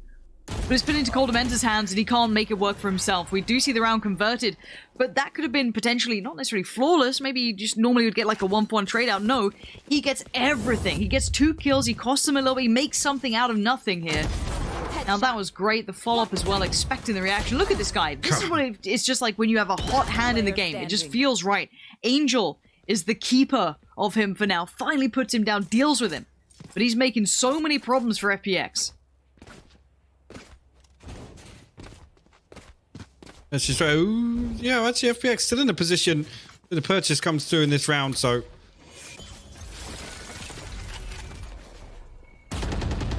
Now is...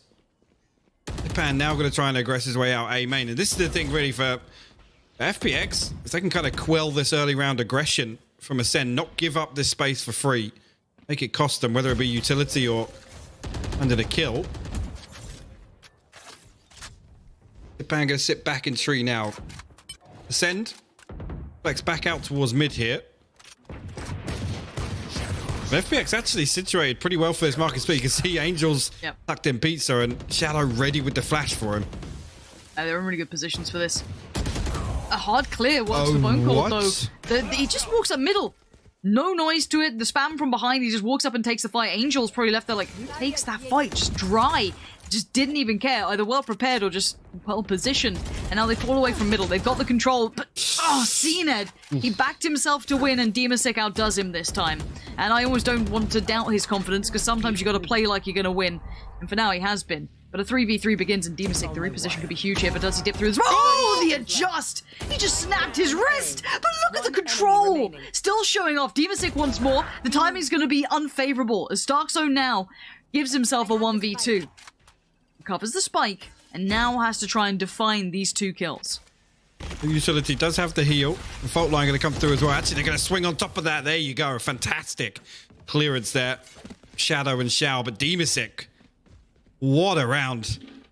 Walks out of the cage in a full-on 90-degree snap there to find the first kill. There you go. Finds Commentators, and at this point, I mean, finding Bone Cold's the bonus to icing on the cake almost. 2-2 now.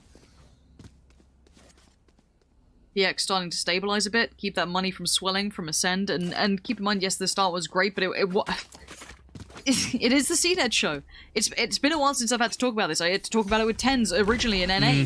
Now we get to see a little bit of it here in Europe, but we have to see if it lasts. One-way smoke and the slow towards A long not going to happen, but presence built towards the B. Ooh, Shao's caught a bit of a glimpse there.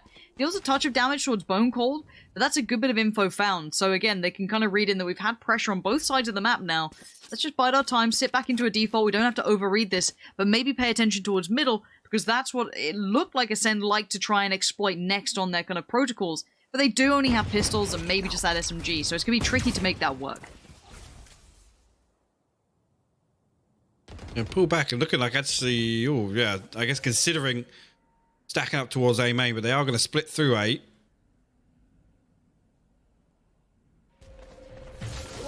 Japan just straight away with the wall, and it's going to get broken as well. So, and some more information gathered just off the back of that.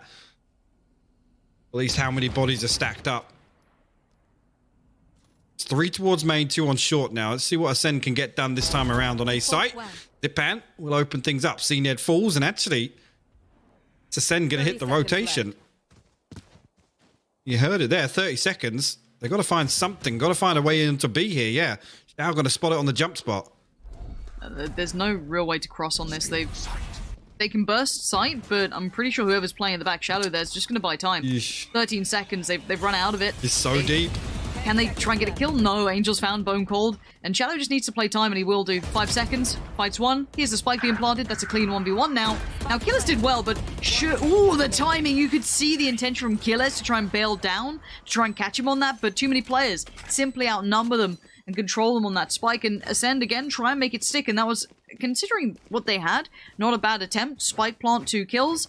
But FPX, again, start building that momentum now.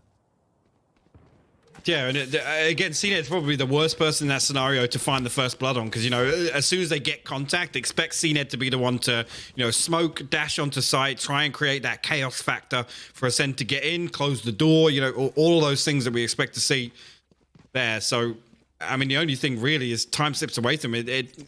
With no time left to clear backside, like you said, just sit there and the clock ticks away. They have to force the plant in that scenario. They can't send 2 bodies to clear backside. Unfortunately, Starzo falls to it. Can we go? Get information looked for. Called a mentor on that case. Or backed out of that one. Didn't want to give it... Wait. Oh, no way. Eesh. Don't feel like you're just... Someone's like a step ahead of you. Now, the one bonus is CNED still bailed them out of a player disadvantage, and they're going to split the defensive side. You can see the reaction wanted from FPX was to get aggressive towards short, but Bone Cold this time steps up and finds a way forward. If we get a Bone Cold CNED combo, Acend suddenly elevate drastically. Now the rotation going to be caught by Killes, finds one. Bonus of having Reyna, gets to back away, and readjust. Invulnerable at that point, and now Shao put in unfavorable position, but no one's watching this yet. Okay, no. Cena turned around. Could be okay. And Cena plays catch. Well done again, CNED. Just the grand equalizer every time, it seems. But that kind of flex towards short, that was considered and expected from Acend, I feel. It was. I'm just trying to actually figure it out. So I think Commentators was droning from tiles, right? From connector. Yep. And somehow ties the offshock, I guess, through the corner of B main. Yeah, I mean, a fantastic response there. Bone Cold pick up, because look at the ultimate economy right now for Acend. Look at it for Guild. Sorry, for FPX. Look at that. Everybody except CNED, basically, which is the one you'd expect to have it online. I mean, he had it round 2. You know, he's on his second go around. He's on his second ultimate, actually. Hey, he's fine. Let's see if any of them get invested here. I'd be surprised if they don't. But FPX is going to go towards that double stack on short now, leave open A main. But they have the cameras, kind of, you know, the early warning signal if they need it. Interesting to not see a Killjoy. It's been a minute since I've not seen a Killjoy on this. I think we've seen a lot of very talented Killjoys, so it's been quite exciting. Once again, Angel put to the test in middle. They've been isolating him a fair bit and punishing him, so this could be interesting if that's something they try and exploit again. Cover going out. Nobody on B site right now. But, oh, what? Cena just comes in the back. He finds the opening. Shao luckily stacked up for the trade there, but an opening created, and look at Acend. They're going to hit straight onto A on the back of this. Yeah, they've got so much space. This is a very well-considered round and a very well-handled round. Bone Cold leading forward. FPX do invest the res, though. That's Shadow back on his feet, so it's still a 4v4 here. We see what can happen in post-plants, though, but here we go. Ultimate's now coming online. It's Killes to find Angel. Stops him ahead, and no trades come in. This is Shao now popping it back, though. Gets the tag, not the frag. Stark's on a bit of a late lurk through middle, but this is all coming in through heaven, at least for now. Actually going to pop the Rolling Thunder through on this as well. Shadow going to clear out hell with that. Flash comes through. What? Bone Cold actually lost that. Commentators will trade back through, but numbers advantage in favor of Acend here. Zipan and Shao, the last two, they will get cleaned up. Killes, the final kill goes over to him, and Acend put themselves 4-3 up here. The hunt begins. I don't know how Shadow got away with that. Madness. Still, I'm liking the life we're seeing in Acend here. Now, we have noted in the past their compositions and their style traditionally work pretty well on their attacking sides. You know, CNED is just one of those players that can just counteract a lot of things, and you become more, I guess, a little bit more defining on the attack. You can kind of create more space for yourself. At least I feel traditionally. He does have his ultimate now if he wants to lean to it as well. That's always a potential. And I don't know how much they've read of this double stack towards short, but if they feel like CNED can just do the kind of, you know, the jet move in, then they could get away with it. Now, there is the wall in the way. There are a couple of smokes. Demastic's going to try and tuck himself in, be baited in, but Angel going to get himself over here. That's a big investment to come over towards this, and they can always peel away. They're still above a minute on the board. Yeah, I think Acend have read that as well. Obviously, now FPX going to send somebody back over towards B, but Killes still here. Try and... Oh, Angel's crab walks out from behind Jen, finds that kill. But again, Acend haven't really found anything elsewhere, so that peak may be a little preemptive here. Starzo may be considering the res here, but he's solo, so it's risky. Oh, you can see he's so tentative on the edge of that smoke, just making sure it's cleared. Can wall for this. That goes up, res comes in. Okay, jump peek to see if anyone's there. There is actually 4 players on the other side, but look at this bait. Look what this is allowed. So much space to be gone. It's just Shadow who'll be watching this side, and CNED confident enough to just dive in head first. He's going to keep a lot of space safe for now, allows that spike to be crossed towards site. Plant should be coming in. Pretty happy, all said and done. Angel is the only danger man in this round. Traditionally, he has the rifle, but bringing that anywhere he can use it is going to be hard. But these post plants, there are 3 dedicated towards the site, and that late joining of the 2 who are over towards A actually creates a lot of safety. They can clear back through those B halls and be like, well, no one's here. You can focus towards that connector, focus towards CT, and it just makes this almost impossible. At this point here, we see FPX look to just hold them, do some damage, make sure as many die as possible. You're going to come through, challenge very late on this retake, but look at that, Demasig and Angel both fired kills. Bone Cold responds, 2 of his own. Okay, Bone Cold's up to the fight, and now the 2v1, but time. And if Xiao's got enough of it. And a good attempt, but not quite good enough. Acend, look, it's getting costly between both these teams. It's incredibly close between both of them. Now, let's kind of roll it back for a second and kind of remind ourselves how this started. You've got to kind of take into account, yes, we had the great start from CNET, but we're now getting Bone Cold finding a bit of form here. Yes, against something like pistols, you know, in bits and pieces, it's not huge, but it's confidence builders as well. Get Bone Cold online, because we saw what he can achieve in the previous games. This is a player that can be a game changer as well as CNET. So if he joins in with this, you've suddenly got a very, very difficult team to try and dismantle. Whereas we're seeing the collective, I feel, of FPX doing okay, but I feel like they're not quite getting that grip on what Acend are doing. Angel's finding it tricky, I feel, to find some position through middle. He's been kind of, not necessarily worked out, but he's been pressured a great deal to keep him quiet. Well, this is the thing as well. We could see the clear game plan on Bind, right? It was to literally challenge the one thing we knew Acend was going to do. And actually, the unpredictability kind of playing into Ascend's favor, right? CNED constantly showing this early A presence, looking to kind of bait out that rotation. Again, anticipating CNED's going to be the front man, right? Wherever he goes, that's the tell, that's the hit, right? And now with the operator, I mean, it creates a secondary layer of problems for FPX here. If he can start finding these picks. Got the angle. Yeah. He's got them both locked in there if he commits to that. I don't know, it is just enough of a one-way that he's benefiting from this. Yeah. He still doesn't have to move. They are locked to this. Oh, Zipan! Ferrari peeks him out of there. How does Zipan hit that? Just the pre-fire on the cross, just feeling that pressure. And now it's game back on. Coldamenta wants revenge for his fallen buddy, but it's going to be Shadow with one good one, but then the swing out gives at least a chance for an answer from Bone Cold. And look at these scrappy fights on either side. The spike is still backed by Spawn. This was never a fully intended site hit, but now they've succeeded so well towards A. It's open and it's vulnerable. We have 2 remaining. Angel towards middle. That's going to be red, I feel, at this point. He's been kind of a consistent element towards middle, and then look at Xiao kind of sitting right in between. They have no idea where they're going to head towards at this point. But you make a really interesting point, right? These chaotic rounds, they play more into Ascend's favor. FPX, they look best when they're able to maintain that structure, that setup and discipline that we see from them. To get Angel now going to go towards short, but they're way off for this plant coming through. Not going to be able to stop it. No real pressure coming in. It's going to allow Acend to set up for this post plant.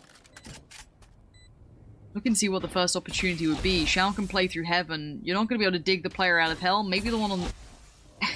This is the awkward thing with the post plants, right? If you get 2 players stacked towards that hell side and then one towards maybe main, then it's tricky, but they're actually kind of condensing towards the site, so maybe there's a chance towards Starkso here. Let's see how well he holds this. Angel gonna get caught off guard. Very tricky angle to play against. Look at these angles they're holding and just toying with Xiao now as he gets put to bed eventually. He did find Starkso, but that was about it. So good work in the end for Acend, but that just felt like, okay, let's just try and get the pick and see what works for us. After the back of CNED getting just like straight up Xantares peeked out of that hold, I don't know really what to kind of expect from that. Everyone just went super puggy on it. Indeed, he's looking back over now. If FPX sheriffs across the board, but Shadow opting for a bucky. This is tough. No stack on the side of FPX either, so I'm going to try and play this one out. See what Acend give it to them. CNED back on the Blade Storm now. FPX Demasig with the neural theft. There's Shadow and Xiao, both 2 away from theirs respectively. Acend just sitting back again, anticipating this at all the space and all the time, to be honest with you, to figure out exactly what FPX are doing. First step. No need to stop spraying. Catching out Angel. We still have that double stack on short. Could maybe see a couple of players as they cross in, but for now, Acend have every bit of control. You can even see the Killers is catching the cross in case anyone tries to play up towards middle. They can pretty much lean wherever they feel like on this. They've got 50 seconds to play with. Maybe just feeling out for that stack, seeing if there's mid-aggression, just going through the protocols at this point. Again, just sat back so deep. I mean, the spike finally making its way here. And Shadow posted with the Bucky. We saw this position from Yassine earlier on. We'll find the first there. Spots out the second as well. The counter peek coming through from his teammate. Leah going to blind him out a little bit. And the dash from Cnet again. The chaos plays into their favor. Keyless cleans him up now. Shout. Last man, Cnet finds the headshot. Wallbang. It's going to be V-Sight. There's all of those potential dangers have been dealt with. That little bit of aggression towards, B main could have been something. Doesn't equate to much, and they keep them at arm's length. Now, yes, Demasig does find Keyless. It is a 2v3. He actually goes for his ult on this. Well, what can he get out of this? I mean, they've seen Cnet, but just noting where Cnet is doesn't mean you're going to get much else. Now, the gun is on the other side of the cross, so that's a bit of an issue, but Zipan just beheads Cnet. Okay, maybe now game on. Let's see how much more they can do. There's rifles to be recovered here. Oh, Demasig! He does even more now. Commentators called upon in the final moments. The 1v1! He takes the fight! The boldness on him. Beautiful clutch from Commentators. That gets him one away from his Hunter's Fury as well. So if they're going to make him an early play here, but again, in that scenario, it's another one we talk about. FPX looking to damage the economy, right? Looking to stop the bleeding almost. But Acend have posted their 7th here, and that's, I'll be honest, after the way last map went, that's not what I was expecting, especially for their attack in half here. They made this adjustment perfectly away from that composition we saw on Bind, and this is looking really good for him right now with a double duelist. That very quick hit coming out towards A, it looks like. Cnet find a lot of space. Doesn't draw a rotation out just yet. Angel just now making his way over. The things like this, it's the early round presence that's going to keep FPX kind of on the edge of their seat. Right here. Again, nearly caught out. Commentators, man. He's not loving it. He really does hate Shadow at this point. Kind of warded them away enough. Early intention shown towards A and this lean back towards middle. Once again, Angel though on the op now.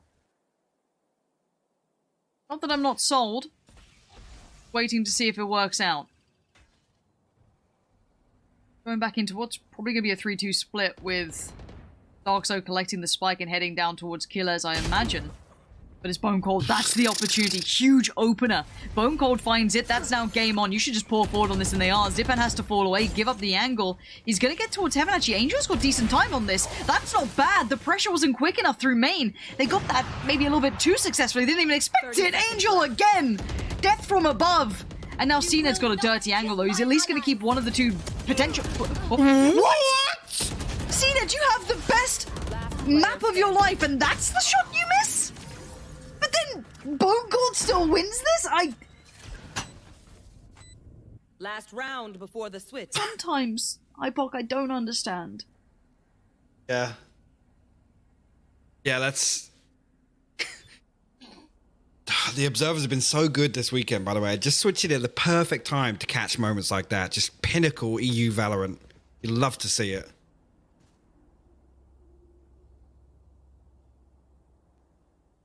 Just me? Yeah. Alright. Cnet. Let's see an op. I do see an op. What are you going to do with it, Cnet? Angel's gone walkabouts, but this has all been no... Ooh! Commentators!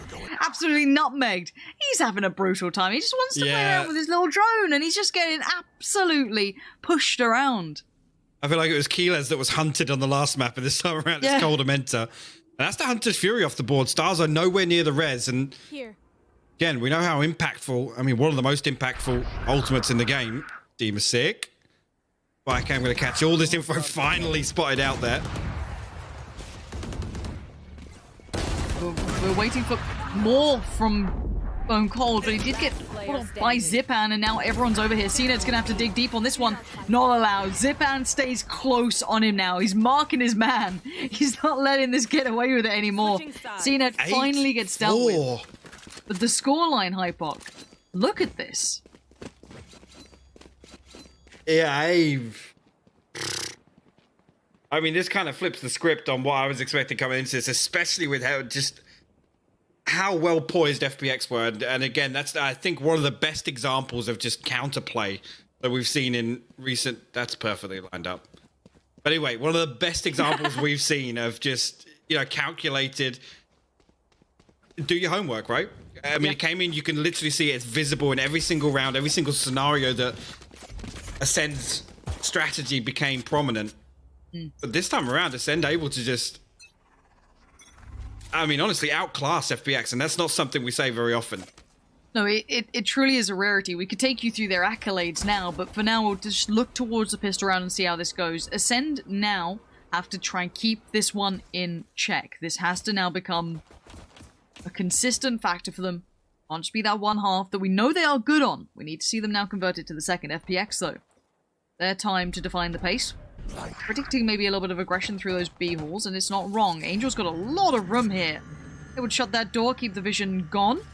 Now, eyes towards Heaven, maybe checking towards Hell, just in case there's a player, but they put it all for free. This is a straight-up retake. Now, the timing's everything. Look at not this, but Breach on the other side. Oh my God. Way too aware. Find Shadow. And now there's 3 players on the flank. This means, yes, they're light in Heaven, but these post plants are dicey. I mean, they've got time to sit this out. Zipan now with the ghost. He's posted up, could potentially play distance here, but Bone Cold backs him up and will eventually trade that out. Now Angel there. Bone Cold again. This guy's insane today. He's having a game. Shao now called into attention. These are pretty tricky fights and they're tradable. And you can see it. Shao now has to go big or go home. This is mad work from Acend. That's going to be 9. And that flank through middle was just nuts. Acend on the brink of going to double digits now. FPX still trailing a 5-round deficit. Be interested to see. This is the moment. Again, just so good. So good from CNET and Bone Cold. Again, Zipan, I thought, you know, with the ghost there, especially if he gets that clean first shot onto CNET. CNET was already low HP, if I'm not mistaken. I think so. I think they already had a little bit of a scrap maybe somewhere, but no matter which way you look at this, you've got now the Bone Cold CNET duo that has become, like, truly a duo, right? It just started being like, oh, they're both quite good players, but now you're starting to see that kind of, like, 1-2 punch that really gives Acend such a deadly look. And look at that play as well from that Killers. Gets a little bit of attention to start with. Angel trying to keep control towards short. Could potentially isolate the fight, but no. Draws out some utility. Actually, a fair crack of utility put towards just a couple of shots from that Sheriff. FPX holding steady for the time being. It's only really Demasic actually exploring a main. Keeler might have just got the cross. He double checks it, but Demasic will come out the victor. Gonna push through and try and retrieve that weapon. Commentators now gonna get flashed out here. Angel does. He locates him. He does. Still, Commentators comes down on top. He's actually gonna double down. Finds a second. This is fantastic. Can he still survive? That's the curiosity in my mind. Can he stay alive or just be enough of a nuisance to cost them time? Demasic is going to be the one put to charge on this. Yeah, nice clear from Demasic. 35 seconds now and a 3v3 presented. A little bit of space work towards short, but beyond that, not much. And walking into the dark towards B and it's Bone Cold on the other side. Spike is leaning this way, so it looks like this could be the end goal for them. How Bone Cold plays this. Lots of utility left to put into action as well. This could be quite nice. Now you're going to hear Demasic, or they're going to hear Demasic making a whole lot of noise. The double face as they swing in. Really well done by FPX. Crossing the T's, dotting the I's. Now the spike will be planted. We've got to see what the lurk looks like. Actually, no. Demasic didn't quite go for the lurk. He's joined them by main. Starkso and CNED, though, on the playback through. I love this. They're going to try and play it aggressively as well. Nobody on site. They're going to try and challenge as 3 onto Starzo in the spawn. CNED now. They'll still have some utility. The dash, most importantly, and a couple of smokes to boot. Stars are able to creep up here. And if they can explode at the right time, Stars are going to find Shao. That's a big opening. Actually, they find both kills on site. It's Demasic. He's left trailing. He's the one in B main. He's got to give away his position. Diffuse coming through. Halfway already. The smoke down. Oh my word. Acend crack a 2v3 retake there. It's... I mean, FPX were set up. They literally had the right plan. They tried to isolate that one kill there, played it aggressively, came off site. They had Demasic hold on to B main control, but I don't know how Demasic let them cross. How did he let them cross the challenge site? Don't know. I don't know if it was just... I think FPX don't know. This is a timeout they're calling in. This has to be them calling a timeout, unless there's like a tech issue or something. I've got to feel they've lost a grip on this game. They've lost the read. They've lost a bit of that kind of punch that they normally pack. The trades aren't there. The spacing's not quite as scary as you'd imagine. The economy's in tatters constantly, and they're just being clutched on. Now, let's have a look at this already. Starkso gets him for free, no trade. Slower on the second peak there, and it's just by that point, you've already lost so much potential that the round's just been ripped away from you. And speaking of the money, it's actually kind of weird right now for the other side as well. Kila's down to, what is it, Bucky? Commentators, 2.5k, so he could go for a little something if he fancies it. But on the other side, Rifles come out. I think it's now or never for FPX in my mind. If they don't build back now, move on to Icebox. I don't think the money's going to come back in their way where we won't see a round where either CNED or Bone Cold will do enough impact to garner them one round. Scanning ahead. It's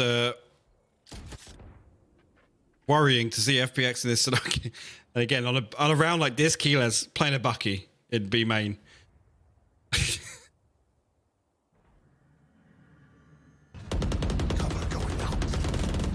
See, no real push out coming from Acend. So I like the fact they're sitting back for this. Angel drifted his way up mid. The textbook, the trademark. Cleared, yeah, the Aldrone going to get cleared away. So Keela's position still gone unnoted. Angel did try and find that wallbang, but no damage coming through. FPX taking a while to really solidify their control here, Lauren. Well, no one's peeking into them. They're not getting any opportunities, and yeah, if they go towards B main, sure, they'll get a fight on it. Xiao keeping a fair cracker distance. Yeah, beautifully done. Really nice from Xiao. The intuition is just right. Bone Cold, though, gets pinched on. That's the burst that FPX were looking for. Maybe waiting for that little bit of control to build towards B main. But Acend left in towards the retake, and Commentators has nothing to bring into this. Yeah, the body and the utility, but none of that left, and just the classic by his side. Starkso and CNED, they pulled off the, 2v3 before? Now they've got a 3v4, and the first doesn't happen. Commentators goes down, but Demasic receives a touch of damage, but now he's in a bit of a pinch. Expect CNED in that position. Demasic coming online as well, but they need more of this. It can't just be those bits and pieces. Starkso maybe looking to catch a few on the way out here, but not really in the position to make much more of it. I was just going to look to get a couple of constellations. Maybe Demasic still holding on to this, though. Starzo comes out top. Angel there, good for the trade. We'll keep 3 alive here, and that's 3 rifles. That's important. Again, you can talk scoreline all you like, but right now it's economy. It's going to be fragile for FPX going forwards. Yeah, again, I think I just saw it pop up. A CNED onto the operator in this round. After, yeah, there you go. Glass cannon, baby. Let's go. See what you got, CNED. No armor. Okay, all gas, no brakes from CNED. Let's see where he takes himself. It looks like maybe just a little mid-start. Has a little look down. Nothing really to know yet. Commentators trying to make some progress himself. We're going to see that little bit of a short stack coming out, it looks like. And Bone Cold's the one looking for information. He's happily looking towards middle and sees nothing right now. FPX will retrieve the orb from A main. It looks like they're going to come back now towards mid. Aldrone going to give away Xiao's position at least. Now CNED going to flex out a little bit, anticipating. He's walking mid. It's going to be huge. And it is Shadow already going to receive just a blow to the gut on this one. Shadow now down. CNED readjusting around, goes the long way through, just in case there's maybe some pressure coming through from B main, and can slowly replay in towards middle as well.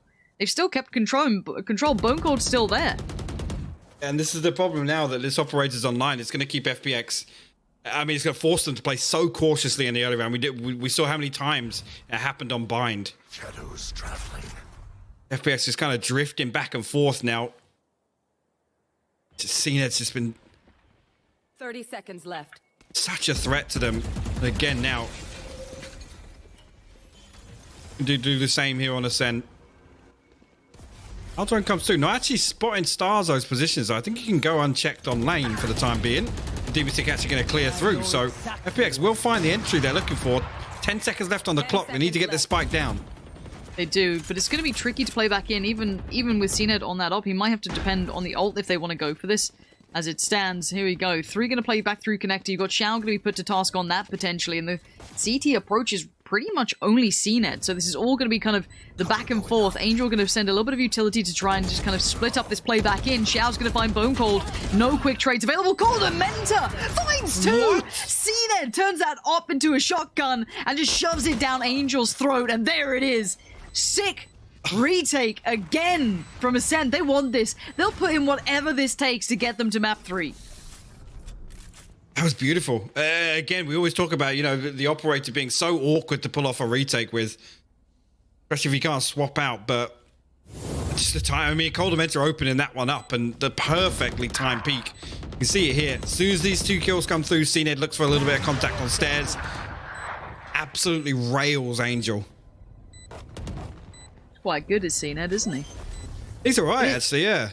All right. But this map isn't just a CNED show. We've been talking about Bone Cold a lot, but it's Commentators who's also up there as well. He's starting to come online, and obviously that little bit of a play back in has certainly helped out. And quiet from FPX. This has not been a great display from them. They look red. They look kind of outclassed on this map. So we've had 2 maps where either side has kind of outdone them. Now, I will say that CNED having a big performance always is going to help, but that's just something that comes along with having him in your team.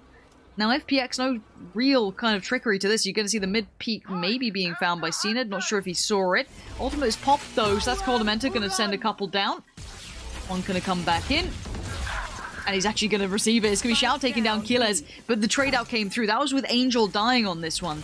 So they haven't really gained too much progress yet. They're just going to have to either walk a smoke or hold. Actually going to opt to walk right the way through. CNED now. Fucking market. What? Xiao actually lands the headshot there onto CNED. But he somehow still picks him off. And that gives the man advantage back over to Acend. Bone Cold creeping here. Zip band top of the wall. He's ready for it though. Look at that. The cross that placement was on. Yeah. I just saw a Tracer come through that was like just whizzing past the head. CNED almost had him. Rez comes out, the swing comes in. Starkso trades it effectively though. He's going to keep this going, invest back in on the Rez as well. And now Shadow in all kinds of trouble. He's got DemoSick with him. The 2v3 time's going to start to tick, and you can see that Reyna coming back on, and here we go. The playback in Killers is there, and Starkso so as well. FPX just crumble under the pressure. Shadow actually getting spotted out, but taken down to 10 HP by Starzo through the wall there. You see him almost just confused as to where that pressure was coming from. Acend have looked so good at resetting in these retake scenarios. So good. Match point. This is it. Look here, I've got to say, it's unreal. One enemy remaining. Watch this play out.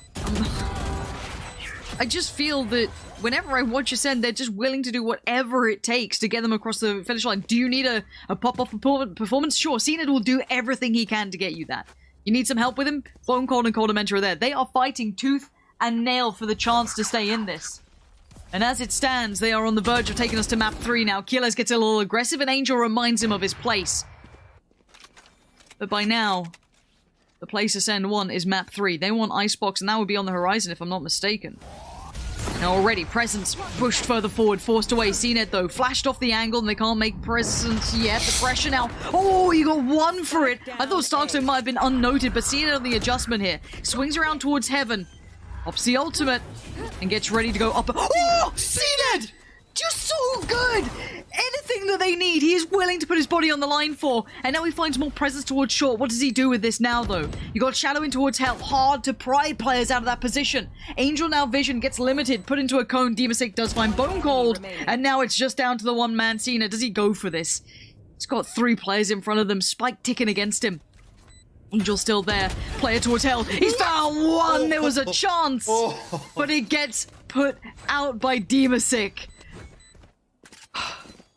Oh my word.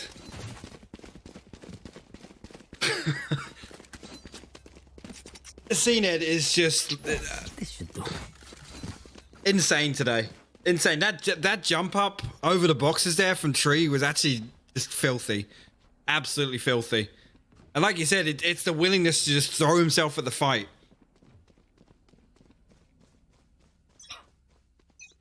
Okay, money has been put down for now. You're down to scraps, so it's Frenzy, Sheriffs, and Buckies. So not much of a worry, or it shouldn't be. As someone kind of pops off, maybe garners a rifle, kind of filters that way. We do have 3 players with light armor, so there is a chance if they get one of these rifles, they can definitely do something with it. Bit of a roaming pack of players as well around short now, over towards 8. Leaning back towards middle as it looks like Bone Cold hits these. The wall come up so he can expect for it. There you go, Angel falls. And actually comes back and bails Keyless out of that spot as well by dealing with the Owl drone. Keyless will be able to stay there. Starzo as well going to find a kill. What? And Coldamentor as well. What is going on right now? Is this how you get through to map 3? With pistols? Now the rifles start filtering back. It's on Xiao and Shadow for pride's sake. You don't want to lose like this. And Shadow starts feeling the burn through Connector. Invests every bit of utility he has, but this isn't going to hinder that cross. But now they make it through. Now what do they do with this? You still have Acend, you have Starks, you have Coldamentor, one of the clutch players coming into the Xiao, wants to get ahead of it. Tries to wrap around. He's going to at least catch a glimpse of Coldamentor. Acend tries to back away. Xiao does get one, but the trade comes out. Acend finds him. It's all on Shadow. And in the round that was never meant to be the closer, it's going to be done. Acend break the back of FPX and push through to map 3. That is actually insane. To bounce back like that, like I said, on Bind, it was like... Defenders win. On Bind, it was, like I said, one of the most visible examples of FPX just going away, saying, look, this is what we're going to do. We're going to challenge their strat, and it comes off flawlessly, right? For Acend to bounce back on map 2, I'll be honest, the fact that Bind went as bad as it did, I thought this was going to be like a swift 2-0. That's... just insane to me. And do you know what? It's on the back of a different agent composition and seeing it still delivering on this jet. Keyless, I'll be honest, he had a quiet game. He had a quiet game flexing onto that Reyna, but it did not matter. Acend absolutely on fire right now. They're back in the game. That's all you had to know. Now one map stands between FPX and the finals, or Acend and the finals. This is what it comes down to. We're going to head to a break, and when we're back, we'll be joined by the desk.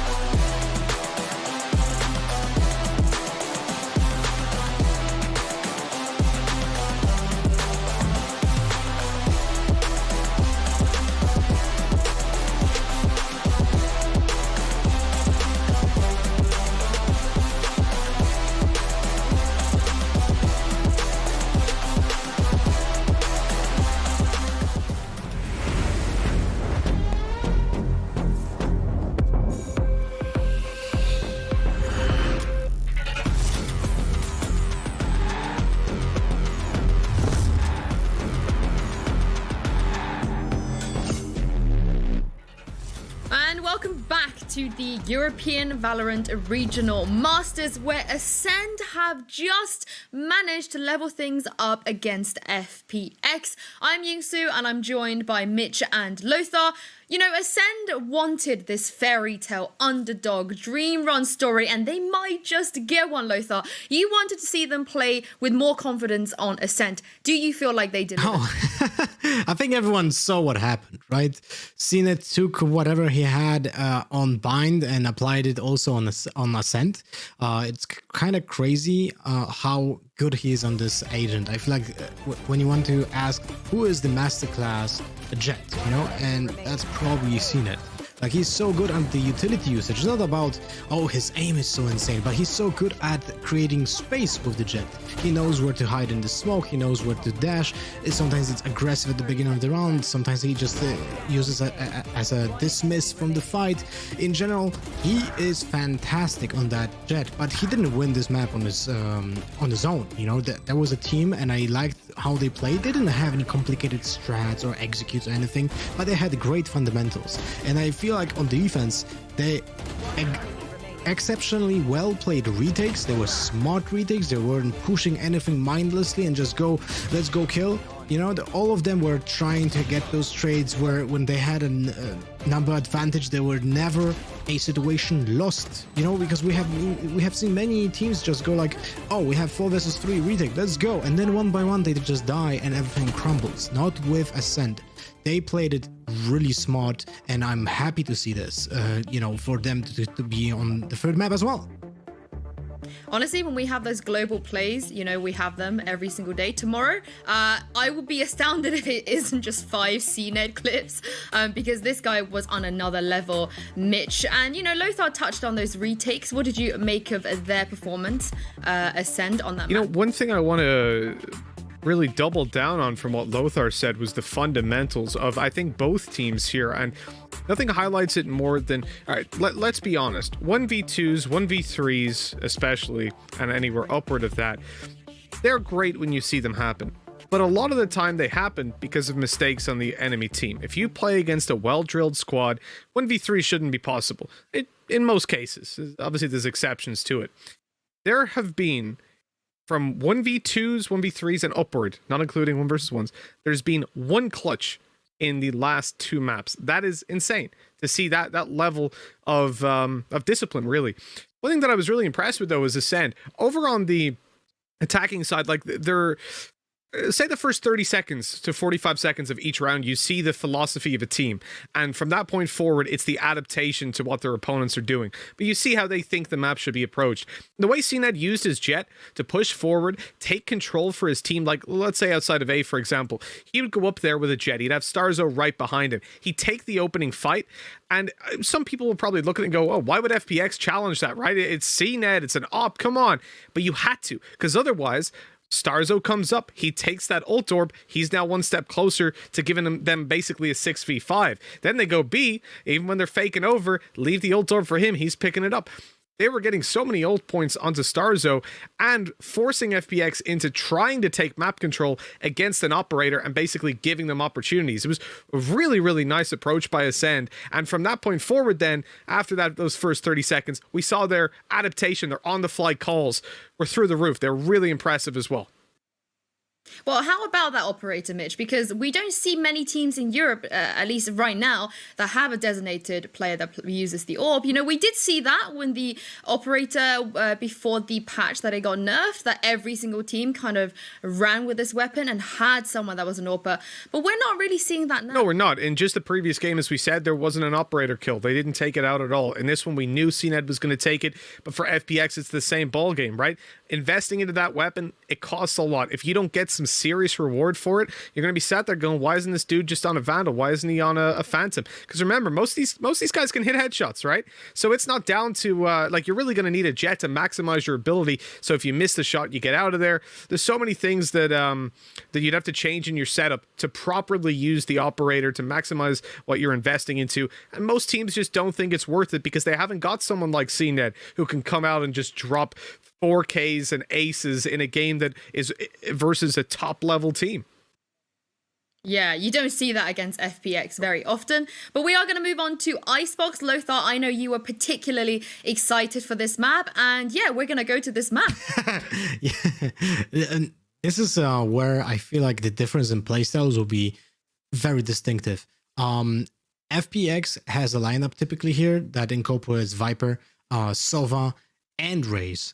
So there's a lot of potential to when it comes to lineups and post plants. So something that we have seen from Acend on Bind, and there will be like a reversal of roles, which is going to be interesting. But at the same time, we didn't really see Fun Plus Phoenix play Icebox often. I think we only saw them once in the past. So we don't really have many examples. We just know what they picked last time. And I'm guessing they're going to stick to it. But at the same time, when I was watching them on that Icebox, I wasn't really feeling comfortable watching them because it seems like they have an idea in their head, but they didn't practice it enough. And there were simple mistakes being done with the lineups, simple mistakes done with executions, which shouldn't have happened if the team had practiced their positioning and the timing of the utility. So it's going to be an interesting match. While Acend is something I spoke about when they were playing against NIP on Icebox, they have this brute force composition that typically plays through mid, and NIP didn't see that coming. For the first 4 rounds,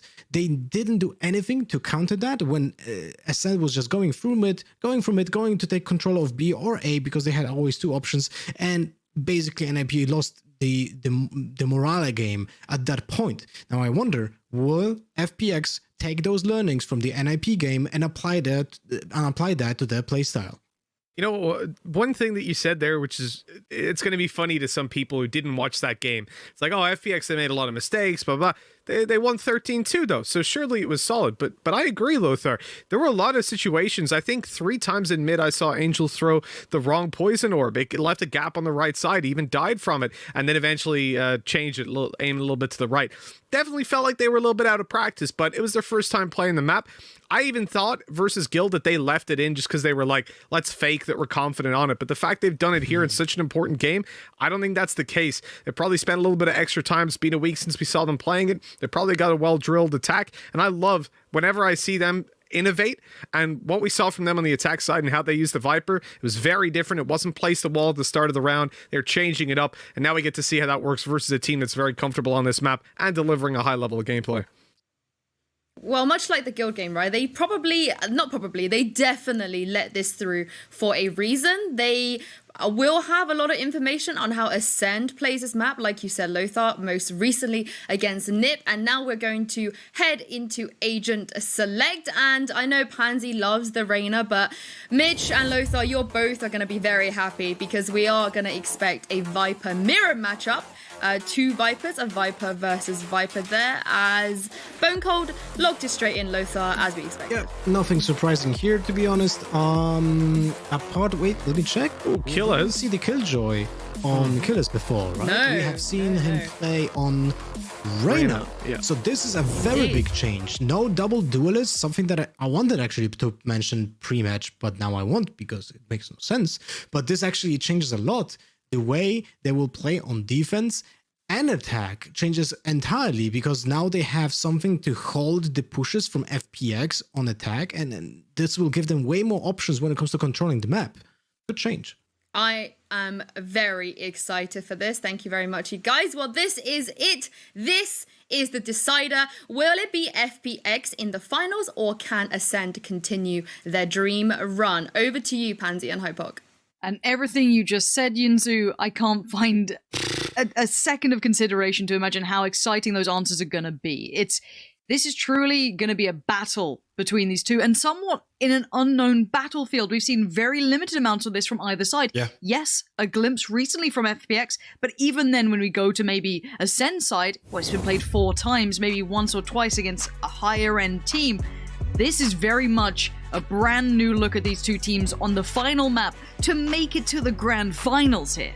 Yeah, and I think actually, looking at this is the best possible scenario, right? Acend absolutely spanked Ballista, fighting fire with fire on Icebox. It was so good to see them truly like align with CNED on a playstyle level, and that looked so successful for them. Then coming into the NIP series, we saw them do the exact same thing again. So this right here is literally the perfect decider to give them a second chance to close this out. It's going to take a lot from FPX to really, I guess, stoop to the level of Acend and embrace this chaos.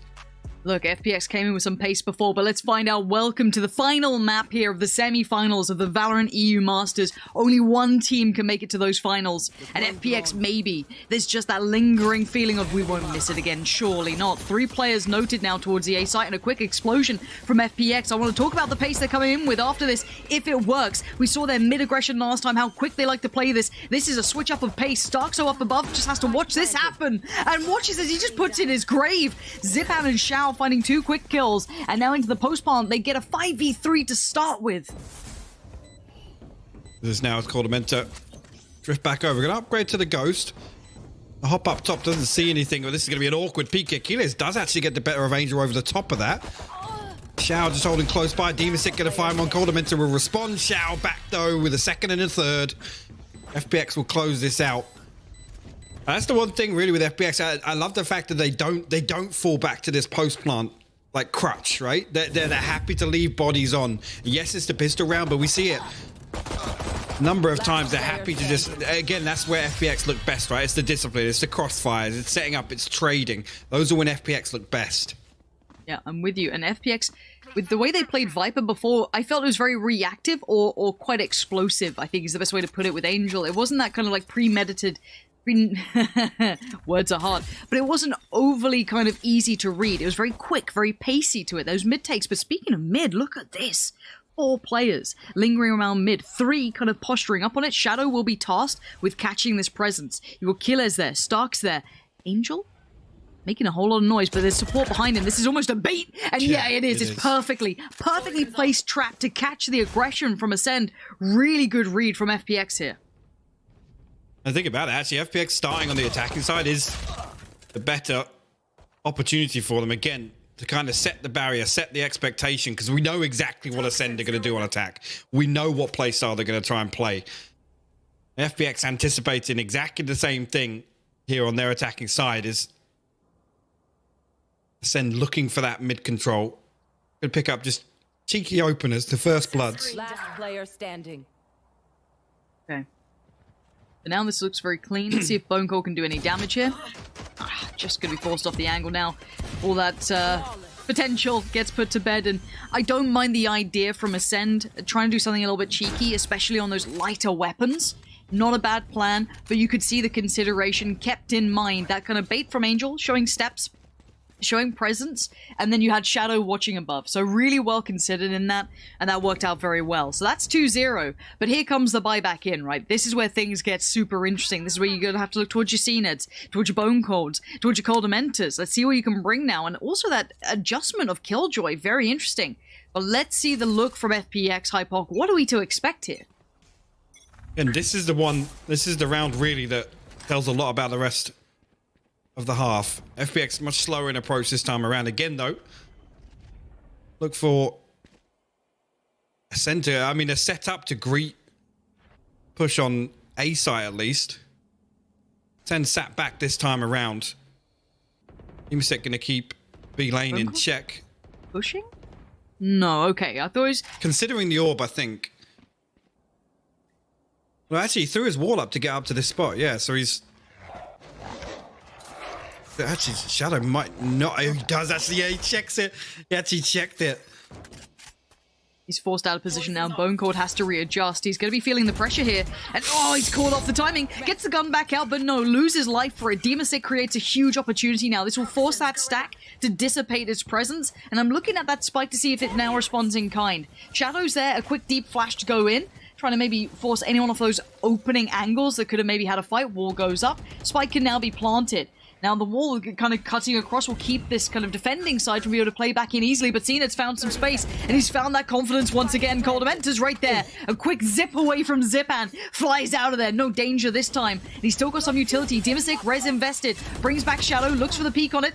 Oh, he didn't catch his Zenit. You could see that they wanted it so bad, but Dimasic, just the rock of this team, creates a 3v2. Coldamenta, Stoxo, still alive, but only for so long. FPX handle this.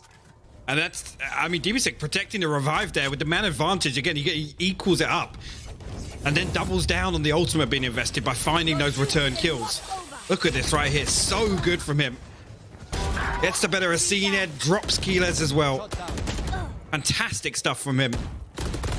Enemy remaining. And right there, that's the, like I said, FPX, perfect read on the situation. They sit back here. They know that Acend their first buy round. They're going to try and play this back, play it very deep on both sides. It's actually, unfortunately, Bone Cold. I mean, he's looked fantastic previously for Acend on Icebox, and he's the one that slips up. Now back and we go. Acend back onto the task of do damage, try and maybe cost them some rifles, get those away, see if we can grab them. Stack again towards A. This is a common theme we've been seeing, that there's a lot of faith put towards Bone Cold 1 towards B. We saw him before, and they checked on him really diligently, using Shadow the way that they did on Sky, of course, to clear that. It was very, very smart. Now, I want to see how they approach this, because last time, they kind of managed to catch that aggression through mid between the bait from Angel and the Overwatch from Shadow. Now, I wonder what their approach is this time against an eco. Their anti-ecos are very important here. I want to see the plan in mind. Shadow going to start having a little look around so you can find that information. Clears close. Going to get much deeper than that, though. Now, actually, Cena going to be dragged across here, so it's going to be all four members of Acend, except for Bone Cold, obviously, over in mid. The Owl Drone going to give away Chao's position at least, but FPX ready to pop off the back of this contact. Clear out a couple of angles with this, and the wall goes down, actually just to slow them down even further, but it's immediately dealt with here. There's a lot of players here still. If these sheriffs get brought into range, they could do some work. Dimasic, though, in the Mayhem does do well. Zipan, what a controlling element. And even now, though, Coldamenta just securing this as, there it is. Zipan on the workaround. And I've got to give credit to Zipan. When I feel like Zipan, when he plays well, he is just the perfect player in the most annoying places. He always kind of catches anything they try and get up to, any sort of benefit they might try and kind of chip away at. He's so good at filling those spaces. And I see it in Dimasic too, for sure. Those two are exceedingly good at it, just quelling any threats. And when you're walking into a stacked out site, having players who can do that is so pivotal. So for now, we see 4-0 on the board. But we also now see the op coming out for Cena. This has to be game-changing, though, Hypoc. This can't just be middling. No. This has to be critical. Now, if I'm Angel, though, I'm reading this. I know they'll lean towards this, so I'm wondering what the game plan is. Now, it's going to be the readjustment. Bone Cold going to peel away from B. Going to leave Cena posted deep towards yellow. And actually, with this much vision, they can lean a little heavier towards mid and A. Yeah, Angel looking as if he wants to explore towards kitchen right now. Bone Cold tucked deep up there. Obviously, the turret's going to spot under tube. You can see that there. It's going to creep their way back up towards A site, actually. And Aldrone's going to cross paths here and the Sky. So that's two agents noted here. And actually, the Showstopper going to get invested as well. Zipan throws it over but doesn't find anything from it. Well, he does find his space, though. Secures the site for it. Now, whether or not they take the spike here, I'm looking towards their Sage to see if they make it across through. It looks like it's there now. Coldamenta wanted to maybe have a little look towards it, but finds nothing. Now, Cened's going to be not necessarily enough, but it's very hard to make it work here. Coldamenta finds one. Bone Cold as well. Keyless is there. Suddenly Acend, wake up and shut this down. Shadow's dead, and Cened just showing, yeah, it may be difficult, but I am the biggest beast on this map right now. Op in hand, he already finds two, and the first time he gets to play with it. Yeah, that's 2 rounds or so in. And now the second shot so clean onto Shadow. Yeah, economy-wise, it doesn't really dent it at all. I mean, only really Angel struggling down at 800. So, yes, it's good Cned finds that value immediately, but it's got to be a couple more rounds to, I guess, stop the bleeding here. For me, the big condition here is Acend has a strong defensive half, because I honestly think they can potentially take the fight to FPX with what we've seen with them previously on Icebox. I'm with you, not a shadow of a doubt. Now, once again, they put a lot of faith in the likes of Acend and Bone Cold to either basically control the mid split towards B or B long. That's it. Ultimate invested towards A. They're not playing proactive on the side because they can't. They've been forced away from it. Seeker's going to be sent through. They now know what's up. Here we go. It's going to be Angel leading the way. Already the slow's going to slow this down. We'd have Killjoy investing well. This is a heavy invested round. Angel wins the fight on the angle. Can control towards that CT side play back in. But it is traded out though. There was still a loss of Zipan on this. So don't think it's over just yet. Lockdown does actually get destroyed as well, but the thing is, FPX actually peeled away. They were respecting that, I guess. Not actually initially going to destroy that. 40 seconds left. They're going to reset their sat. Still towards A, though, and it's only going to be CNED to hold down the fort. Did you just say only CNED? I mean... all that's required in some scenarios. He's a one-man army. He's seen some information which knows he can kind of feel as though the commitment's coming. Spike to be planted. That's not an initial target. He looks around, sees nothing, sees finally a pixel out of place, catches them. Oh, he gets away! How did he get away from that? Shao's gonna be kicking himself. Golden Mentor's there too. And now look at CNED. He's waiting to go on this one. He's dying to get involved in this. He's gonna take the aggressive angle. No, it's Killers. And now it's just gonna be CNED to try and put up the numbers with Bone Cold. Coming back in! CNED again! Brutality being shown. It will cost Acend. Only 2 survive, but I mean, CNED actually threw the Blade Storm into that. He went for, I guess, on the back of trying to, was it to trade Keyless? I think he hopped up. Potentially. He hopped up with the Blade Storm, tried to go for a right click over the top, but... yeah, it was. Yeah, there you go. Trade for Keyless. So well played, though. The fact that he gets away from that first kill, I mean, what can you do? He's got balls of steel, first of all, to be scope walking out rafters to take that peak, and nobody's there to protect Demasec, right? He gets the spike down. He has to peel back away from sight. Just insane. And there's the ultimate now for Bone Cold. This is a big switcheroo as well. Keep in mind, Bone Cold has been supporting towards B more often than not, but they've switched out the Killjoy here, so Killjoy going to be supporting towards that mid-B split. And the ultimate just going to kind of litter the approach. This is horrible to try and come in against. The placement on this is actually BM. It covers the second level. Bone Cold can sit inside here. Aldrin will spot him out. Actually, Zipan?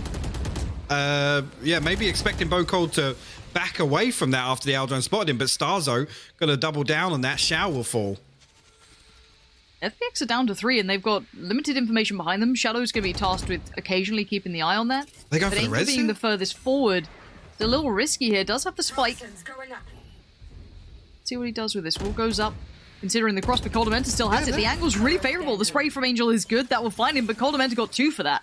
Absolutely worth that trade. He'll take that all day long, and Angel's now being surrounded. Oh, poor old Angel. Does he even realize how much trouble he may be in? Or do they pass each other? No. Bone Cold turns in time. Finds him with the spike. He dips back into that horrible green spot. That ultimate placement is actually insane. It gives Coldamenta this really cheeky angle from top side. And again, I think that's where he gets that kill onto Demasec, right? He's protecting the res right there. You can see the angle. Angel eventually shuts him down with that wallbang, but that Viper ultimate placement is something else. 4-3 now.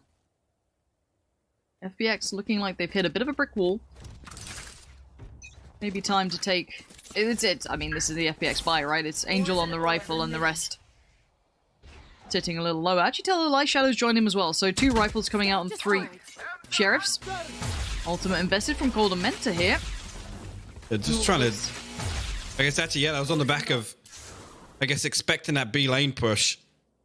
After Bone Cold showed himself... Oh, Keyless. 3 members of FPX creeping up here. Oh, just back and forth. Angel goes for the jiggle, lands a headshot. Will give them an opportunity here as well. That wall goes down. It's going to cut off the spawn entrance. Is anyone pinching up towards long? That's where the game changer could come in. Bone Cold, good for 1 trade, but then goes down for us now. Oh. Hold your breath. CNED's under pressure. Finally gets outdone. They smother him. Absolutely surround him on all fronts. And now Starkso and Coldamenta in a very unfavorable situation, trying to catch that cross. Zipan denies. And now game back on. Starkso in the 1v4. This is surely going to be an FPX round. Off the back of having so little. Spike goes down. Starkso does well to find Shallow. And even gets a heal in here. Has the res. I mean, if he gets another kill, he could invest this here. Oh no, Angel. Minimap lurking through, comes under tube here. Starzo kind of expecting it. This round on the back of just 2 rifle purchases for FPX, and they pull this out of nowhere. Also, just going to opt, I guess, to look to do a little bit of damage. Make them repurchase some of this, but...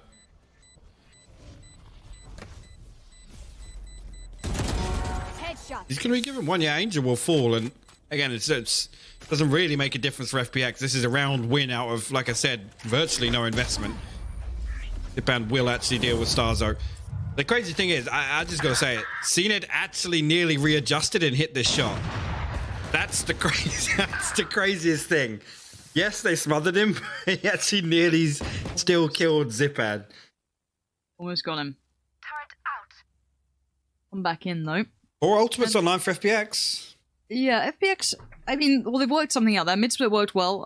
I'd say a slight misplay from Keyless, just holding a little bit of an unfavorable angle. The turret obviously didn't give it away, is a little bit deeper than maybe he had hoped for, but again, just took the foot off the gas for a second and you're going to get exploited. Already fast play through middle. It looks like CNED wants to be the game changer here. Already going to go forward.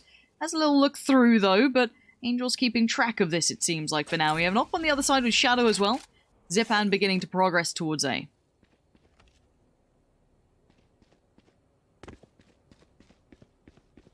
And no, I like the fact that Acend aren't really giving away too many peaks on A.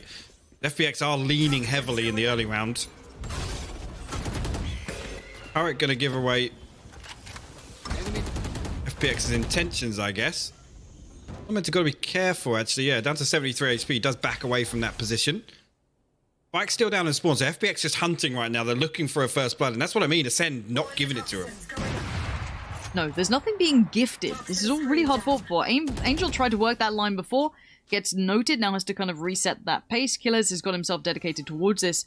Now, FPX's pace itself it's a little hit and miss. It's a little kind of hot and cold on this. They kind of aggress a little and then fall away from it, and you can see this has at least forced CNED to have to consider it again, and everything else. It does at least keep them a little on their toes, but there's the Seekers. This should be the go signal to get in towards the site. Healer's now on red alert, knowing that I'm not going to be alone anytime soon, and now there's trouble aplenty up above. He does at least get the trade out on towards 1, though, so this is still pretty valuable. Spike to be planted. Spike planted. And again, Starzo has that res. They can secure backside. They can potentially get that, but oh my god! Angel tries to throw the ult down, immediately dealt with by Commentators. That's massive for Acend.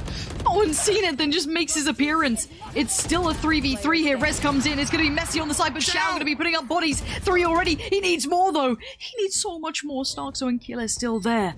Now he holds his breath and waits. He tries to find the timing. Catches him on the reload. Not going to get it, though. Finds one. He needs it, and he gets it! Out of nowhere! Shao pulls off the ace. Oh my word.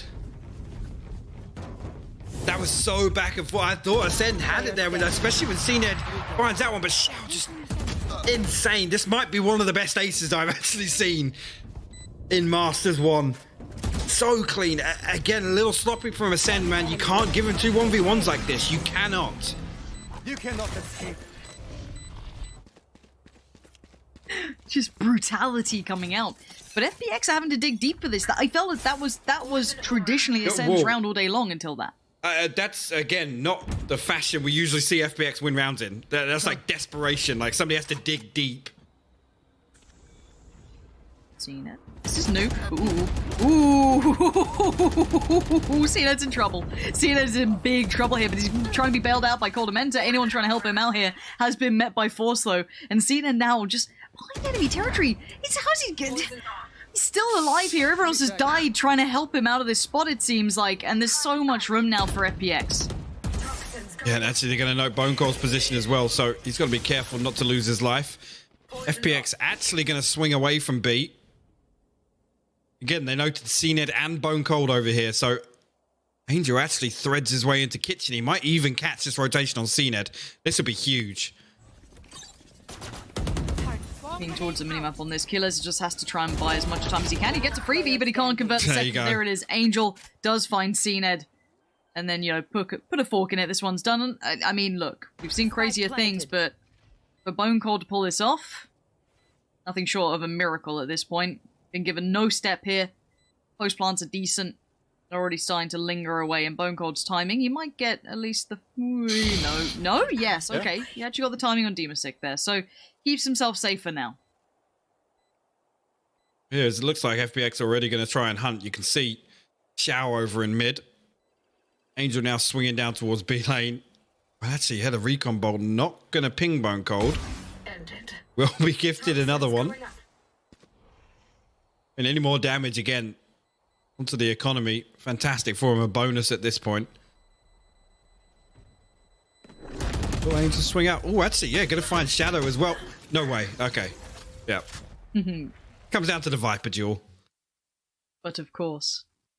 And here we see 2 agents on the map getting ready for chat's toxicity. We either love CNED or hate CNED, apparently. That's it. There's no in between. You can't just enjoy CNED's work. One of the two. They're prepared. 7-3 though. Timeout comes in. Now, these rounds have been close and pretty dicey. The back and forth has certainly been there. There was an answer found by Acend for quite some time. It did seem to come in the form of CNED opping and some pretty decent presence towards A and, you know, just kind of how this happened. But it does feel as though FPX are winning enough to give them the buffer, as weird as that sounds. Because I feel once Acend get to kind of take their chances on the attack, they do tend to come alive. Yeah, it's like I said, I mean, if Ascend are allowed to just kind of do what they do on attack here on Icebox, I think it leans in their favor. So right now, FPX kind of showing that they're able to kind of react very quickly off of aggression on two lanes of the map, to be honest, mid and B. Right there was a perfect example of Angel being able to thread his way all the way through and catch CNED in that rotation. Go again. 7-3 here. Ooh. Ooh, okay. Ultimate invested again. Is this gonna be pacey now, or they wouldn't dare, right? No, they're gonna hit the brakes and just hold this one as much as they can. It's a 4-play stack towards A as well in this, so investing the ultimate into this round is gonna be a little rough, I can imagine, as already you can see the lean coming out from FPX to the other side of the map. Yeah, it's weird to not see a stack on B on the back of that ultimate being invested. Now the rotation is going to come out, but Keeler's got it all to do. He does have the lockdown, but we'll see that pop preemptively here. Shao does have the Hunter's Fury to counter it if necessary. Implement up. Everything noted now. Trying to make this work with what they've got, though, isn't easy. They're up against a full buy here. The right place for it. Gilles gives away his position, but had to be done. And now here comes the big man himself! Seeded! Death from above again reigns in hellfire! Now finds 2 for it, so he at least gives them a chance in this. None of the rifles are recoverable, however, so it still stays tricky. But 30 seconds! They can't really back away from this too easily either. They're kind of stuck here. FPX looking for the fight, but Ascend aren't giving them any more now. They have to fight hard for these picks. And actually, Bone Cold, guess expecting something back onto A. Now they must know the hit's coming through with that flash. Keeler's still tucked inside. Now it's almost going to make it difficult. Commentator finds a kill as well. This is huge. Last player standing.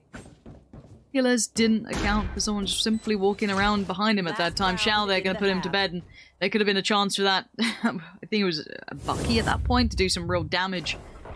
But as said, CNED being just an equalizer to all these scenarios. Finding this was fantastic. Otherwise, it should have been a clean take from FPX. They really should. It's actually coming into the last round. Like I said, Keeler's locked down. Nothing else available for Ascend.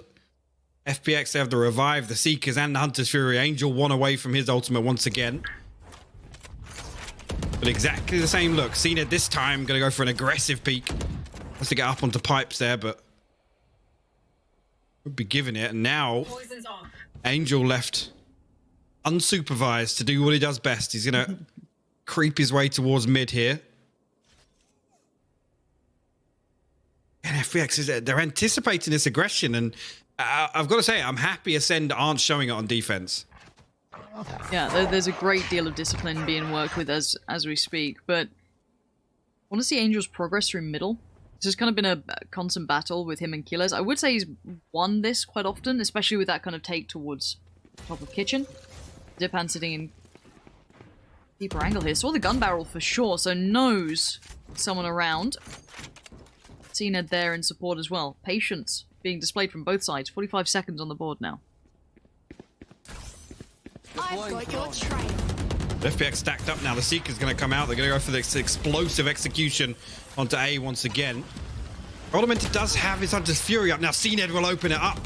Angel falls. How does he look comfortable here? How does he still get that? Demasig dies, and it's still looking like they're in control. It's down to 2. Zipan and Xiao have to go clutch once again. Spike not planted. Xiao needs to find some space, find some room. Killjoy invested. That's 1. It can't be converted now. 10 seconds. Zipan knows he's got to frag out or go home, and this one is done for. Acend, get it on the board. Well controlled. Switching sides. Just seen it, just happy to be like in the middle of a scrap, like close quarters, like just brawling with an operator. Yeah. Like it's actually insane. It's not as if he's like holding a super passive angle and it's like, oh yeah, if I miss my shot, I'm going to dash out. It's like, no, I'm going to hop down, I'm going to hide behind default, and I'm going to play with an operator. It's actually crazy. Today has been the best look we've seen out of CNED, hands down. Yeah, there's no doubt in my mind how well he's been able to kind of find presence, find impact. But 8-4 though, this is where we need that big performance, Hypoc. If there's a time to do it, it has to be now. CNED and the boys from Acend, Bone Cold, Commentators, Starkso, Killers, you are now under pressure. FPX have the upper hand at the start now. It's your turn on the attack. This is where the pace is all on you. Let's see. Yeah, FPX leaning heavy onto B lane to try and hold on to this, but some damage coming out to Zipan's going to force him back. Going to give Acend a little bit of breathing space, but look at this. If they can get the timing on this, they might actually be able to get into A site. Bone Cold creeping. It's only Angel up here on the rafters. He's going to spot out one and play back.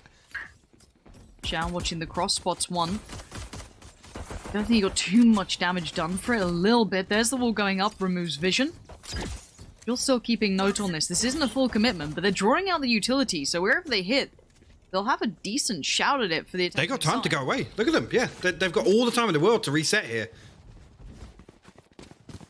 Huge. Again, if they can catch the timing here, I mean, if they isolate Demasig, there's not an awful lot he can do from that position on Snowman.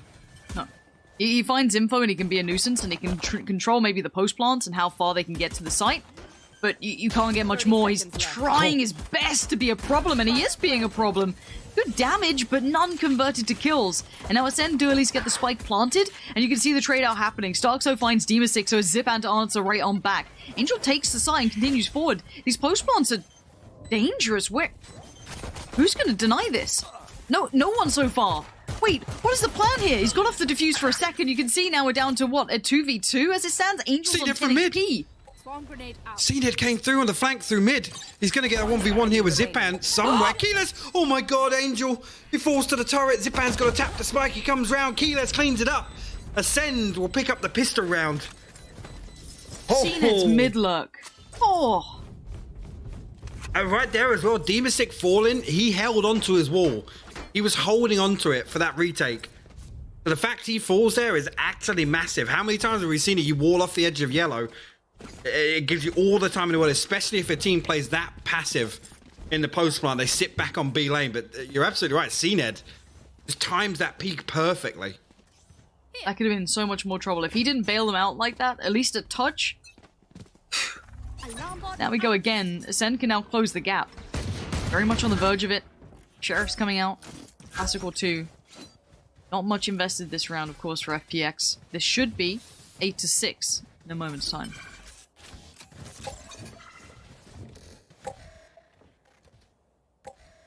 Acend actually going to all stack up here. Demasig position noted. Now Angel will deploy the wall. Again, position noted once again, though. They retrieve the ult orb. Bone Cold ready to greet any aggression on the other side of the map.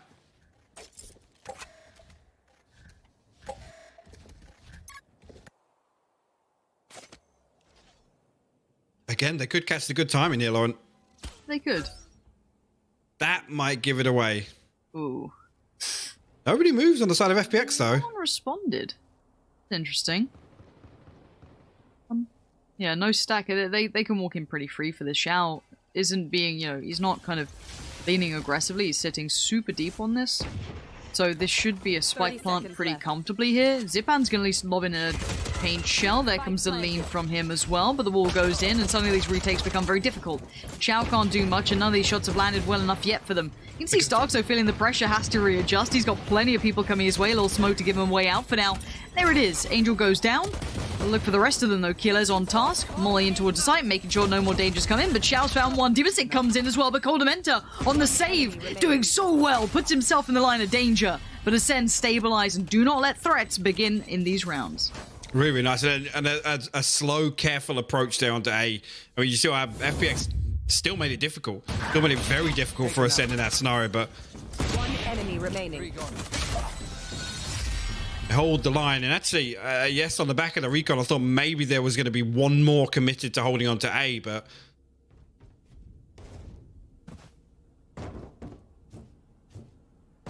said now, I mean, this is the worrying one, right? CNED on the operator now. 3 Spectres still invested here, so this is funky. CNED just sat in that. He's so committed to that peak. Hey, back up he goes. No armor either for CNED. So he is glass cannon now. Keep in mind, Angel definitely saw him. There was 100% vision on each other almost there. And Angel taps away at CNED. That's madness. Gonna send him back. No free pick here. No easy start. You can see that mid pressure now being shown a little by that Sky utility coming out. Nothing crazy, but enough to know, okay, they're keeping watch on this. They've tasked Bone Cold with making sure not too much vision gets garnered towards A. Really, and actually, just think about it now, with obviously this flex of Keyless onto the Killjoy, maybe that's why we're seeing this slower approach from Acend.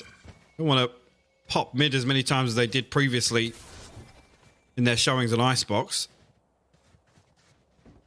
Stars are actually creeping up close. Angel doesn't peek round. He will be able to deal with the wall, though. We'll crack a little hole in it initially. Shadow finds Bone Cold, and that's the opening FPX probably we need. It gives them the man advantage. Keep our eyes on these post plants, though. He Oh. has the lineup, he believes. Sends that through. Hoping for the best. The old Killjoy main next to me should know if that's right or not. CNED still gets one, but dies for it. Tries to keep his value high, but now keep your eyes towards that spike as well. Angel is one furthest forward. His task is to keep them back. Diffuse coming in. Nothing is stopping this right now. There's 2 players alive, and they are useless in this. The kill, sure, but the round, regardless, goes the way of FPX. Yeah, can't retrieve that operator either. That's tricky. And again, like I said, the fact that FPX find the one player that, yes, they can leave Bone Cold in that lurk all day long, because all he's going to do is going to come and play a really deep lineup. Everybody else has to buy time, right? But there's no readjustment from Acend. After Bone Cold's forward, after Bone Cold, I can't even talk. Bone Cold falls, they have to then swing back on. They have to challenge sight, and they simply don't do that. Please, speak for me. That post plan worried me before, but they had the bailout of CNED through middle, but obviously unable to do it that time, so not a fan of that post plan. I understand the intention, it's just not something I'd like to depend upon, but we do see the economy now whittled away at. You're down to sheriffs, bits and pieces. Decent crack of utility, so they can still make a good go towards this A site, but they don't have the flexibility of doing anything they please. Ultimate coming through though from Coldamenta. I think there was a tag and that's it. Yeah. One towards Xiao. Xiao. Zipan. Keyless and Starzo fall. Xiao finds another as well, but CNED will trade it back. But wow, what a hold. Zipan, just a perfectly timed peak. You'd love to see those. The first 2 bullets. It's just great stuff. And that'll be a confidence booster for him as well. Always makes you feel kind of loose and you know, feeling like you got that momentum build. But 10-6 now. If I'm Acend, I might... Don't know if I'm calling a tactical timeout, but I'm considering how we want to approach this. I mean, a switch up at least. Like, yeah, this... I'm not sold right now by this attack.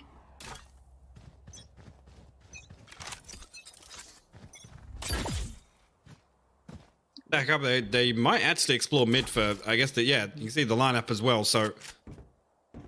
To try and potentially get kitchen control here. With Shadow playing outside on Boiler, it does give them opportunity to, because Angel's out on an island with this setup. Nice counter flash. Obviously, they don't know how much. I love this though from Zipan. It's done. And Zipan's response is to go feed Bone Cold, but the idea was great to try and retrieve position elsewhere after losing this mid control. But look who's come bounding forward. Of course, it's CNED. Xiao now knows, okay, there's some problems starting him out here. Shadow trying to flash for him. Does he peek it? No one's there now. Little smoke gives away that at least CNED's around, but he's going to find Keyless in the meantime. Shadow, though, lurks in them. CNED finds Angel on the next bit of the aggressive flex coming out from FPX. And now a 4v3 presents itself, and Acend can slowly but surely lean back towards A after the success off the back of Bone Cold. Yeah, Angel falling has actually dragged everyone towards kitchen and mid. You can see already Acend have completely readjusted here.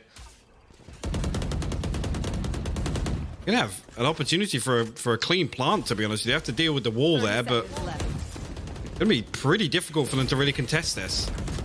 Certainly is. Xiao gonna do what he can on the way out. None of the spam really finds much. Luckily, they stay alive, and the ultimate gets invested. That's gonna be Bone Cold just shutting this one down. That might be the doors being shut. No chance here. Xiao's found Bone Cold. Maybe there is a chance. They're going to fight back in. Killer's back on his feet, though. And now still look how many are alive. Coldamenta finding FPX. Demasik still going to try and do some work. But the numbers are so unfavorable. But look at Demasik go. Find this other one. He's going to hear that Nano Swarm getting thrown. Keyless will hold the line. Shuts him down. 10-7 the score now. And that's what I'm talking about. Just that little switch up there. Acend with a much more confident game plan going into that. It's not this, yeah, we're going to look for a pick. It's they're stacked up. They're actively looking for that entry. And you know what as well? Getting the kill onto Angel even after that and then swinging back to A. Really well considered round from Acend. 10-7. Swings and roundabouts here. Both teams putting up a damn good fight. Now, the money on both fronts is kind of sketchy. Neither of them are super comfortable, but they can also fashion a buy here. But it's there's no money in the kitty left after this. It's, you don't convert this, you could be in a spot of bother. But all players stack towards B here. It's, can we take that fight maybe on Angel? Because Bone Cold still does just do Bone Cold things. He's just building presence towards A, slowly clearing, just making sure no info gets found for free. This Coldamenta goes looking for that Angel. Look at the spot him close, and actually, yeah, look how deep Angel's playing. He's all the way back at Snowman this time around. Again, difficult to really dig a player out of this position. Ooh, Angel actually just peeks ahead. We'll get spotted out, but... I have the spike. Okay, so gonna pick up the spike, and 3 players headed towards mid here. It's a double pump. There's some pumping. So, I want to see what these 3 players do. They fell away from B-Long, and I assume they're going to try and throw a fake, but the Seekers have kind of... I don't know if I call it misinformation, but it's going to be weird information, because they could technically walk B-Long. Now, they don't know that, of course. They've got maybe an inclination that could be a possibility after showing mid-presence. Now, they continue forward towards yellow. They're going to get across. Angel has certainly heard this, but... CNED! What? Yeah, okay, maybe it's not a Ferrari peak. Maybe it's a CNED peak now. Shadow's found Starkso, though, trying to go on a little bit of an exploration mission, but there it is, CNED again. So sharp today. The aim is on point, and now has to find some more of those. Zipan tries to peek, and CNED says no! This is everything! He's holding it together and puts it into a 2v1 and says, look, if I can't clutch this out, I'm going to do everything I can to give you this round. Shadow now, 1v2. Keyless just shoulder peeking here, but it's so good. Bone Cold playing close. Oh, 10-8, Acend answering back on their attacking half here. What a fantastic round from CNED. How many times today? How many times? Whatever it takes. He is willing to put in whatever it takes for his side. Shadow, yeah, eventually found him, but he just set them up for success. And it is a tactical timeout, and it's probably for FPX, so their money's in a bit of a spot, and maybe they want to try and get an idea as to how to hold this, because they fell for that mid-presence, that kind of re-rotation that went on. I mean, let's look at that round. Showstopper, Hunters, Fury, and Seekers all invested there. That's a really tough loss, especially this scoreline, right? We're probably not going to get another full cycle for Ultimates if this plays out in regulation. Especially if you've got to consider Demasik and Angel. They have their Ultimates available. They're going to want to get these online. And now 2 Sheriffs, 2 Vandals, a Spectre. Side of Acend, they have the Lockdown, the Hunter's Fury, and the Blade Storm. So some big Ultimates online. big ultimates online for Acend here.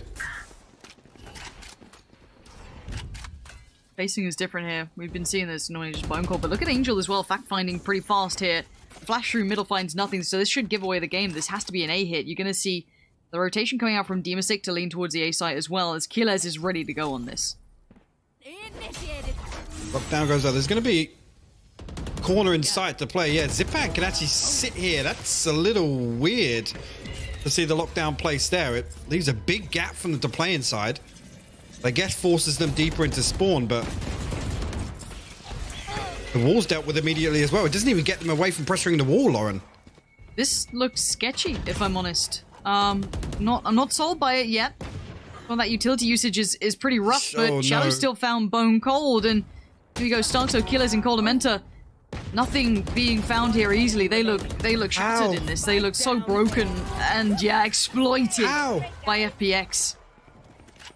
Just the slightest of things the only benefit of placing the lockdown there is to force them deeper into spawn. But you saw right there, that angle the Zipan's allowed to just sit in.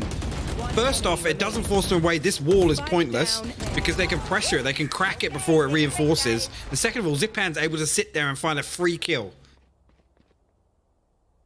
I don't know, maybe just trying to adjust the lockdown to, I guess, avoid a lineup or something, or you know, stop Zipan from throwing paint shells over to deal with it. I honestly don't know. See Ned, here we go. Oh my god, he's been put to 2. He's been completely nullified. He tried to make it happen once again, but no, it doesn't happen. This time though, Bone Cold Killers, they come online. They see that their leader in kind has fallen and they're more than up to the task. And look at this swing and roundabout. We have one round that's a complete shutout for FPX. And now we're in a 4v1 and Shao out of nowhere. This has to be 1. That's 2. Quick succession. He is just snappy today. He actually got the transfer. He readjusted for Bone Cold as well. If he'd have hit that headshot there, it comes to a 1v1, Lauren. Neither team relenting. What a map 3. Oh, this is sick. Zipan's on 23 kills as well. Like, people are stepping up here. Angel 11, Starkso 9. So not like huge performances across the board, but Cena 19 for himself. And again, of course, Coldamenta and Bone Cold not too far behind. We go back in again, 11-9 now. Acend need to keep this up, though. It can't be those one-offs. We can't just have that. We've got to see them just keep pressing forward. It can't just be the CNED show. It has to be all of them here, because he went down early that round. He invested the ultimate and got nothing for it.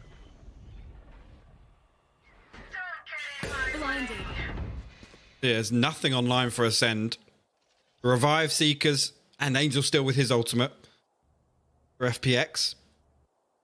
Actually, yeah, I did hear the sound cue there. Angel has popped his over B, so they're trying this funnel send either towards mid or towards A.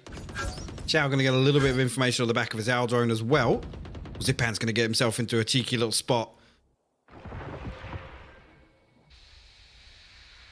This is going to be awkward. If they walk this ult, I hate it. I hate it. They can't. Lothar's going to be crying. Angel's heard this. He knows there was presence here. Now, does he call for rotations or does he feel comfortable enough?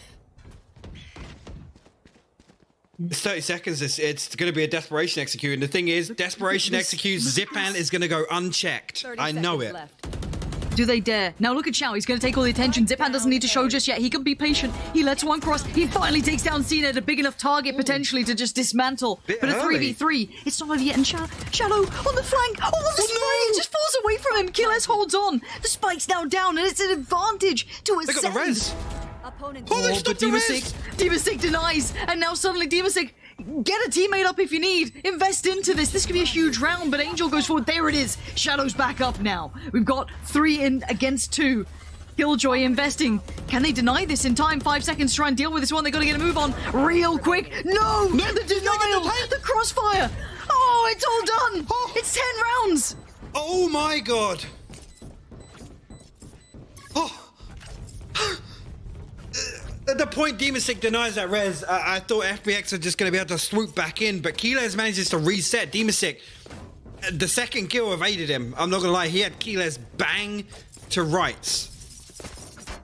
And with the way Demastic's played today, an uncharacteristic whiff. Aquiles, he can reset, gets the lockdown, and it's heartbreak. He's detained. Oh my god, Lauren. 11 to 10. The money's now in the bin for FPX. They've been able to fashion a buy with 2 rifles. Angel. Who's walking this? Does he go for the ult? No. Dips away from the owl drone. Tries to stay hidden, stay quiet, but it's going to win the game, but he's close enough. Converts towards Bone Cold. You can see the cacophony of bullets just being hailed down towards him, but he's made it out alive. Wall goes up. That's a free pick to begin with. Starzo does have the res, but it's pretty deep here.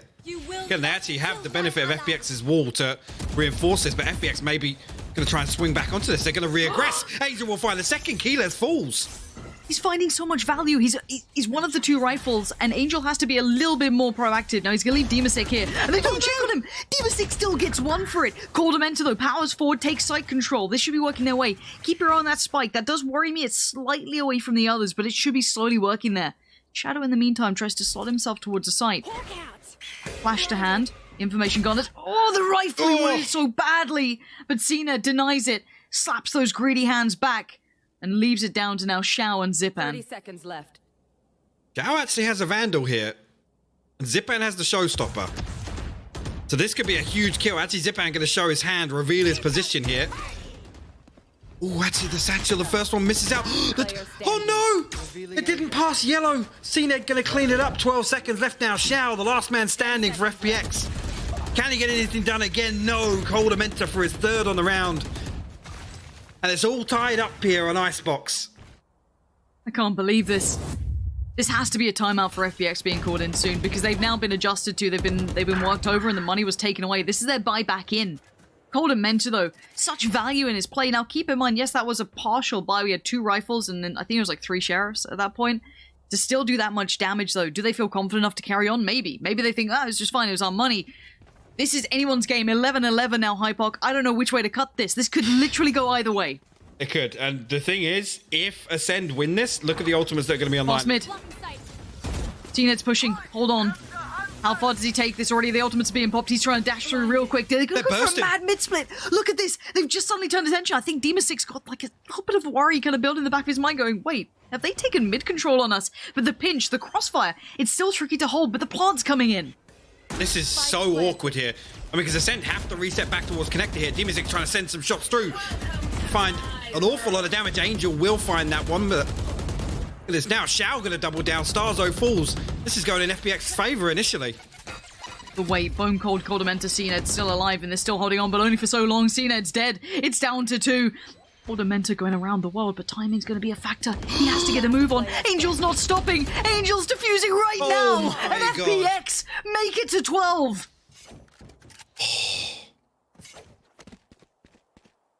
I love that. And again, that's what you'd love to see from FPX. The discipline to sit there and hold 2 on yellow.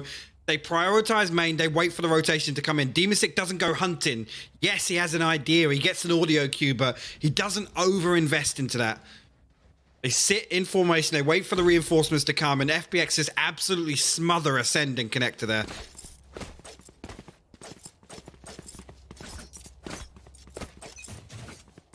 And now it comes down to this. One round defines the history of these 2 teams. The grand finals awaits only one of them.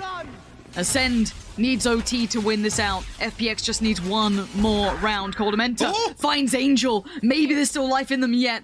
We've seen Acend digging so deep in these rounds. They're fast on the site here. Xiao wants in, but maybe he looks a little isolated here. No, he backs away. Aldrone comes out. Spike is planted.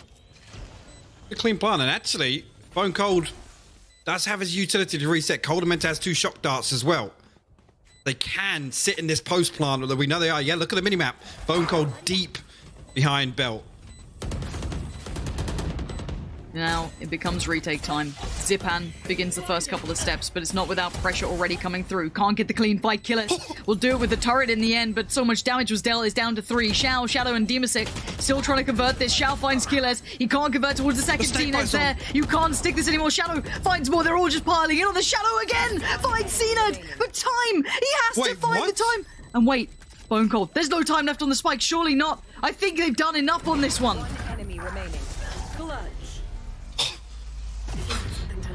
Of course it is. It's map 3. It's overtime. Of course it is. Who'd have thought we'd be going here? And look at it again, though. I just love this. They know that they can sit in this position, and they just try and create as much chaos as possible. And FPX, yes, do fantastically to find all these kills, but it's worth nothing. What a round. What a round to take us to OT. Okay, if you're new to this, 2 in a row is what you need. And if you're new to these teams, FPX have been halted in semifinals before.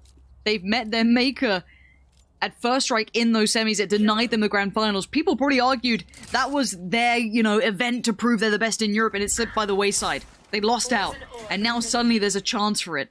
Acend have now pushed us into OT, where it's all back online. The money gets evened out, and you can see the mistakes. Oh, Starkso! Straight away! Dominates middle, denies 2 of them. Zipan gone, Angel gone. They've lost so much potential power through mid, and Bone Cold sputs them out again. Information now just free-flowing through. Bone Cold now can do exactly what Demastic did in that round. Oh, Starzo actually had angle from spawn there, but that gives the information across to Bone Cold. Healer's actually going to come around and flank Shadow. FPX now in a 2v4. Demastic and Shao completely split up here. He's Spike making his way back through mid.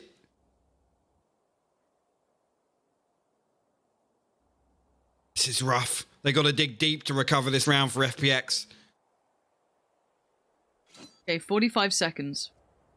Now, you can see the angles that are being held by Acend are super deep. You don't get a free fight on this, you have to already commit quite far.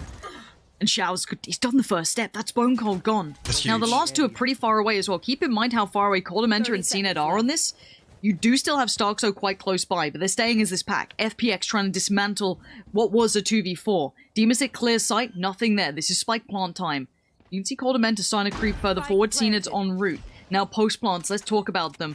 You still had Starkso holding this position, so he knows that no one slipped past, but Demastic gets the challenge, so he knows where 1 is. He backs away. Oh, he's in the sights of Starkso! And now Shao left in the 1v3, the young talent, making a 1v4. The task just got so much harder, and Commentators puts him down.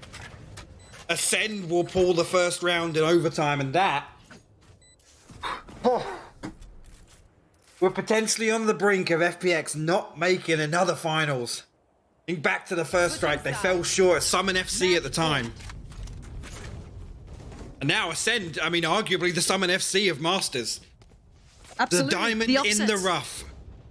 Every time, you could underestimate them so simply. It'd be so easy to look past their capability, but we've seen it here today and in massive fashion. But it's not over yet. FPX, if there's ever a time to come online, it is right now. This is your time to stop this, or will it be Acend's moment to make it to the grand finals? And here we go. It starts with a trade out. Zipan on towards Commentators, but Commentators finds 2. Zipan and Angel dead again. And here we go. A 4v3. Shadow, Shao, and Demastic once again called upon to try and keep this together. Now, where's that spike? It's still in the hands of CNED. Commentators got Hunter's Fury on already. Bone Cold has both bits of utility. Oh, the lineup. Shadow, if he just goes for the shot, there he finds it with the wallbang. CNED falls. Okay, 3v3 now. The second attempt. Here comes the ultimate. You noted it earlier. It's been invested. Commentators trying to find one. I think there might have been a tag, but certainly no frag yet. 1 minute left on the board. Look how brutal this battle is. Both teams willing to fight this out. But there's still time to back away if they want to, try and reset this pace, and that's what they're doing. The spike now disengages away from the site, but they do leave Bone Cold still here. If someone gets a little overzealous, peek a little too much, how much time is he buying them? Can he get to mid before they do? It's huge though. The fact that Bone Cold actually shows the Owl Drone, it makes them it makes them reconsider rotating. This is give them complete freedom to come in here. Bone Cold still with 1 snake bite, Keyless 2 nano swarms, Commentators both shock darts, so they can play post plant here. Okay, Bone Cold right now is watching the flank just for a second or 2. It leaves it down to Killers and Commentators. Commentators was lower, and look at the HP. It's not perfect. Killers 41, Commentators 34. FPX on the play back in. This is for all of it. All the hard work. It comes to this. A 3v3 post plant. Acend on the verge. And there's the first Nano Swarm gone. Looking for some more, though. Demasik gonna just work his way forward now. Can he sit on this plant? You can see what he can do here. He's still sitting it. He's got his halfway, peels away from it, but it does mean Shao loses life. Keyless finds him, and now it's gonna be just one remaining. Ascend have done it! They've absolutely broken the hearts of FPX and proven everybody wrong. I cannot believe it. Ascend, one of our true glow-up stories from Masters here, eliminate FPX to secure their ticket to the grand finals. Who'd have thought it, especially after the bind? Oh my god. I'm at a loss. I'm at an absolute loss for words. The commitment from these boys, the talent we saw, and you're right, that first map, Hypoc, that first map, it was so condemning, right? Like, it looked like it was all done for. I was like, okay, well, Ascend, we've seen some good showings. But then the revitalization that came out, the lifeline of CNED coming online, pushing them forward, and now this.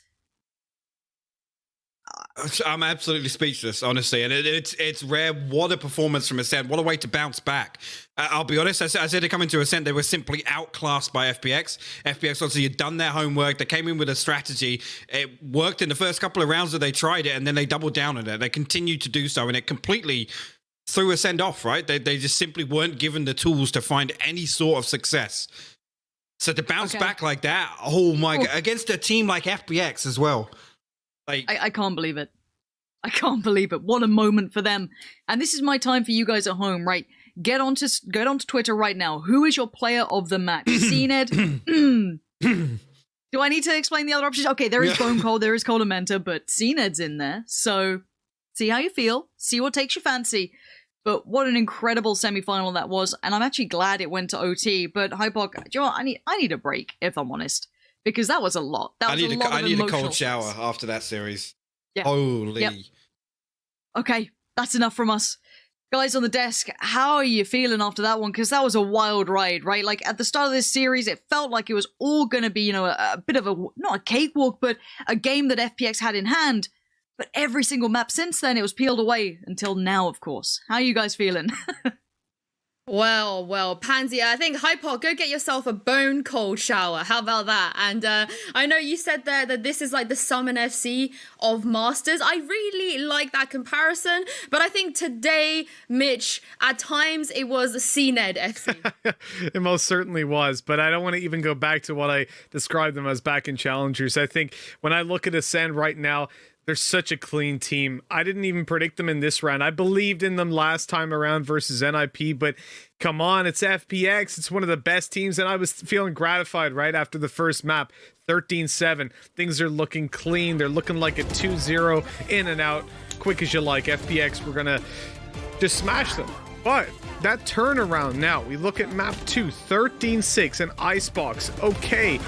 FPX haven't played it all that much, but my god, for Ascend to knock them out, for FPX not to make Masters, this was coming into the event, coming into this series, in my opinion, hands down best team in EU, and they have just faltered to Ascend, who are gunning for that title at this point. This is unbelievable. Well, Lothar, you know, just a little bit about FPX as well, because they were supposed to make this final, right? Coming into this, especially, they had absolutely everything, but on this Icebox map, especially on that CT side, something just didn't look right. I was saying that before the match, before we went into the Icebox map, I said that FPX didn't look comfortable and maybe they didn't practice it a lot. And unfortunately, I have to say it again, we had seen uncomfortable situations for many players. We have seen Angel missing his snake bites. Like, I counted 3 times when he missed it, and it was actually very impactful for the entire round, because it didn't stop the plant, didn't like cut off like any rushes or something like that. Then we have seen Demasik actually on the stage. He didn't look comfortable as well. The walls that he was setting up were off-timed, were actually in like very basic positions, which didn't actually benefit the attackers, were more beneficial for the defenders. So actually Ascend were taking advantage of the walls from FPX, and there was some little mechanical mistakes as well from every single player. We have seen Zip and defuse the bomb with a knife out. It's like small things that I would assume Storm is nerves and pressure mounting up because they know they didn't play the map well so far, and maybe they didn't practice it so far that much. So it's a little bit uncomfortable to see FPX in that position, because no one will assume that a team like FPX will not have a map practice to, you know, to perfection, right? And that was something that we didn't see. And then Acend shows up with the players being an apps gods, right? Picking up like rounds after round when you couldn't see that it would go Acend way. And by the way, if Shao didn't pick up that ace on attack for FPX, the game would have been earlier done, because that would have crushed the economy. So I have to say, the perfect storm, like combination of small things in that small glass, made that perfect storm for Acend to win the semifinal and go to the finals.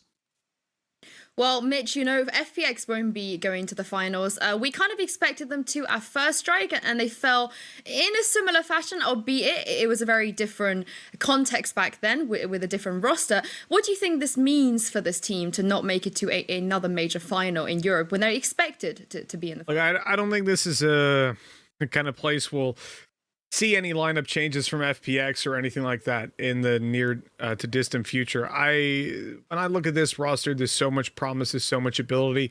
Time is all of our biggest enemies, and for FPX, when it comes to Icebox, I mean, they looked good on map 1. Acend, they've got plenty to go and refine a little bit, and Icebox, I put a lot of that down to it just being a lack of familiarity, you know, the issues that we're seeing from them. A lot of rounds, like, they genuinely lost rounds because of the ice wall position that Lothar pointed out. I think it was round 3 or 4 that it was towards the A site. They put one down that had a gap in the back, and this allowed for a player to not only peek onto the site, which is a bad thing, but when you're further back and your Sage puts up a wall, you think that area is clear. I don't need to worry about that, because, well, they can't come from there.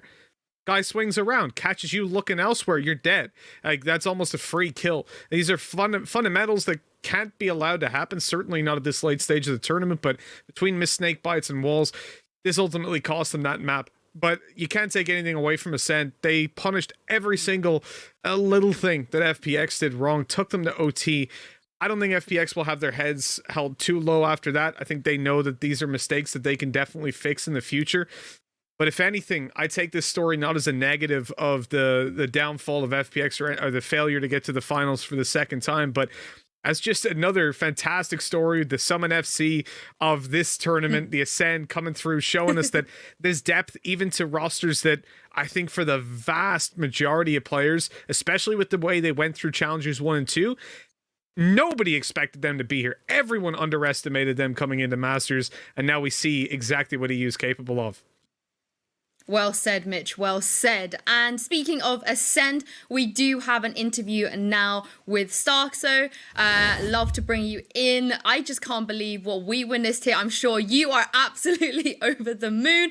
Like Mitch said, people underestimated you. People didn't expect you to get to the semis, and people now didn't expect you to get to the final. So what does this mean to you to be able to take down FPX to make it to the grand finals? Yeah. First of all, hello everyone. Like, I'm shaking still after the win, so like it's really crazy and amazing feeling. Like about that, no one believed that we can get there. Like, it's normal. Like, we are new team. Like, we play with each other like for 1.5 of month or something like this. We are new. No one. Like, I don't know what to say, but like no one believes in us. There are stronger teams like FPX, NIP. G2 fall down, okay, but the rest of the teams, of course, everyone is betting on them. So yeah, we're just coming like underdogs and doing our job. We believe in each other. You have done a great job so far. Now talk me through that last map on Icebox. What was the atmosphere like when you guys took it to overtime? Oh, it was crazy. Like, we were all like shaking, screaming a lot, but we were still like focused and like we know what's happening, so we just played our game. Well, with the kind of track record you guys have had on Icebox, right? Given that you were able to pretty much dismantle NIP and coming into this game, what was the reasoning to pick Bind first? Because I sort of maybe thought you would go for Icebox first into FPX. We expected FPX to even bind against us because we just felt really comfortable on this map. But yeah, they really well prepared on us. Like their defaults were really great, and we didn't manage to break it through. Like we couldn't just. We were just sleeping on city side, and then they just snowballed us. Well, onto Acend, you guys definitely were sleeping. You woke up on Acend. What do you think was the reason that you were able to sort of come back into the game? Because you guys looked very different on Acend compared to Bind. I think the mental reset that we can do, like every one of us, we know that we have to reset. We have to forget about the last map. We know our possibilities on second map. Acend is like our first or even second best map, like with Bind. So we knew what we can do on the map. We just reset, went in, like it's best of one. We didn't care about anything, and we just went with flow. And lastly, you guys are so close, you know, to completing this dream run. We did make that comparison to Summon FC with you guys when they played at First Strike, and they also had to face Heretics in the final, but they weren't quite able to beat them. Heretics once again, is the final boss here at the competition. How difficult do you think it is going to be to play against them tomorrow? It's hard to say. I think the most difficult part we already went through. I think FPX was the hardest opponent we ever played against. Like, at least for me, like their playstyle is really great. They just I can't describe the words how they play. They play really great, and I think against Heretics we might have easier way, but not easy. But yeah, I think we feel better to play Heretics than FPX for sure. I love the confidence. Thank you so much, Sarso, for joining me. Congratulations once again. Thank you you. are a Masters finalist. We'll see you back here tomorrow. See you. Well, Lothar and Mitch, let me bring you back in. Lothar, he feels like FPX is the hardest opponent and that Heretics will be a little bit easier. What do you think First, about I wanted that? to just say that I'm a little bit disappointed in my Polish brethren. He didn't say anything about, Polska Górom and so on. So I'm a little bit disappointed, but I can understand he was very nervous and so happy after the match. Like, I can imagine only how happy he is, and that's amazing. It's the first Polish player in the final of a Valorant, so a huge win for our scene. And when it comes to his comparison, I would say I think he's actually a little bit correct, because I feel like Acend has an easier way to play against a less structured team. If FPX would have been better prepared for the Icebox that was the decider match, I don't think they had a win on their hands. And now they're going to play against a team that is a little bit less focused on the playbook and following it, and more on like a fundamental game. So it's going to be an easier game for Acend, because they can focus more on what their plan is and not what their opponents will try to counter us. So I feel like that's a comfortable spot for Acend to play in the finals, and I'm a little bit torn. I'm still in the Team Heretics, camp when it comes to odds and chances of winning, of who will win the final. But it's not gonna be a comfortable point for Team Heretics for sure. It has to be a close match. This is like making you choose between your children, Lothar. Like, which one do you like more? Which one do you prefer? But it's giving me a little bit of deja vu, because I remember Summon FC also gave an interview saying that, yeah, FPX was the hardest matchup. Heretics is going to be a little bit easier. And then look what happened there, back at First Strike. Mitch, what do you think about this? Because there will be a slight clash of playstyle. Not just playstyle, but also this is one of the few matches that I can recall at a very high level, at a very late stage of the event, where you can have any of the 5 maps coming into this and there's justification for all of them. I mean, if you're Heretics, you haven't been playing Icebox, but Acend didn't look untouchable on that map, so maybe they pull that out as a pocket pick. This you've won, and it's almost like you want to win the game and have time to relax, right? But that is not the case now. These guys have got to spend from now until the final starts tomorrow, grinding out, looking at their opponents, figuring out how they want to approach this. And I don't envy them for that reason. I think when you look at these two teams, though, I wouldn't say it's a coin flip, but it's unbelievably hard to pick a side. If it was FPX versus Heretics, I'd pick FPX. So I guess that means I'd pick Acend because they beat them. I really don't know how I feel about this. It's insane. It's crazy. And I'm just happy that now 2 finals in a row, we've had 2 finalists that are maybe not guaranteed to be there. They're not the familiar faces. Just the bangers after bangers. And speaking of bangers, we do have the results for the player of the match poll. And what a ginormous surprise, you guys. CNED is the winner. A very, very worthy winner, of course. You know, usually when CNED is in a poll, we expect him to win a Lothar, but he really, truly deserved this award. Jet masterclass. Like this guy, even if you don't speak Turkish, if you want to learn Jet, you should probably tune into his stream and watch him play. It's not about the aim here, it's about the positioning, it's about the utility usage, it's about the placement of the smokes, the timings, everything works for him. And I remember when I was playing against him on Twitch Rivals when the game was still new and I didn't know who that is. But I was like, wait, I'm gonna watch a VOD from the previous team that played against them. And I saw CNED on the VOD and I'm like,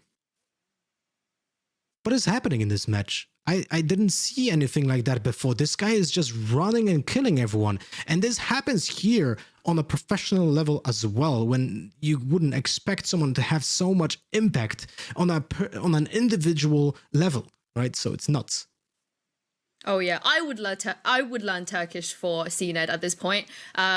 He's great, and again, like you said, an absolute masterclass today. Well, let's take a look at the end of the day bracket, because just a little surprise here in the last best of 3, but also to remind you guys what happened earlier. Of course, Heretics also booked themselves a place in the finals after that 2-0 versus Guild, which means Heretics and Acend are our finalists. But Mitch, saying goodbye to Guild and FPX, I just feel like time goes too fast here. Yeah, they're 2 very different stories. For Guild, they've proven that, again, they're just stuck at that barrier. They're not able to surpass it. They can beat bad teams.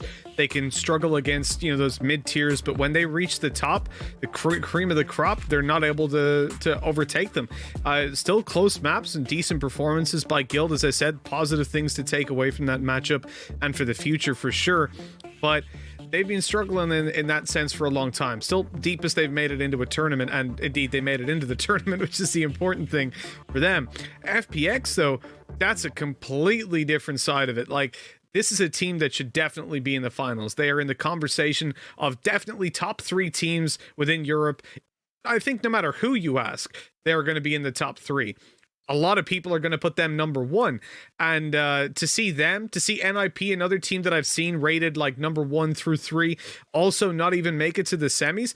Man, this is a shakeup in the EU scene over these last couple of months. Like, ever since the king of G2 left, there's just been princes, but we're yet to really crown another king.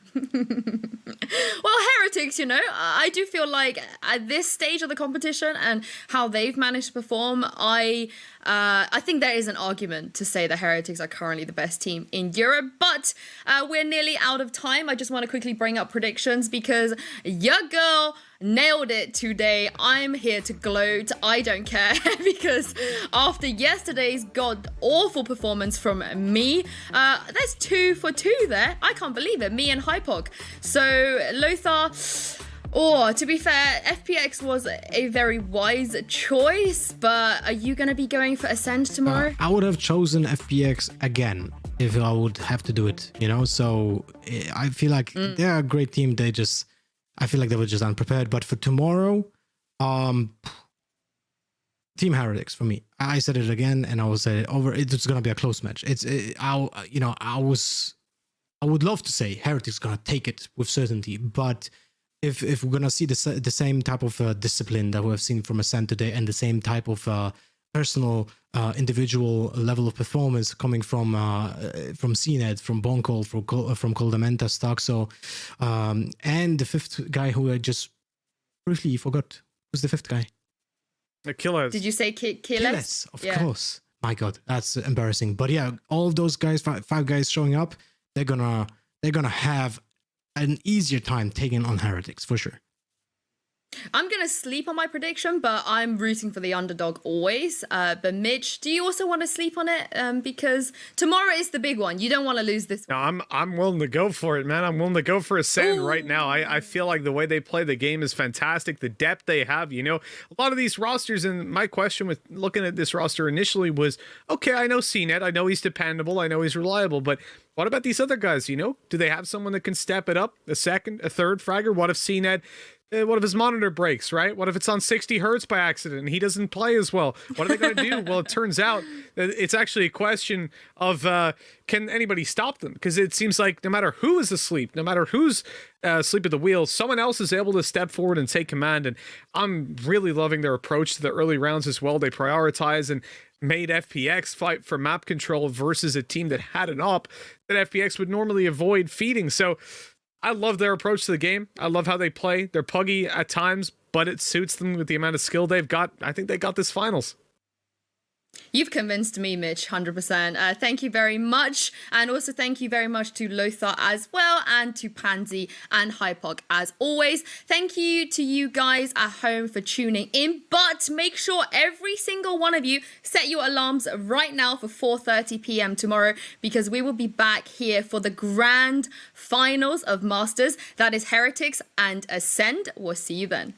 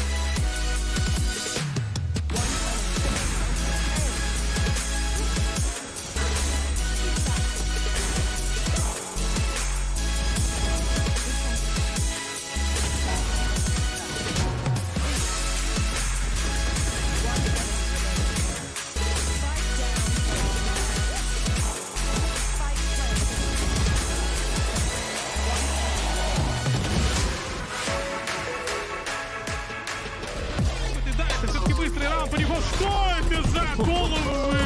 What is that? Shot after shot connect. This guy's a beast. Etrafından dönen oyuncu karşı çok güzel bir çatla bir tane daha vuruyor. Murat golü yapıyor.